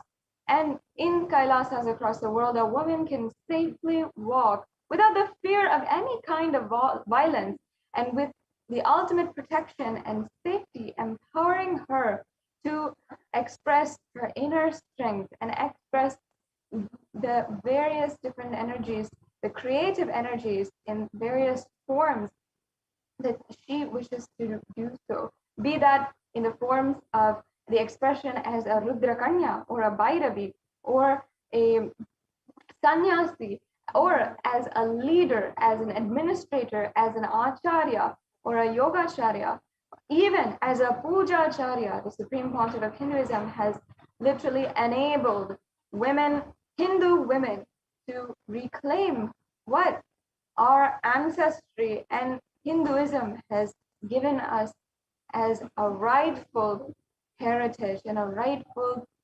ideology that we can live up to. And ultimately, that is why we decided we wanted to live in the Adinams that the Supreme Pontiff of Hinduism established. We wanted to exercise our right to be Jnanacharyas, the acharyas or teachers for teaching Sanatana Hindu Dharma. We wanted to exercise the right that Hinduism gave us to worship and to offer the worship at the feet of our God, and literally be able to even offer and perform worship in the Garbha Mandirs of the sacred temples. And even though this is an integral part of Hinduism itself, and the women of Hinduism were such a fundamental role in the temple ecosystems and the whole ecosystem itself, due to the 1,000-year-long Holocaust and the institutional violence against Hinduism, today women are not even able to exercise that right, even in so many of the temples. Until today, the Madras Act, which was enforced in the 1800s by the British occupation, is still in effect, and still women are not allowed legally to be employed by the temple, to work for the temple, with completely baseless excuses to give as to why this has still not been corrected. The Supreme Pontiff of Hinduism is the only leader of Hinduism who is bold enough to take a strong stance for women of Hinduism, the Hindu women, allowing each woman to exercise her right to perform worship, to become a sannyasi, to live a life without fear of being violated. That is the life that the Supreme Pontiff of Hinduism has given successfully to each and every one of us. And I myself can say, as a child, I grew up in this ecosystem, and that was the fearless way that the Supreme Pontiff of Hinduism through the ecosystem established even thousands of miles away from India. In a corner of Seattle, Washington, he was able to establish successfully. And yet, the amount of violence that I myself and the Hindu sannyasis have been targets for is absolutely unprecedented and can only be explained as to be an intentional strategy, cunning strategy to absolutely destroy Sanatana Hindu Dharma and wipe out the last hope there is for Sanatana Hindu Dharma. And we have seen this in several different ways, whether it is the persecution by politically owned media, the persecution by state authorities, or the violent sexual objectification of the ASMT or the women sannyasis or Hindu nuns of Kailasa. And it surfaced to the world in 2010 through the Indian media, which is owned by neo-Hindutva militant forces who have a clear agenda for thousands of years against Hindu sannyasis and against Hinduism itself. Whichever opportunity they have, they take to absolutely demoralize, dehumanize the Hindu sannyasis and objectify them with the worst kind of violent statements. And we saw these examples being used against each and every woman sannyasi during the 2-decade-long persecution. And I'd just like to give a brief of the report that was submitted to the United Nations, which was accepted by the United Nations and is now published on the website for the Human Rights Commission of the United Nations on the persecution that was done against the politically owned media inside India. This started with the sensational screening and manufacture of misinformation and hate speech, marginalizing minority communities, especially targeting women with the use of deepfake technology, which is a morphing technology that can be used to morph any kind of video. And in 2010, using this technology, a fabricated video was broadcasted internationally, sensationally, and was used to defame one of the ASMT or the sannyasis of Kailasa, Ranjita, and also her guru, who is the supreme pontiff of Hinduism. And the New Hindutva affiliated media had published articles, more than 10,000 articles within just a month of this video being broadcasted, with pictures of the ASMT female monks, the Hindu female monks of Kailasa, and targeting them and targeting minor girls as well by publishing pictures as well as morphing their pictures in national newspapers. And these violations against the human rights of women and Hindu women is ongoing and completely made invisible to the international audience. As well, in the media, they refer to all of the women of Kailasa, all of the Hindu women of Kailasa as brainwashed, as prostitutes, and as being witches, and also as cult worshippers. And by doing this, they are spreading hateful programs and marginalizing all of these Hindu communities even further, and even making headlines which propagate the prejudicial narratives, such as Hang the Sin Swamis, inciting violence against the Hindu leaders, such as the Supreme Pontiff of Hinduism, who are strongly standing to empower women and empower each and every one of these women. And despite having so many pages, thousands of pages of written complaints, and where a woman has to go through the trauma of reproducing the violence done against her and writing this complaint, despite having thousands and thousands of pages to submit to the police and to submit to the judiciary as evidence, as a testimony for the violence that each and every woman has gone through. Still today, there has not been any legal recourse for what is going on against Hindu women, and especially the Hindu women of Kailasa. The media is easily able to sway the opinion of the public and even the judges. Court judgments are not even honored in the media. And there are so many different court judgments that have been made which are absolutely toothless when it comes to controlling and aligning the media to the legal constitution of India, because they continue the hate propaganda against Hindus and marginalized Hindu communities.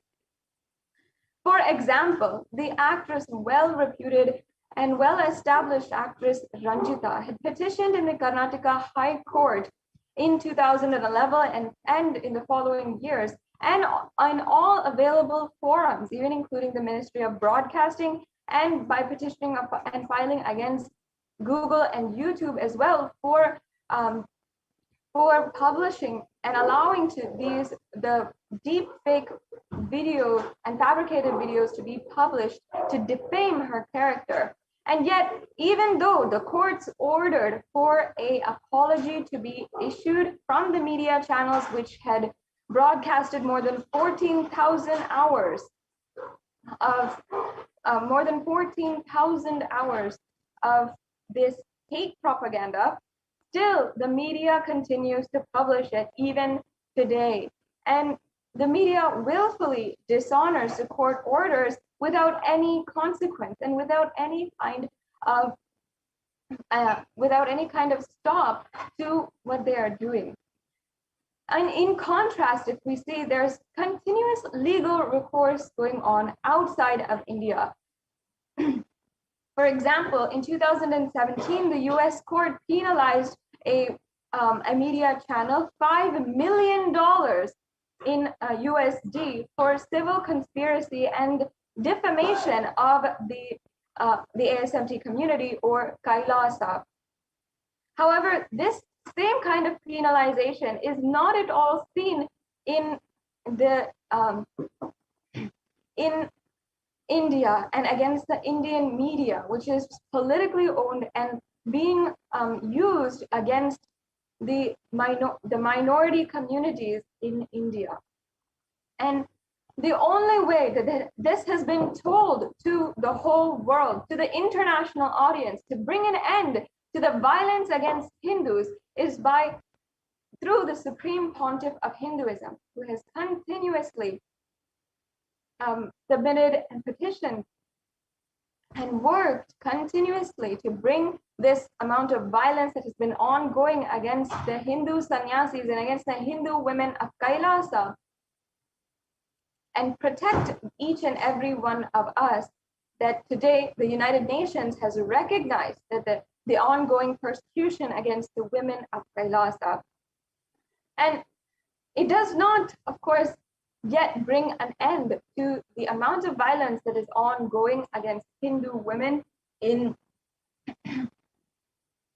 India, as well as against the global Hindu diaspora. But this is the strongest step that we have taken in this day and age today for Hindus to bring an end to the ongoing Hindu Holocaust which has been happening.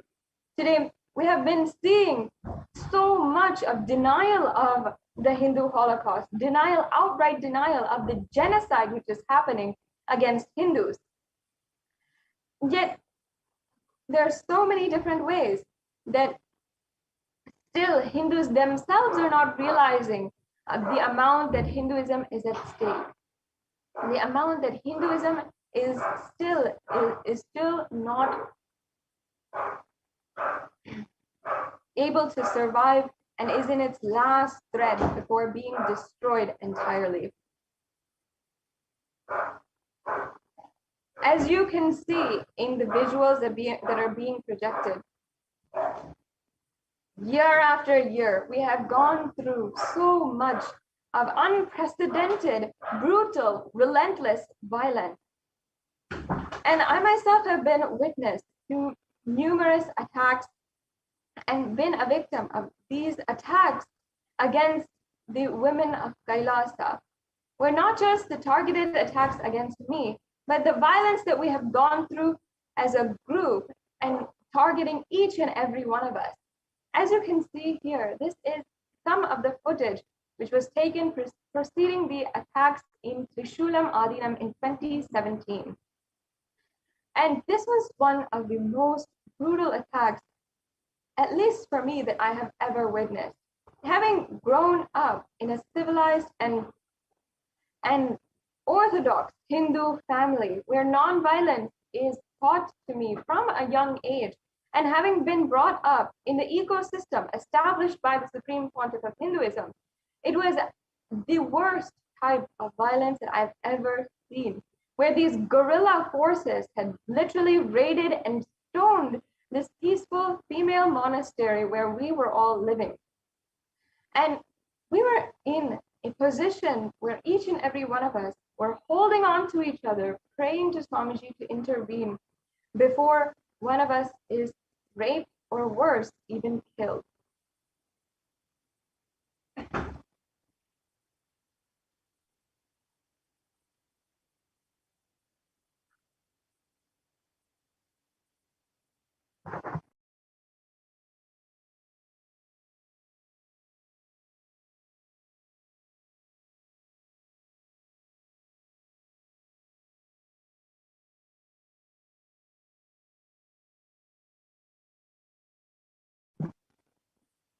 During the attacks of Trishulam Adinam in 2017, what was the most surprising and shocking element of it all is that while on one side our Hindu sannyasis were being brutally raped to the point of needing to be rushed to the hospital immediately to save her life, and where each and every one of us was scared of being literally stoned to death, and holding on to each other in hiding in a corner and praying while grasping each other and praying to Swamiji. On the other side, what is being told to the world, what is being broadcasted on national television is completely the opposite of what is going on. Who is the victim of these attacks against the Adinams, the women of Kailasa, are being projected as prostitutes in the media, and baseless allegations are being filed against the Hindu sannyasis continuously. Even the Hindu women who are literally victimized in these incidents are being arbitrarily arrested by the state authorities. In this footage, as you can see very clearly, Hindu sannyasis are being mauled by the mob, and holding on to their life and continuously being attacked by the members of the Neo-Hindutva militant forces. And randomly, arbitrarily, these women were arrested, even though it is illegal for women to be arrested or be taken under authorities, be taken by the authorities after 6 p.m. These women were held against their will in the prison and not even told why they were being held, what was going on, while baseless allegations were being filed as complaints against them, even though they were the victims of such brutal violence against them. What was being told to the world was the exact opposite of what was going on inside. and how extreme the violence was against us. That extreme was the lies and manipulation that the media went to project us in such a vile and dehumanizing way. And once again, I'd like to reiterate that still today, there has been no legal recourse of what has happened against the Hindu women of Kailasa. And continuously, even now, the media is easily able to sway the opinion of the public and even the judges, the people who are supposed to be having a stern and authoritative judgment on the public, in keeping in mind only what is right and not what is good for a person's vested interest. And even though many times court judgments have been even made, the media is still not aligning and not following and dishonoring these court judgments. For example, when in 2010, 2012, the actress, the ASMT actress, Ranjita, had petitioned in the Karnataka High Court as well as other available platforms, including the Ministry of Broadcasting, and she had petitioned for several years, and still the courts had ordered for her favor, yet the media willfully dishonored the court orders and continued to broadcast, and still today are continuing to broadcast the fabricated videos in order to incite hatred against her, as well as delegitimize and incite violence against the supreme pontiff of Hinduism.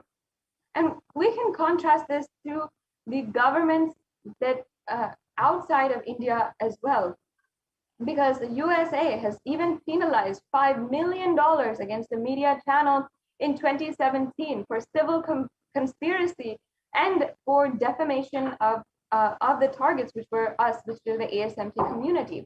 And though this was successful, and we have seen legal recourse being able to take place and being able to be seen through until its very end in the USA as well as in different countries, still in India, it is not being seen through. And there is no respectable authority who is working to make this happen. Only because of the Supreme Pontiff of Hinduism today, the international audience can get to know and understand the violence that is happening. Violence is happening in so many different levels, and the patriarchy and misogyny inside of the institutions of the institutions that exist and are ruling and governing over Hindu populations are continuously being neglected and being perpetuated, being continued by the authorities in hand. There has to be some kind of intervention here. And the only person, the only being on planet Earth actually who has brought this to light in the whole world, has brought this to light in the eyes of the international audience and the peacekeeping authorities of the world, is the Supreme Pontiff of Hinduism. And in fact, the UN Special Rapporteur for Femicide has accepted the report that was submitted by Kailasa on the femicide and the acts of gender-based killings and attempts to kill based on gender against the Hindu women of Kailasa. And due to even the ways that intersectional violence takes place, because these women are Hindu and because they are women themselves, they are subject to continuous and even more magnified violence, because they fulfill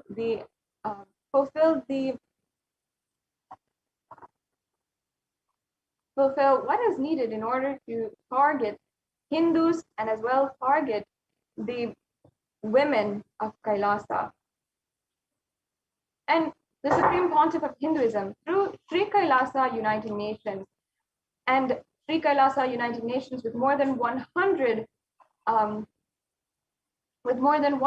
initiatives to bring to light the various different acts of violence against Hindus in the world, has created these observatories in order to ensure that we bring an end and eliminate the violence of society entirely. And the Supreme Pontiff of Hinduism is the foremost advocate for eliminating violence against women, and Hindu women specifically, once and for all. Unfortunately, in this day and age, the statistics show even that the amount of rape and violence done against the women and the femicide that is being literally conducted against women and Hindu women in India is absolutely abysmal. And without intervention right now, there will only be worse and worse scenarios that we will be seeing, and some of us even needing even subject to and being victim to. Yet Kailasa is the only nation which is, and the only nation, the only progressive movement standing for the Hindu ideologies and the Hindu beliefs, for the empowerment of women and bringing an end to all forms of human struggling and bringing an end to all forms of violence against women and against humans themselves.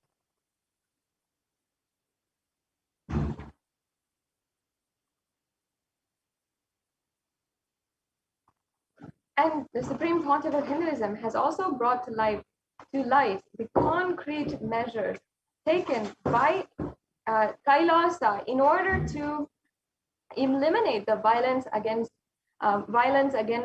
women and eliminate the institutionalized violence by reviving the Hindu ways of administrating. And with 2/3 of leadership positions being filled by women themselves in Kailasa, the Supreme Pontiff of Hinduism has literally demonstrated how this is a successful model for creating an ecosystem where women can live absolutely without the fear of being subject to violence in any forms, be it institutional violence or physical violence against them.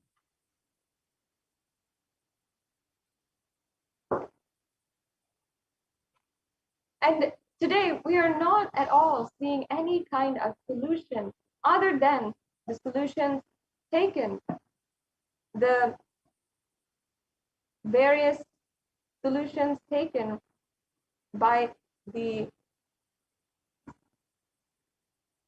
Supreme Pontiff of Hinduism himself, and the solutions that he has been able to establish as a working model solution through the ecosystems of Kailasa, where once again, women can literally walk in the public, walk even in the streets without 1 ounce of fear, even in the late night when outside of the adinams, it would be absolutely unsafe and intimidating for her to walk and for her to even step out of her home. In this environment, the Supreme Pontiff of Hinduism had revived a way that we can find so much of protection, and women, even who are targets and victims of these acts of violence, can find shelter, a sanctuary where they can recover from the trauma that they have been subject to. And among the leading global advocates for women empowerment is Kailasa. And it's not just in empowering women with equal rights and with economic opportunities and with giving job opportunities and so on and so forth, but with infinite potential.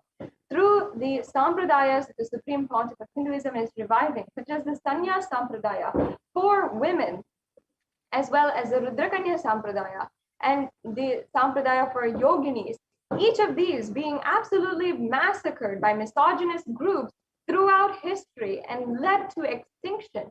The Supreme Pontiff of Hinduism is reviving each of these in order for each Hindu woman to reclaim the right of infinite possibility and infinite potential that Hinduism grants us, and that we are able to have through Hinduism. And a woman can live without ever being in the fear of being violated. That is the ultimate freedom that the Supreme Pontiff of Hinduism has gifted us. That is the truth in its entirety. And what you are seeing in the footage and the evidence that you are seeing is the brutal acts of violence done against Kailasas, in forms of physical destruction of the properties, and mainly the destruction of the women of Kailasa, the children of Kailasa, and the attacks against the Supreme Pontiff of Hinduism himself. As you can see, the administrators of Kailasa over the years have been targets for the attacks.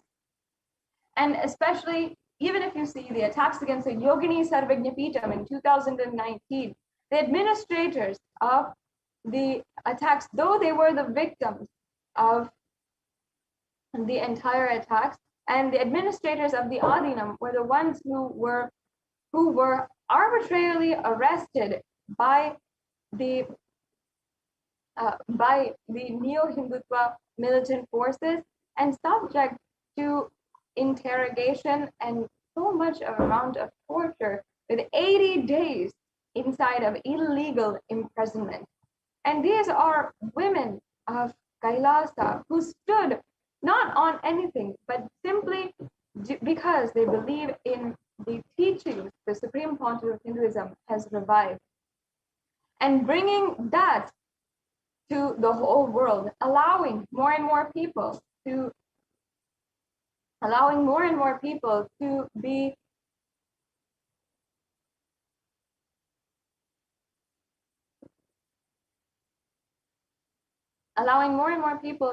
literally be transformed by these teachings, just as each and every one of us were. And yet they are targets of the worst and most brutal attacks that we've seen. In this footage, this is from the 2015 attacks against the 4 months, where the Hindu sannyasis have, one of the Hindu sannyasis had literally collapsed after an attempt to rape her, and she, unable to handle the trauma, she had collapsed, and immediately they were trying to rush her to the hospital, as you can see this in this footage. And even while they were trying to rush her to the hospital, the mobs that were sent there by the neo-Hindutva militant forces were continuing to attack them. And only because of the authorities who were there and the help of the people who were the Hindus who were able to lend a hand at this extremely crucial crisis that was happening, only because of that did the woman recover and get the medical attention that she required at that time. In this footage which you are seeing a woman, a Hindu sannyasi, who was literally attacked, needing to be rushed to the hospital once again. And just previous to that, all of the methods to leave and find a hospital were destroyed by the neo-Hindutva militant forces, including the destruction of all of the vehicles, cutting the tires of the vehicles, and as you can see here, turning over the cars, all of this so that the Hindu sannyasis, all of us who are living inside, had no other option but to desperately cling on to life while these neo-Hindutva militant forces had stoned us near to death. And we had absolutely no other option here. And we're, even in this very instance, while the, after the, this poor Hindu sannyasi had been subject to the worst kind of violation, and the violation literally of her own body, she needed to be rushed to the hospital. And even in that sense, we had no way of rushing her to the hospital and taking her by our own vehicles, because the anti-Hindu militant forces had ensured that there was no way we could leave and escape and save our lives. And in this instance, we had somehow miraculously been able to contact a devotee on the who had lived nearby, and they immediately rushed and literally saved this woman's life, as she was bleeding profusely and she needed immediate medical attention. And not only that, as you can see, the first thing that neo-Hindutva militant forces do is ensure that they destroy all the evidence that we can submit to in order to find the legal recourse of the acts of violence done against us. As you can see here, the destruction of the CCTV camera footage and destruction of even all of our laptops, phones, and all of our devices was a strategy that they used in order to ensure that we do not have any evidence that we can submit. If we are able to submit that evidence, surely today the court judgments could be made faster, and we could have so much more. We could be able to establish and bring legal recourse to this to the violence done against women of Kailasa and this female monastery, which was absolutely demolished. And even the repercussions, at least in the financial means, were not even paid for aiding the repairs of the whole property. And even that was provided by even some of the devotees who had rushed to the campus and helped each and every one of us female sannyasis repair the Adinam and bring it back to life within just 1 or 2 weeks. Every single window was absolutely destroyed. So by the stoning attempts that the anti-Hindu militant forces were doing, and every single car absolutely destroyed, every single tire cut, and the windows of every single car being destroyed by the anti-Hindu militant forces, and nobody was held accountable for these attacks. By employing mobs of more than 300 people and deploying them against the Adinam, it is an easy way for the new Hindutva militant forces to forego the accountability that we demand, that was demanded from them in the following court proceedings during the attacks against these against the Trishulam Adinam. And this is just one example of the attacks that have happened over the course of the last 2 decades. We have seen hundreds of attacks against Adinams where there has been absolutely no kind of legal recourse happened from these, any of the attacks against the properties or against the women and children of Kailasa.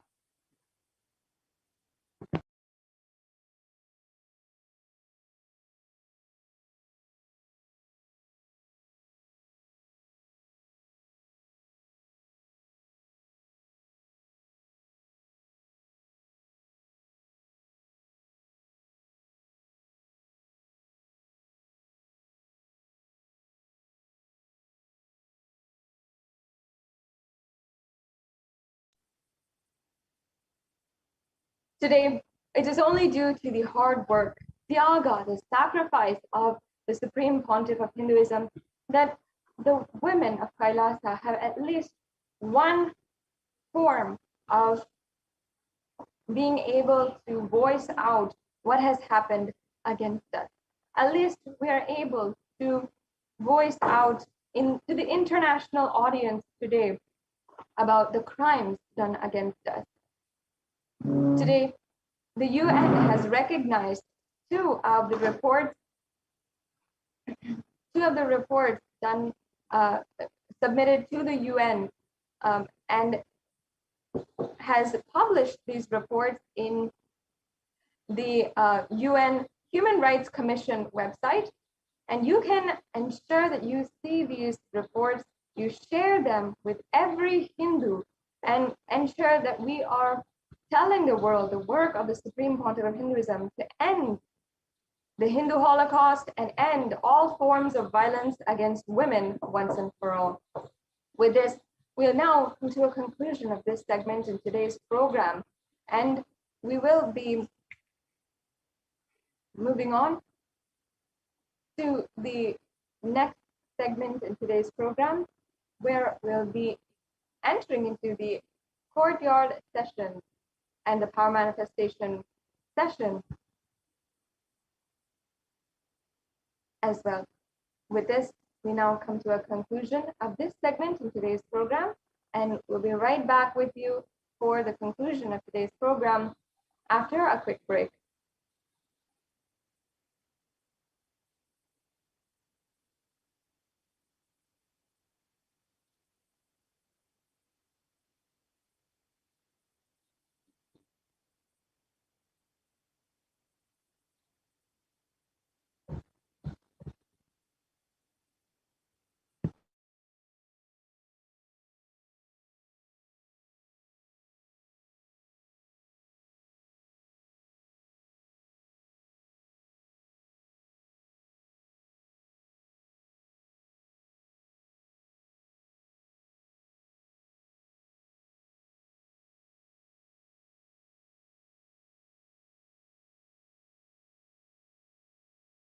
I mean by the word Kailasa? Listen intensely. Enlightenment ecosystem, literally enlightenment itself, in your own home, wherever you are. If you cannot come to Kailasa, it's okay. Kailasa can come to you. Kailasa coming to you is Kailasa.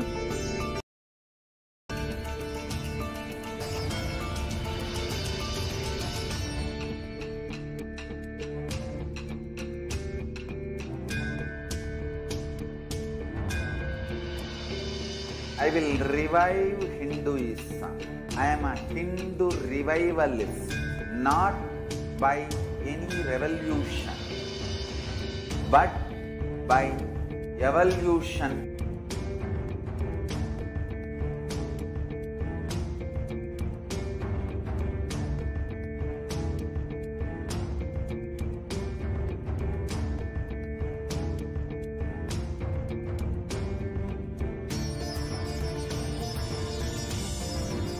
And setting model community.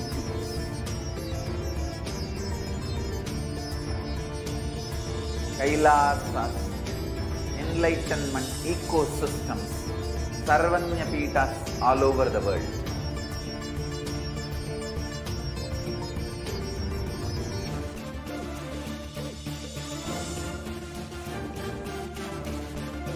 All powerful cognition, knowledge, only when you live power manifestation and possibilities manifestation happens.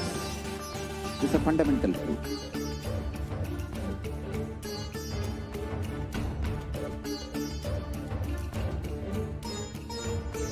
Hinduism cannot live exclusively as one sampradaya. No. All sampradayas of Hinduism is an ecosystem.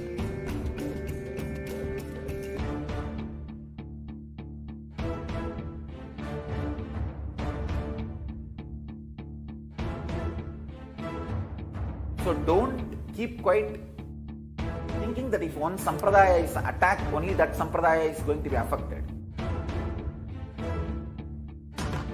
All of us are ecosystem.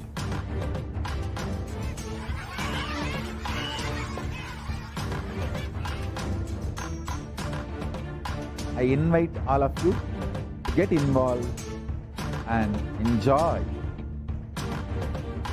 Hinduism by